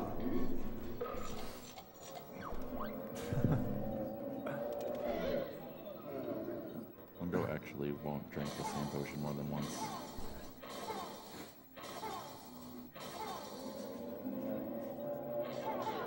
We have $20 from Andrew, my worst fear Kerner. Hey guys, keep up the good work. Shout out to my good friend Ed.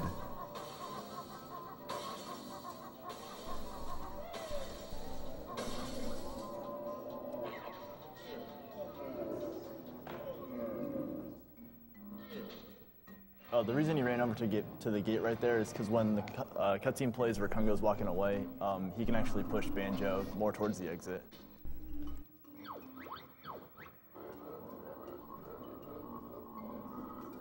Nice. Wow. Can actually be pushed all the way into the loading zone, but it's like very precise.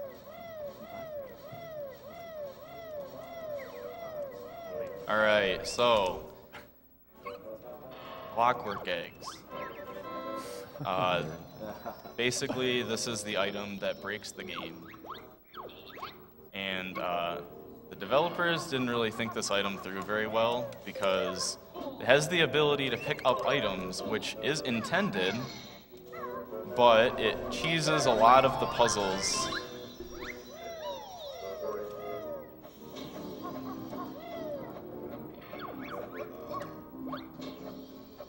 So this is where the run starts to get a lot more interesting.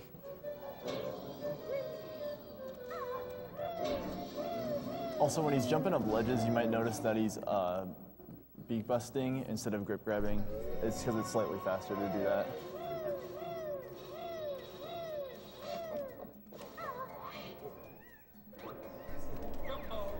We have $35 from Tim Bobby Boone Sims. Love Banjo-Tooie, love SDA. Love you all. Thanks for putting this on. Put this donation towards Metroid Prime 2 and a good ending for Guacamelee. We have $20 from Faye Articula Doherty. Hey guys, longtime watcher of AGDQ and SGDQ. Been looking forward for this for months. Many thanks for choosing to run Banjo-Tooie. I've been waiting for this one, my guilty pleasure. Is it possible to bid for showing us all Dragon Kazooie? If not, please put this towards the runner's choice. Good luck and much love to you all doing a fantastic job.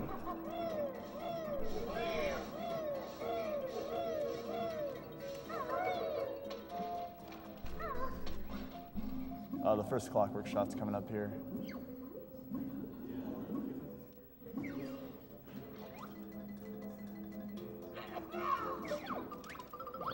Oh, fired a little bit too low. There we go. Normally you'd have to go underground and knock the Jiggy down the pillars and watch a long cutscene every time, but clockworks.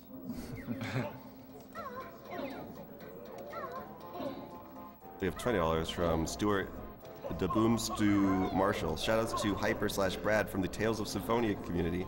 Myself, Green, Buffon, Jay, Raz, and others. Good luck on the run so far.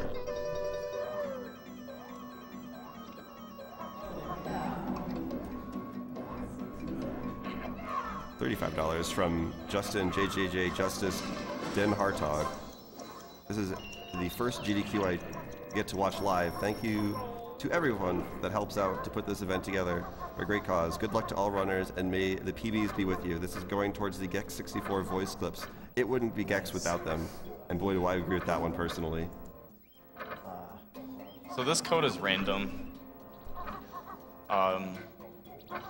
You would have to talk to the Stony guys as a Stony transformed to figure it out, but I unfortunately got a third try. Well, there's 3 different possible codes it can be, but which code it is random.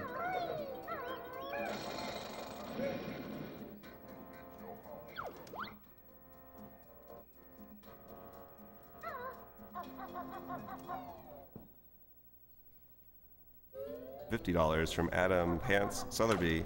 Hey Hyper, I always love the Banjo-Tooie runs, and it's great to see it at Sgdq. Good luck on the rest of the run. Wahey. Thank you.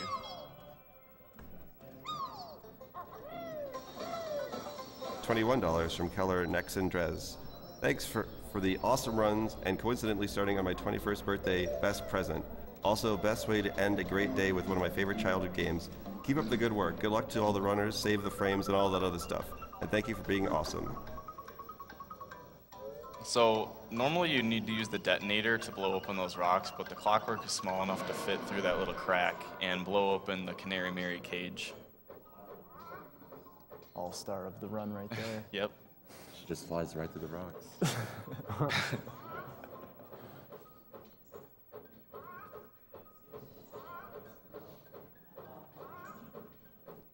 $20 from MC Augustkums. I'm butchering that, but I'm sorry. Second donation of the night. Love finally seeing Banjo-Tooie in the Games Done Quick Marathon. Can I get a woo? Woo! That was weak. Wahey.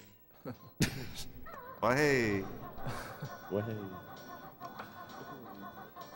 We have $20 from our own Cyberbot X. I'll probably be going to bed soon since sadly I have to work in the morning, but good luck to everyone for the overnight runs. Love to see some any percent Spyro too.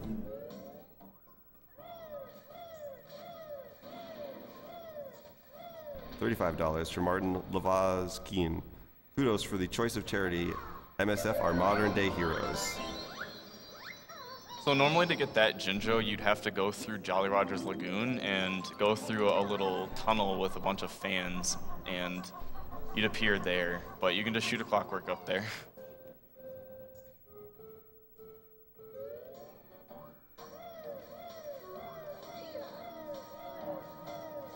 We have $50 from Kim Henderson. Hey everyone, here's a bit towards your goal. Thanks to everyone who put this together, and I'm super excited to see someone run Banjo-Tooie. Loved these games as a kid. The runner can put this towards whatever he wants. Much love to all. What? It didn't collect the Jiggy? Oh my god. There we go. Alright. Well, now I'm low on clockwork, so I'm not gonna shoot one in here. It's about 2 seconds faster to shoot one in this room, but I'm not gonna do that. I'm gonna pick one up on the way to ordnance storage.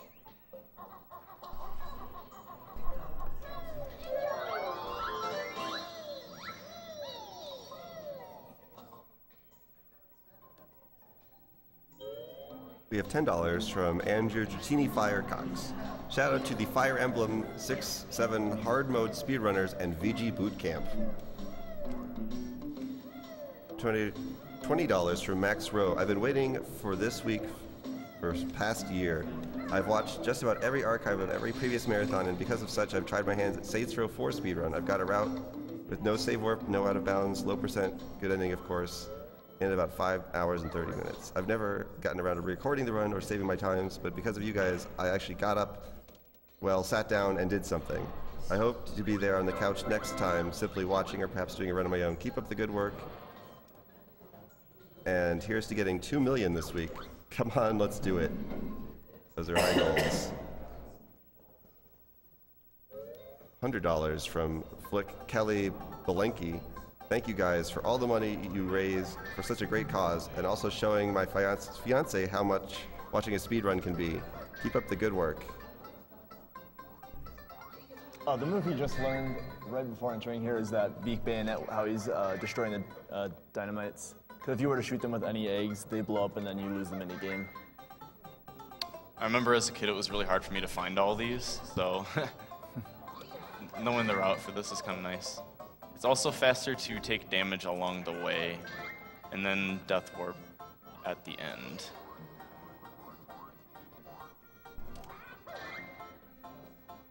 We We have $20 from Connor Grady. All hail Banjo-Tooie. Glad to see this game at Sgdq.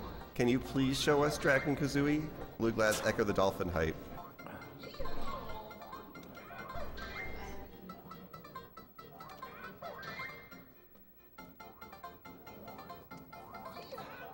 Another $25 from Kelly Walker. This little donation is being made for Jolly. He would also like these monies to help save the animals. More love from the original Kopi.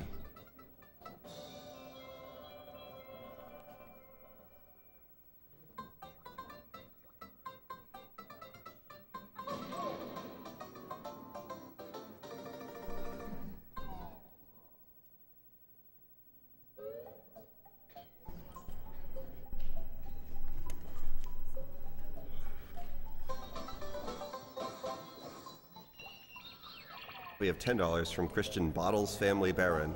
$10 for Hyperresonance and the guy in the blue hoodie to say one compliment each to each other. Hashtag remember bottles. Say the guys on the couch.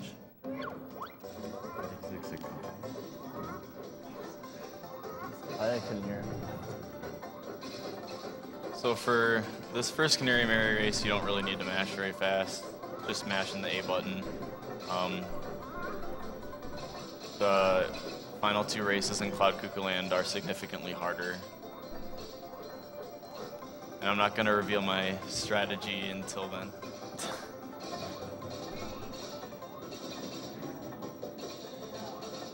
We have $20 from Dennis Demon Menard. I used to play this game all the time with my cousin. Glad to see it on camera. Good luck to all the runners out there. This is the best week of the year.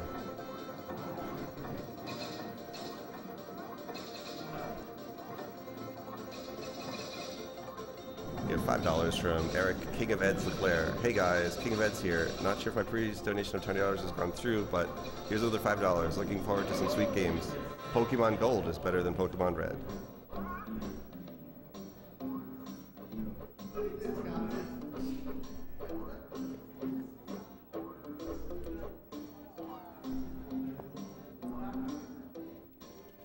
We have $24 from Toby Squiddy Tech Wing. Banjo-Tooie is one of my all-time favorite game, and I couldn't miss the chance to see it being run live. So I have to ask, any word on stop and swap %? Since you guys donated, we're going to be doing all 4 races. You could have grabbed the warp pad and then just warp back over here. What's that? You could have just grabbed the warp pad right here instead of having to run all the way over here. Since you go to Mumbo's after this, I'm just gonna after this race, just run to the entrance of the level, which is right there, and warp to Mumbo's. That's right.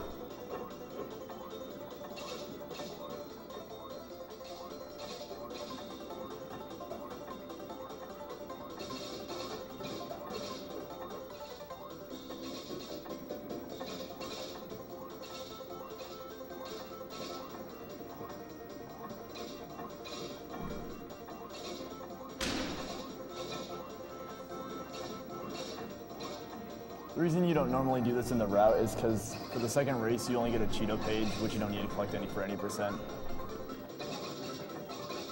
And it just so happens that getting the first Jiggy in Cloud Cuckoo Land would be slower than another Jiggy in the route, which is the Crispy Bacon Jiggy.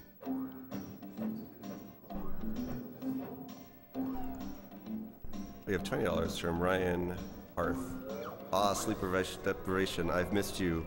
Seriously though, these are my favorite events of the year, and I can't thank you all enough for such a great time and support of a great cause. Oh, and save the animals, that's what Samus would do. So Canary Mary flew off to Cloud Cuckoo Land, and we'll see her in about an hour or so.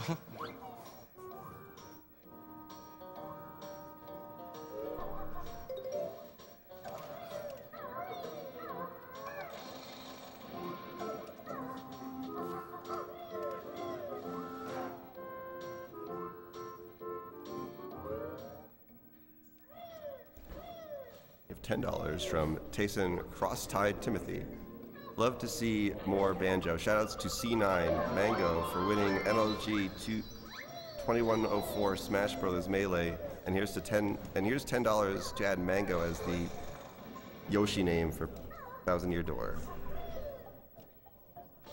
So there's a little gap in those bars there, and you can just shoot a clockwork right through and completely skip having to use the detonator. There's a little gap in a lot of things. And you can't just shoot through the bars. They're actually blocked, but if you stand in just the right spot, which is how you have to do all the other clockwork shots too, you can find this tiny gap that the clockworks go right through, which is why they're so broken. So right there, I mashed R to switch through my eggs, and for some reason, that creates a little bit of lag, which skips the death music. So that saves about 5 seconds when I do that.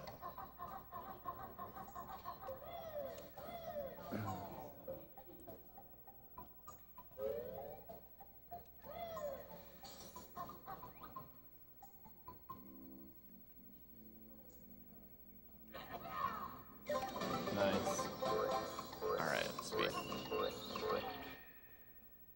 There's a ladder there right above the entrance to the door, so if I missed that clockwork shot, I could always use the ladder. They're both equal in speed, but I find the clockwork shot to be a bit more consistent. And that's not actually the intended way either. Yeah, normally you're supposed to shoot all of the generators of fire eggs and go through the room, and it takes a long time, but that's a good way to cheese the puzzle.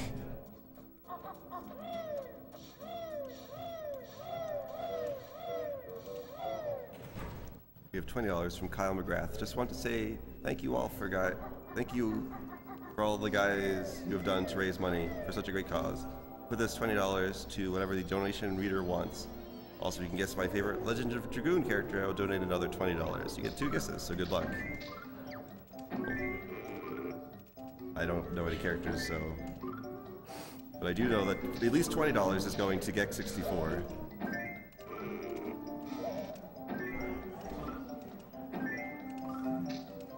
We have $25 from Nathan Moss. I just want to say that I'm pretty sure the guy in the purple shirt is Spike Vegeta's evil twin.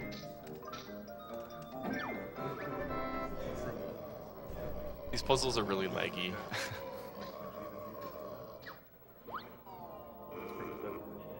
And the game is routed so that right here we can open Pterodactyl Land and Grunny Industries at the same time.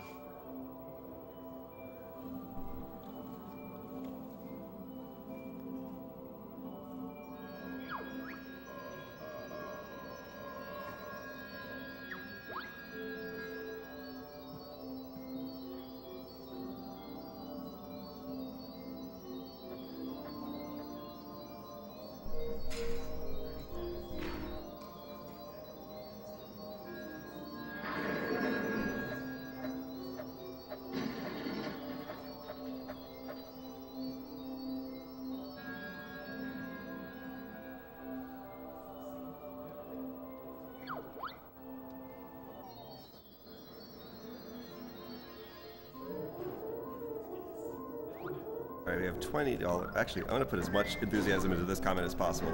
We have $20 from Trevor Altabiscuit House, and his comment is... Hassan Chop!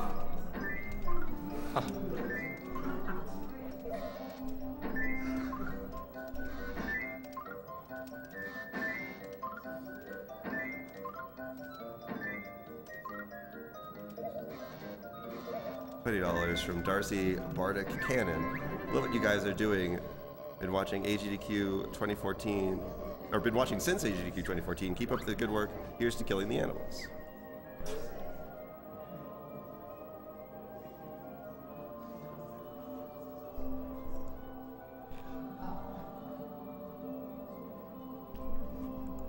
So again, we're going to do another console reset here.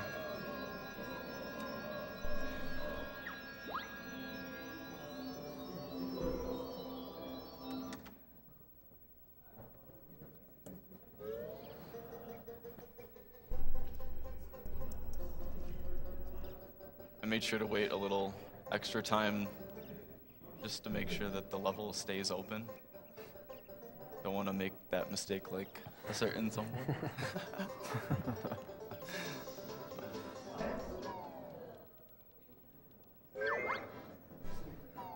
We have $50 from James Dykes. Here's to another awesome GDQ and helping out a great organization like Doctors Without Borders.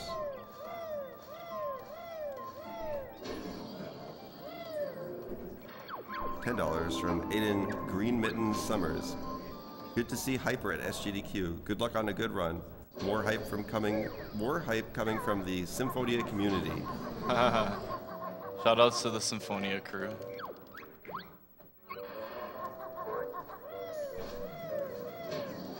$20 from William Elwood McLeod. Hey guys, love this Sgdq. This is my third one donating. Much love to all the runners. This is a great cause. Let's break the old donation record.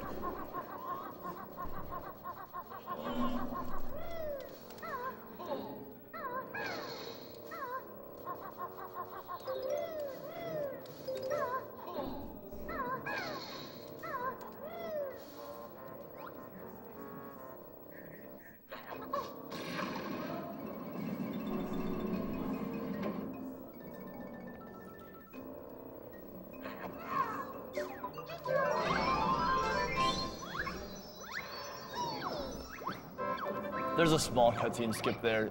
If you're standing close enough to jam jars, you can start talking to him instead of having to watch like the little cutscene where the clockwork is exploding.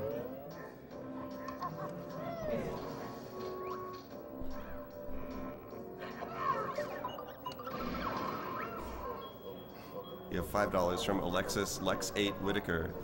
The cute guy in the purple with the poofy hair is my husband. Hi, baby. Love you. Also kill the animals.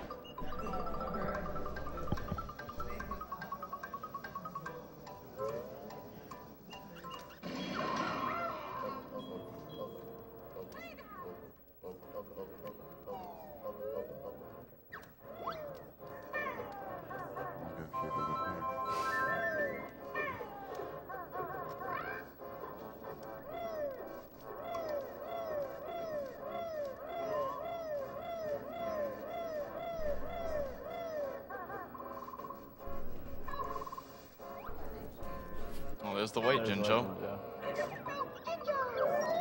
So that's another unintended clockwork shot. You're supposed to become the big T-Rex and press the switch over there. But you can actually skip every single thing the T-Rex does, even 100% wise with clockworks in this level.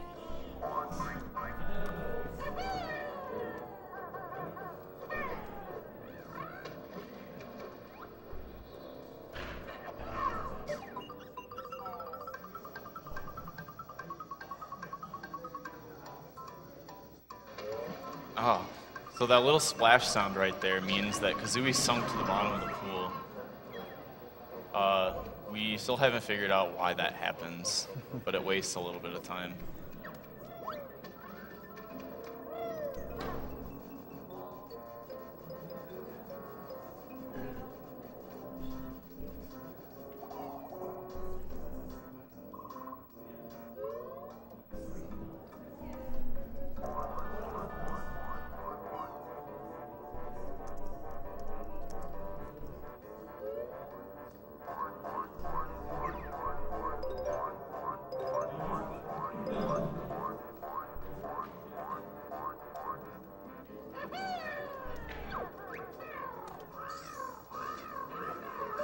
Since we don't have any donations, I'd like to mention that the next incentive that we have is the BioShock 2 good ending versus bad ending, which is currently at it's currently $625 for bad ending and $280 for good ending. So if you want a good ending, you should really get your funds together to make sure that that happens.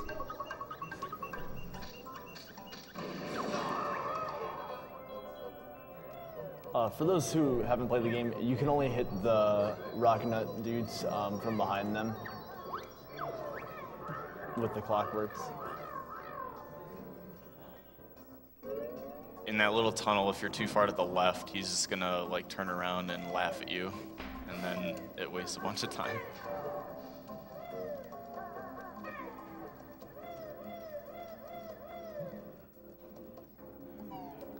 And he's just coming here to activate the warp pad for now. Right. Gonna come back here later. So if you slide off a cliff with Kazooie holding Z, you don't take fall damage. Like such. Nice. So it's a little bit faster to do that rather than flapping all the way down.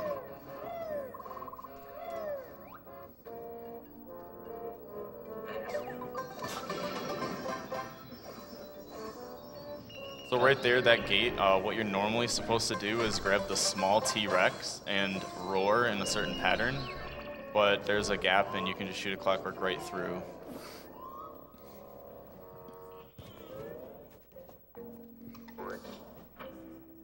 So it seems we've just gotten a $333 donation from Timothy Bishop, also known as the Nintendo Capri Sun. No enthusiasm from the crowd, I take it.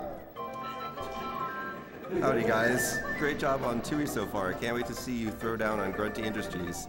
Take care and keep the faith.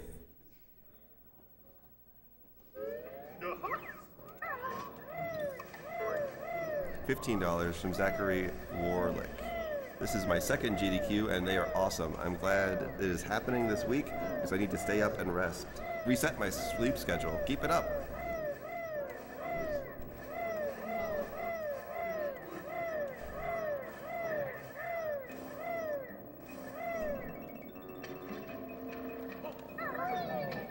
Alright, so we got to go in here to learn Taxi Pack. It's actually only used once in the run in Grunty Industries for a battery, but it gives us access to 3 Jiggies. So it's pretty important.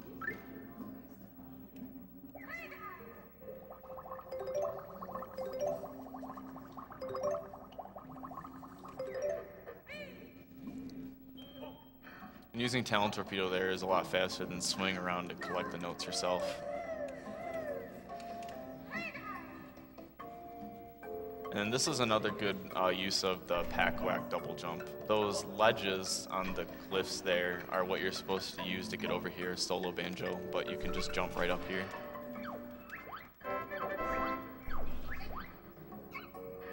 Oh, it's 2 bonks. Bonk counter.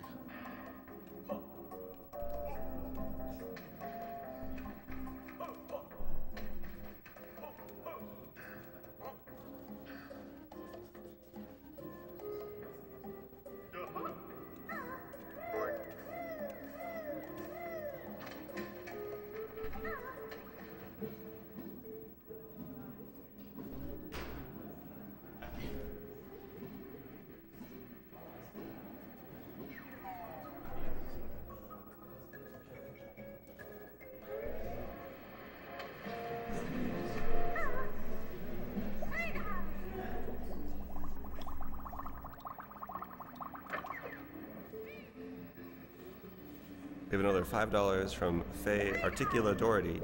Hey again, thanks for pronouncing my name right. Explanation for agreeing to go through. I can't see. Lost video. We lost video. Oh. Okay. And again. It's out again.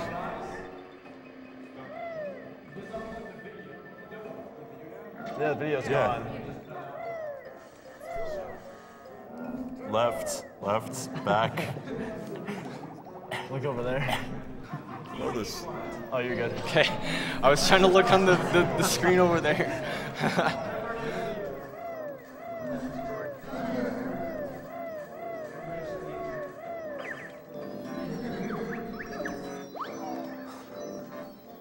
god.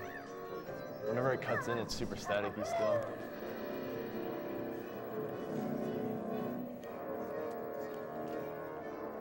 It's fine, yeah.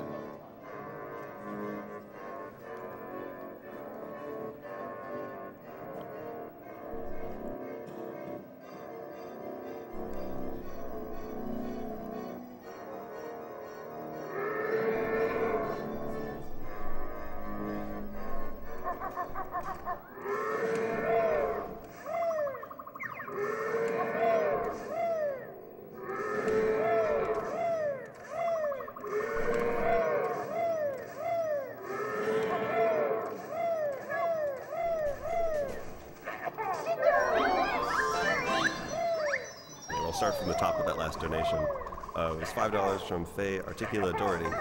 Hey, and thanks for pronouncing my name right. Extra donation for agreeing to So go that through trick the right four. there that I did is called egg barge.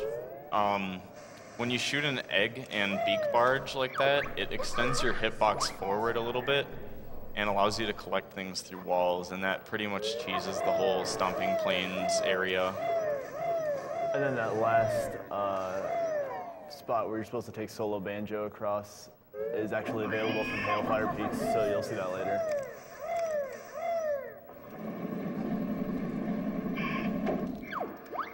Thanks for anyway.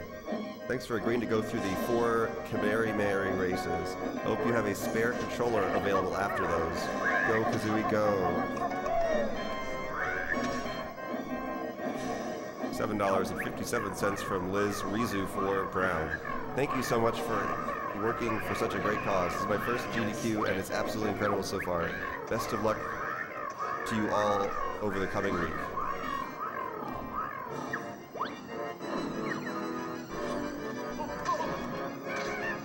$20 from Fabian, God of Death, Richard. There's a specific strategy to this fight I'll explain after I beat Terry.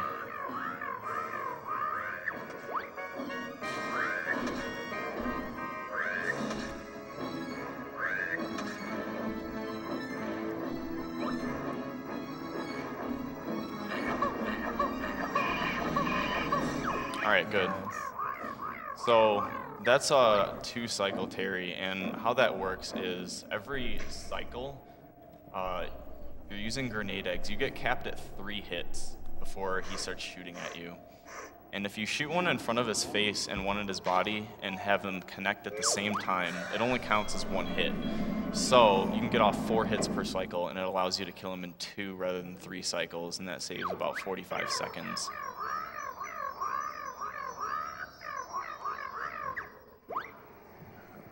The $20 comment read, love what you are all doing, destroying great games for just a great cause.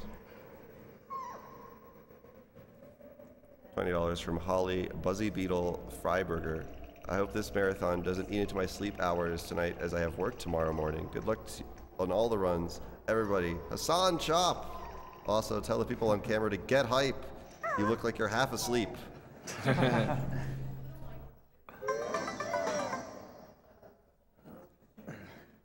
Hassan Chop! Do it! Do it now!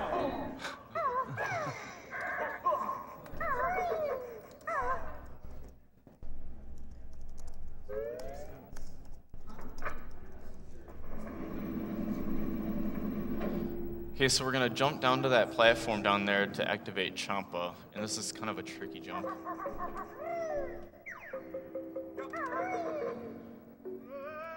All right, got it. Normally you're supposed to come from the bottom of the area and use the spring shoes to jump up there, but... And what makes that jump tricky is the camera. So you have to jump off and then zoom out the camera, and it allows you to see where you're going.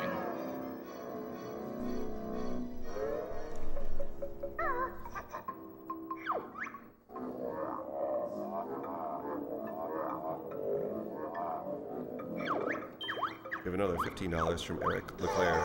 Hey guys, King of Eds again, throwing $15 more. Shoutouts to Jeff and Saboom, wherever they are.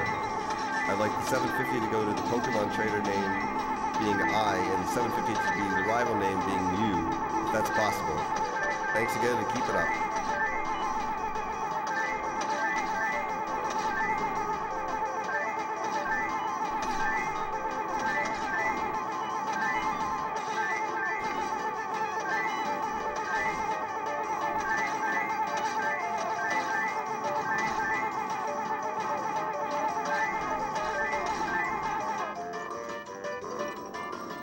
If you don't get the frame perfect pause, I'm gonna be so upset.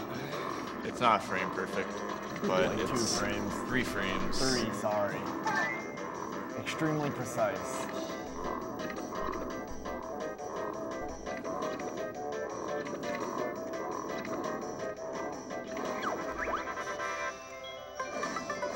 $20 from Michael. Got it.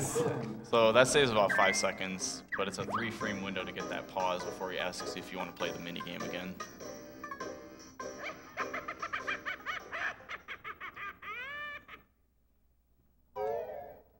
Now time for Grundy's Industries.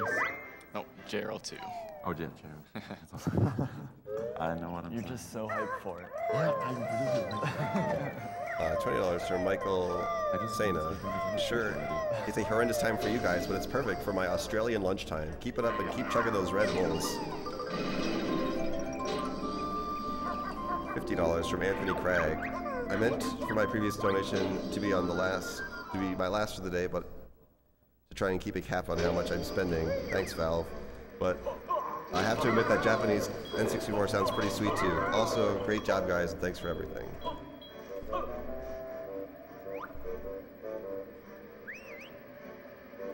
$35 from Maxwell, Dr. Bobo Green. Nothing else matters. The train has to be suplexed. Perfect. Normally you're supposed to run across that bridge after you learn the wadding boots and run up the mountain. Clock climber.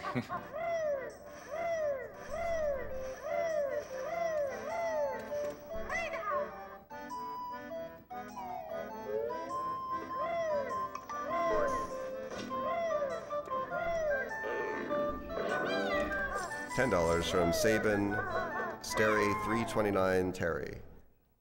Hey Hyper, good luck on the run, man. Glad to see the Banjo-Tooie is getting some love at Sgdq. Don't let the Hailfire Peaks clip infuriate you too much. Shoutouts to Alpha and the other Banjo runners. Long live Banjo. Oh, and bottles is better than jam jars. Get your wahays ready. All right, so everyone, pair your wahays. Wahey. Oh, too soon. Oh. That's why I said prepare them. Oh, yeah. Premature wahey.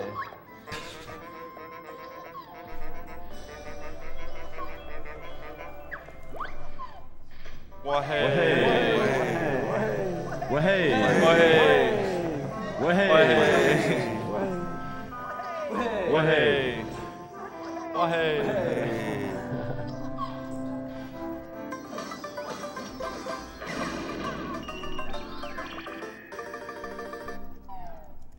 Death by wahey. The most honorable.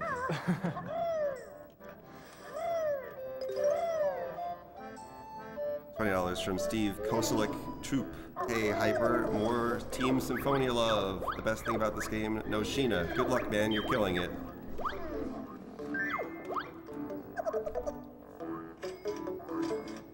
$35 from Angela Ko Kunami. I'm not gonna be able to pronounce this right. Breidenfeld. First time donating it and my first live Sgdq. I definitely plan on camping out at my computer this week now, watching some of my childhood and even games I've never heard about before. Getting utterly destroyed wows me every time. Keep up your awesome work, you amazing people. Oh, and save the animals, so we can eat them later, duh. Something you may have noticed there is I feather flapped, and that caused me to get out of talent trot, and that can happen in this game when you're in the air, but in Banjo-Kazooie, you can only do that when you're about to take fall damage. So that's why you have to be really careful when you're jumping down hills in this game.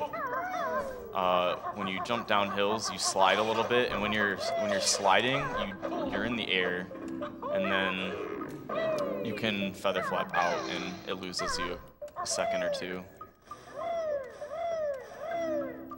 And these little seaweed enemies, or seaweeds, are random which ones are animated and which ones are not. And you have to be careful around them, because they can knock you off.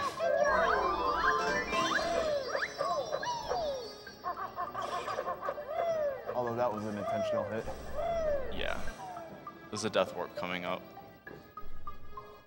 Normally I'm at lower health here, because we get ourselves down to 1 or 2 health during the crispy bacon minigame, but we skipped that because I'm doing Canary Mary.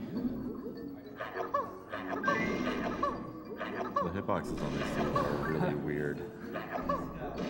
pretty much have to hit like directly on it.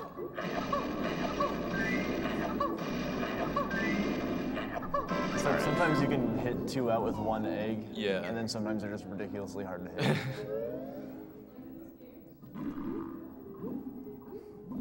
$50 from Damian Gray. Love seeing Banjo-Tooie getting run. I love seeing my first Sgdq. Keep up the great work. Everyone, I can't wait to see more speedruns. Put $10 towards Leon A and Resident Evil 2, 20 to the runner's choice, and 20 to the donation reader's choice. You have to be really careful of the enemies in this area. If you die in the big fish, you have to swim all the way back here and go through the Seaweed Sanctum because we don't activate the warp pad to come here. So you have to be very careful.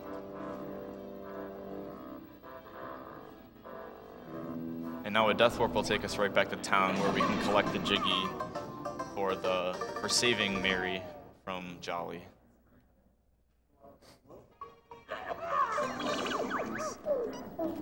Normally what you have to do in this room is use Glide with Solo Kazooie. Silent game over. And get that Jiggy.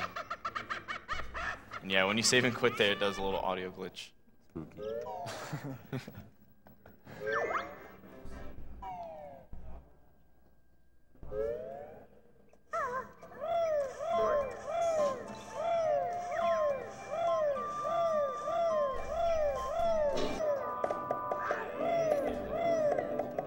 Anyway, we have $25 from Chris Ring. You guys are inspired me to do some speed runs. Been a proud fan for over 2 years. Thank you for everything that you do. It's awesome that you all are playing for such a great cause. Let's bring the hype. Everyone shout Banjo-Tooie. Banjo-Tooie. Okay, so that Jiggy right there, normally what you have to do is, from the window that we entered the level actually, you need to use Glide to get to the middle where a bunch of tin tups will spawn and you have to kill them, and then that Jiggy will reappear. But we can just collect it with clockwork before it even gets taken away by the tin tups. And this movie's about to learn. Oh, never mind. Were you going to talk about Shack Pack or something? Yeah, I was going to say it's the last move you need to learn, but there's a skip that's pretty risky, so you'll have to learn another move, but he's not going to be doing it in this run.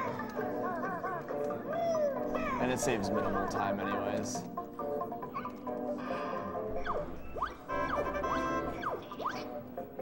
We have $40. Oh my gosh, this is RNG. It's going hard today.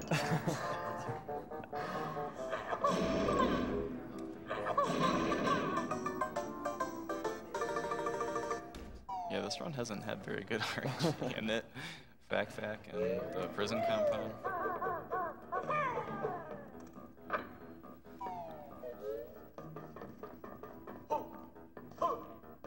Hey, we have $40 from Jake Bendick. Hey guys, Rusty Pip-Boy here. This is my first time donating and the first time watching Sgdq live. Going to be camping out on my computer, watching this for as long as I can. Put the donation towards the runner's choice. Can I get an Ekum Bokum? Ekum Bokum.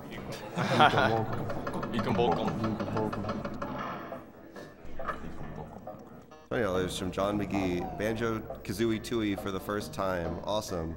Thanks for the great speedruns for a great cause. Keep up the good work.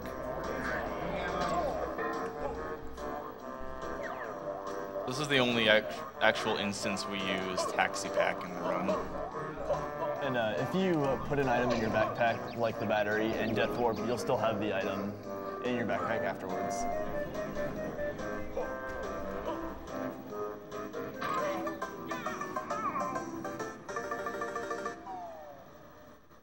So now we're going to head to the trash compactor.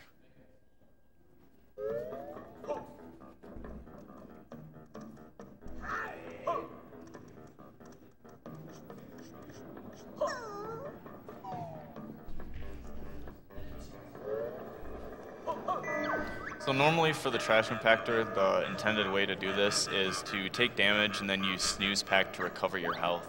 But you can jump over these little triggers with the pack whack jump.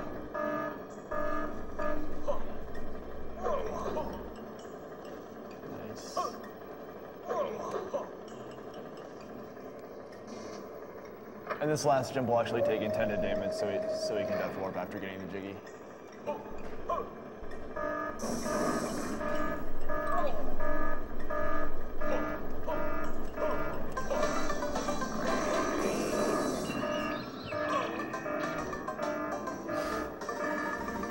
right, now we're gonna place the battery. Now we're gonna place the battery. And then enter the glitchiest room in the game. Not quite yet. Gotta take Solo Kazooie to the roof. You're opening it right now. Opening the, yeah.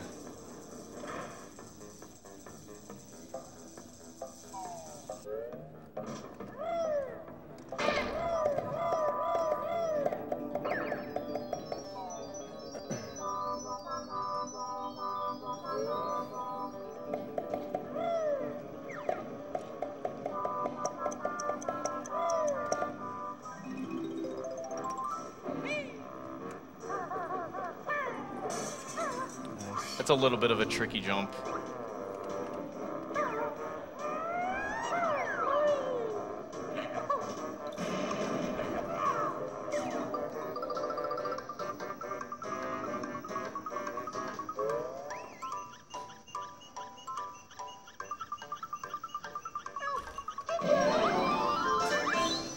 He's so safe now.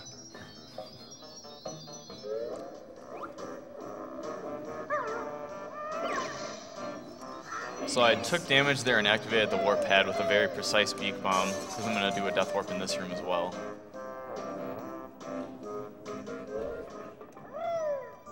And this room will have another unintended clockwork shot.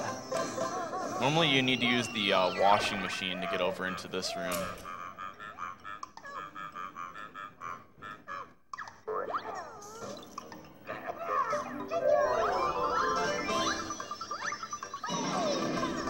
And you can just shoot a clockwork right through that little crack. The reason he shot a blue egg through it first is because sometimes it looks like you have the shot, but you might not, and you want to make sure you have as many clockworks as possible throughout the run. So you just shoot a blue egg to make sure it's going to go through. This is what I like to call the most broken room in the game.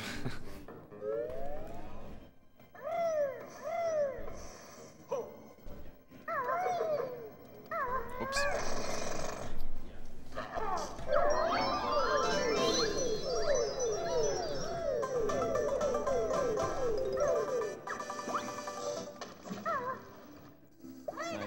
We have $20 from Christopher Selden. Thanks for doing this. First time watching. Shoutouts to Grant Kirkhope, the guy who knows a thing or two about video game scoring. We have $20 from Kumar Yish Sitaraman. Nice. Oop.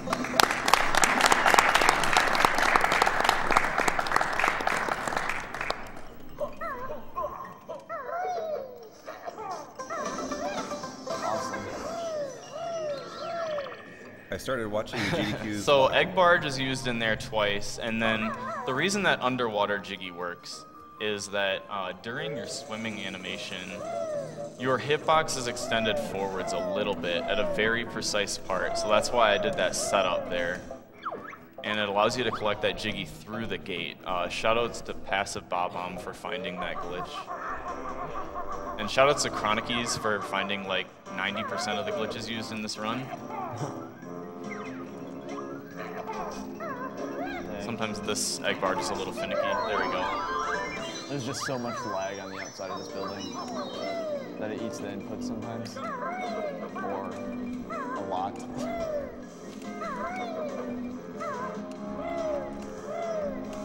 All right, so we're gonna go through floor 4 backwards. The intended way is to use Mumbo to get past the crushers, but we're gonna do a little trick here to skip that.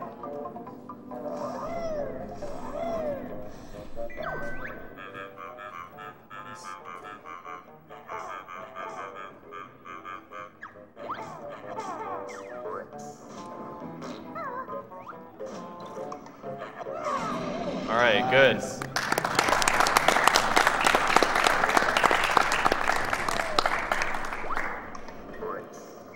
That was just another instance of clockwork warping, but he has to use the grenade egg to inflict damage on himself. So you have a really small window to get the clockwork through the door before the egg hits you, or you pick up the egg. These blue barrels are every 7th green barrel.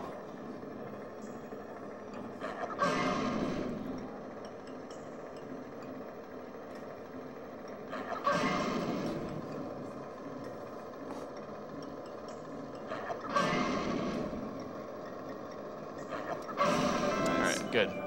If you hit one of those green barrels, you basically have to reset your console immediately, or else it saves the toxic gas in the room when you die, and the only way to shut it off is to go through floor 4 the intended way and get to this cable room over here and turn the fan on to remove the gas.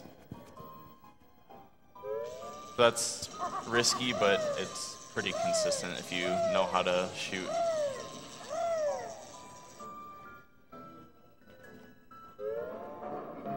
And if you were to mess it up, you'd have to also go grab the battery and bring it all the way over here too.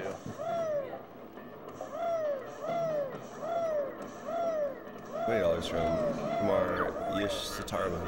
Started watching the GDQs live with AGDQ 2014 and I decided that I should donate to a good cause. Unfortunately, I won't be able to watch the next few days Bible Thump. Right now, I'm speedrunning a couple games and hopefully I can expand this list. $25 from Kevin Ireland. Banjo-Tooie is one of my favorite games. Good luck to Hyper and all the runners at this week at Sgdq. Alright, so Clinker's Cavern. This is a pretty tricky part of the run.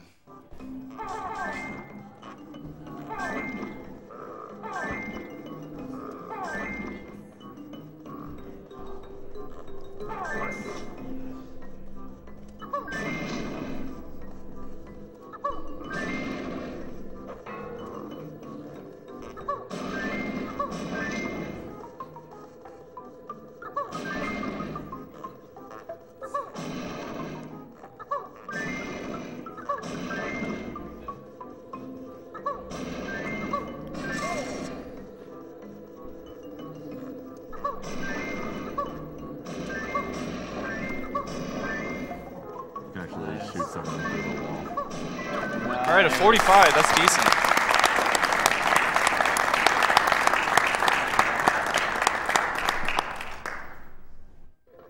The strafing in that area is very difficult to master. And a lot of those shots allow you to shoot the clinkers through the walls with grenade eggs because of hitboxes. That was a pretty solid Grunny Industries.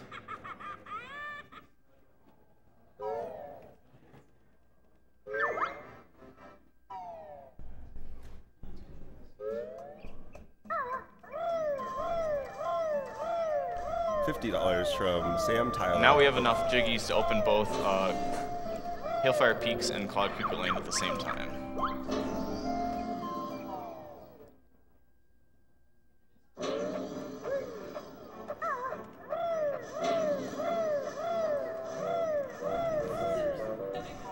$50 from Sam Tyler. Banjo runs are always the best, so I had to donate. Money goes to killing the animals because we need a good marathon time. Hope everyone gets their sleep and thank you for running this amazing event.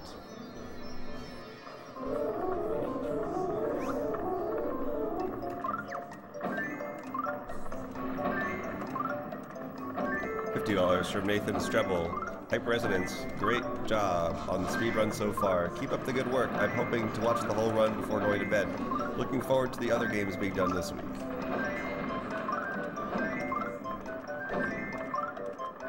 $50 to Nathan Volshok Sorcerer Jackson. This is the game I was most hyped for.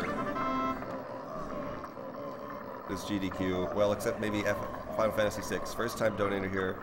Will certainly be dropping a lot more as the week goes on. Donation this time goes to Reader's Choice.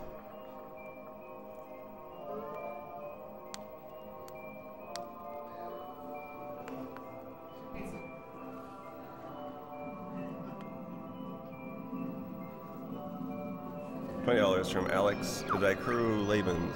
Thank you for going Sgdq. I became a huge fan of these events after watching AGDQ 2014, and it always warms my heart to see video games being used for excellent causes. Keep up the great work, and may the runs be fast. So instead of doing Hailfire Peaks first, we're gonna actually go to Quadcuckoo Land first. And the reason for that is there's a switch in the pool in Hailfire Peaks that you need to hit to get the Jiggy from the pigs. And they won't let you hit that switch until you push George off the cliff in Quadcuckoo Land. Until you brutally murdered George and his family.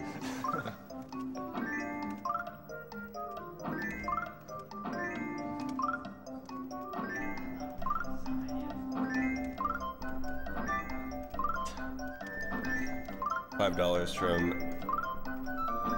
let's see, Adam, Vixen Chan, Samaro. Going for the second donation, feeling sleepy now, and going to give a little something to make you keep going. I know. Puzzles are the highlight of the run. And as I would do. No, I mean, this is really not even that bad of a run. I'd say Mr. Patch was the only bad part. Thank you, and thank you for helping these doctors to get the ones who need them. 5 to the reader's choice. Okay, another console reset here.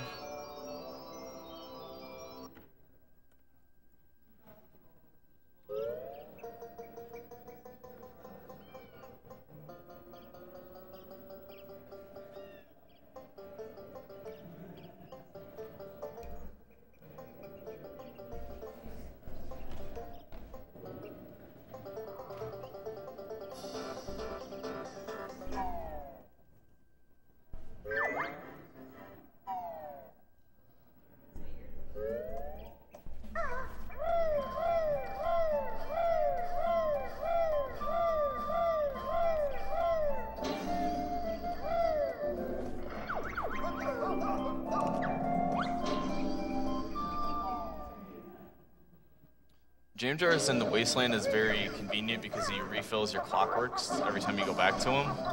And Clockworks are a very precious resource in the run, so you want to conserve them and stock up when we need them. And Jam Jars is the fastest way to do that.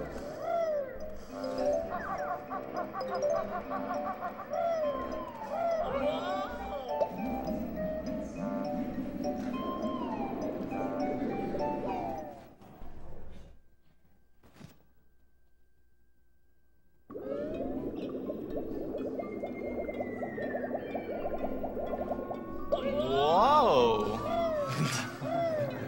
All together now. Whoa!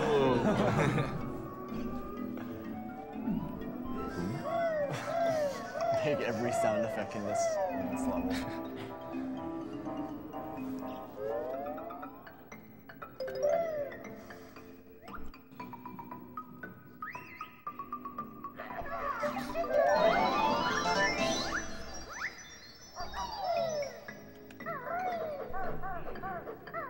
Alright, nice. That's a really precise jump. I mean, it doesn't lose that much time if you don't make it, but it's just cool to do it. Alright, so upcoming here, we're gonna go to the Pot of Gold, and there's a bee by the flight pad up here that can kind of troll you. You can't get hit by him because you need 2 health for this next part. Bees suck. And actually, to do this part, you're supposed to get Mumbo to use his spell because it makes a rainbow bridge across to the Pot of Gold, but it's incredibly easy to get around that, even if you weren't doing a speed run.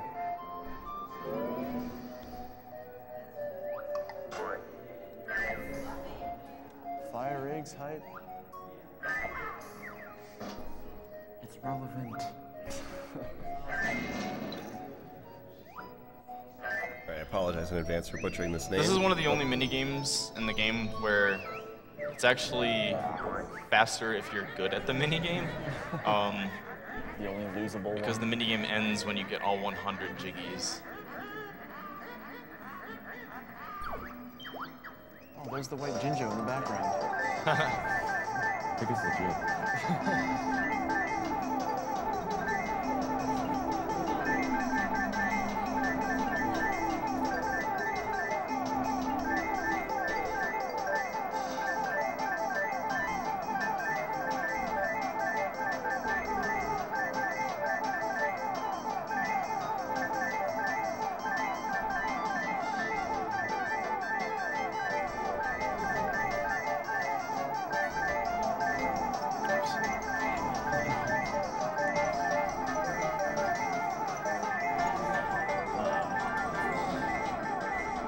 It's alright. It's like no big deal, really. 99? Please. We do. I know.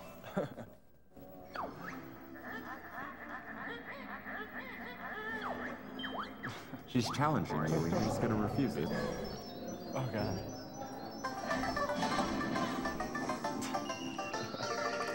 I lost my bearings there for a sec. Alright. So now we're heading over to the Super Stash, whose name doesn't really mean much.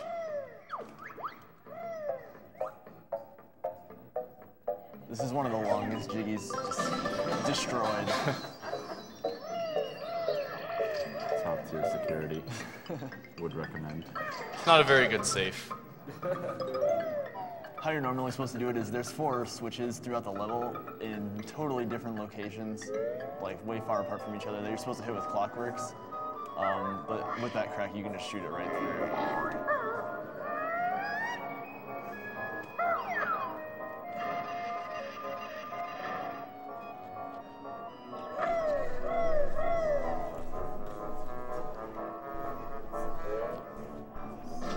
$50 from Gilamoon Bernard. Comment, Cowabunga.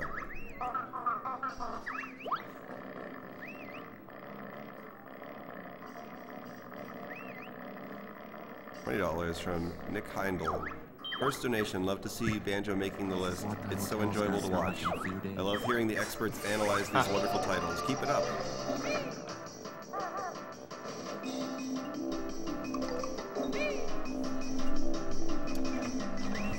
So you'll see me wing whack and then cancel it with the A button, and it makes this minigame a lot easier.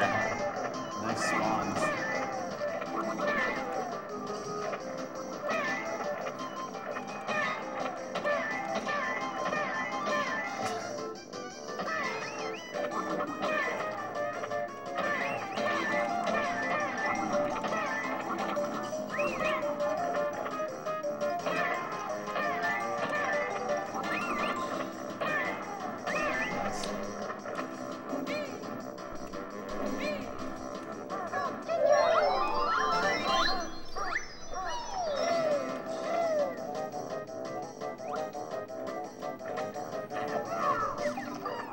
So it's a couple seconds faster to collect this jiggy with the clockwork. Ooh, nice. And then just explode it. And you can leave.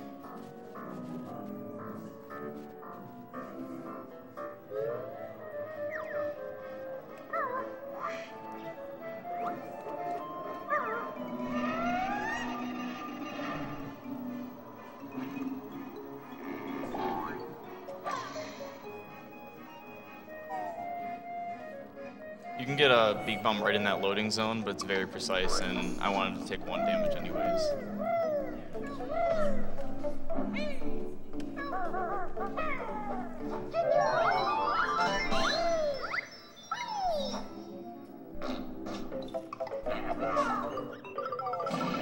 Nice. Okay.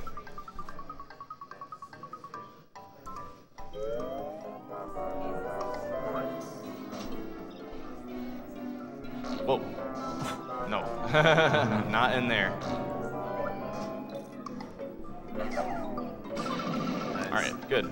So those are 2 clockwork warps to get in through the cheese wedge, and the intended way to get this jiggy is to use solo banjo with sack pack and shack pack, but we can just use clockwork warps. Something worth noting with clockwork warping, if you get hit by the grenade egg or the enemy on the last few frames that the clockwork is entering the loading zone, you soft lock the game and it'll default the camera and you can't move anything at all. You have to reset. Yeah, you'll just see this overview of the area. Yeah. We don't really know exactly why, but the theory is that the game doesn't really know who to give control to, like the clockwork or Banjo-Kazooie or Kazooie or whatever. And so the game just goes in this weird state where you can't do anything.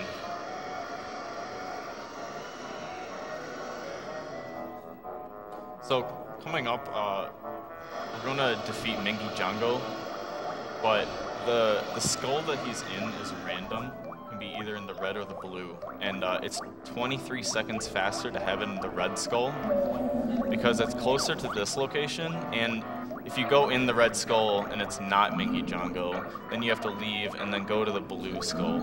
So it's a lot slower. And that's completely random. And how you can tell is when I enter the room, I'm gonna check the bottom right corner of the screen. If there's a Globo counter there, it means that that's Mumbo.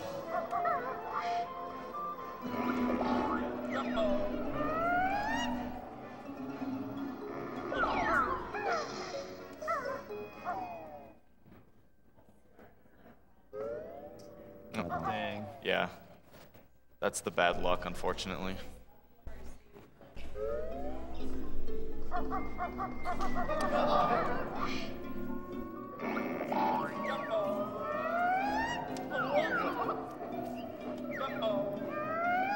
He just flew over a platform that he's going to be going to after the fight, and which is why it's faster to have the red skull, because you don't have to backtrack at all.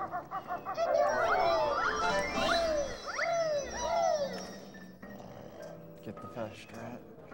Hopefully. Hard boss. It's killed runs of mine before. Yeah. Thanks. Sorry.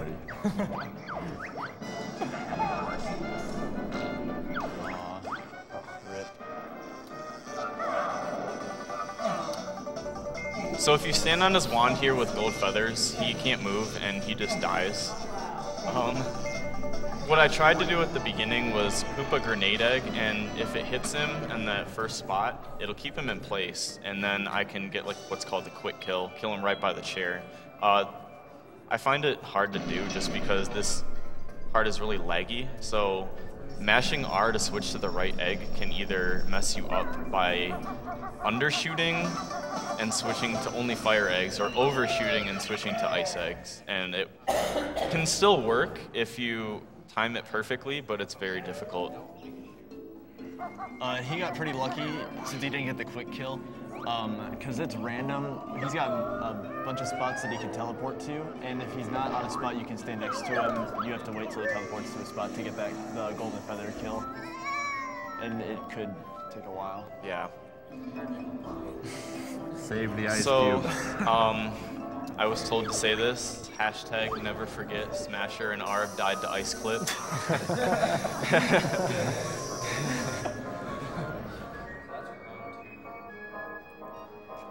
Alright, so since you guys donated, we're gonna go do the other two Canary Mary races. Alright, here we go. Take notes, kids.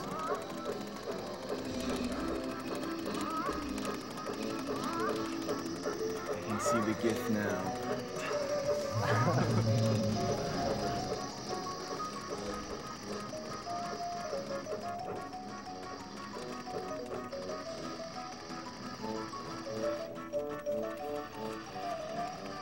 This first one's not incredibly too difficult. Obviously you have to mash fast.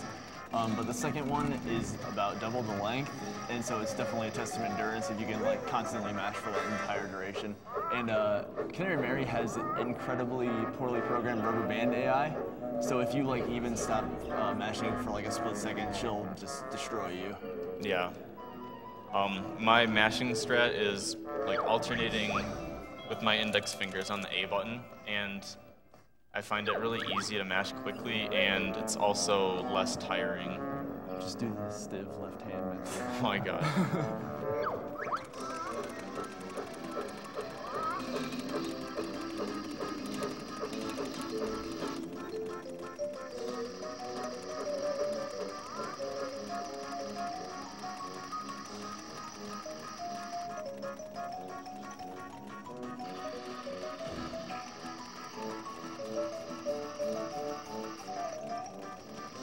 I remember I could never beat this as a kid, too.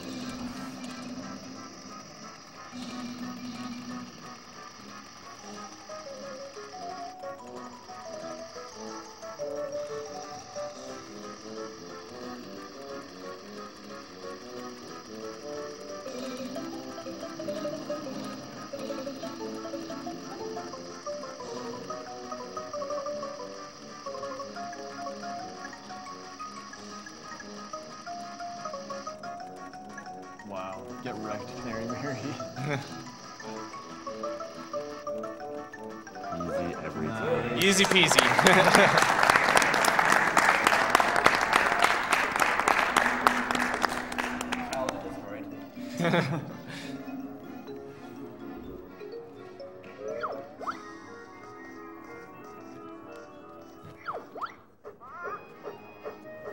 She pulls that Cheeto page out of an unknown location.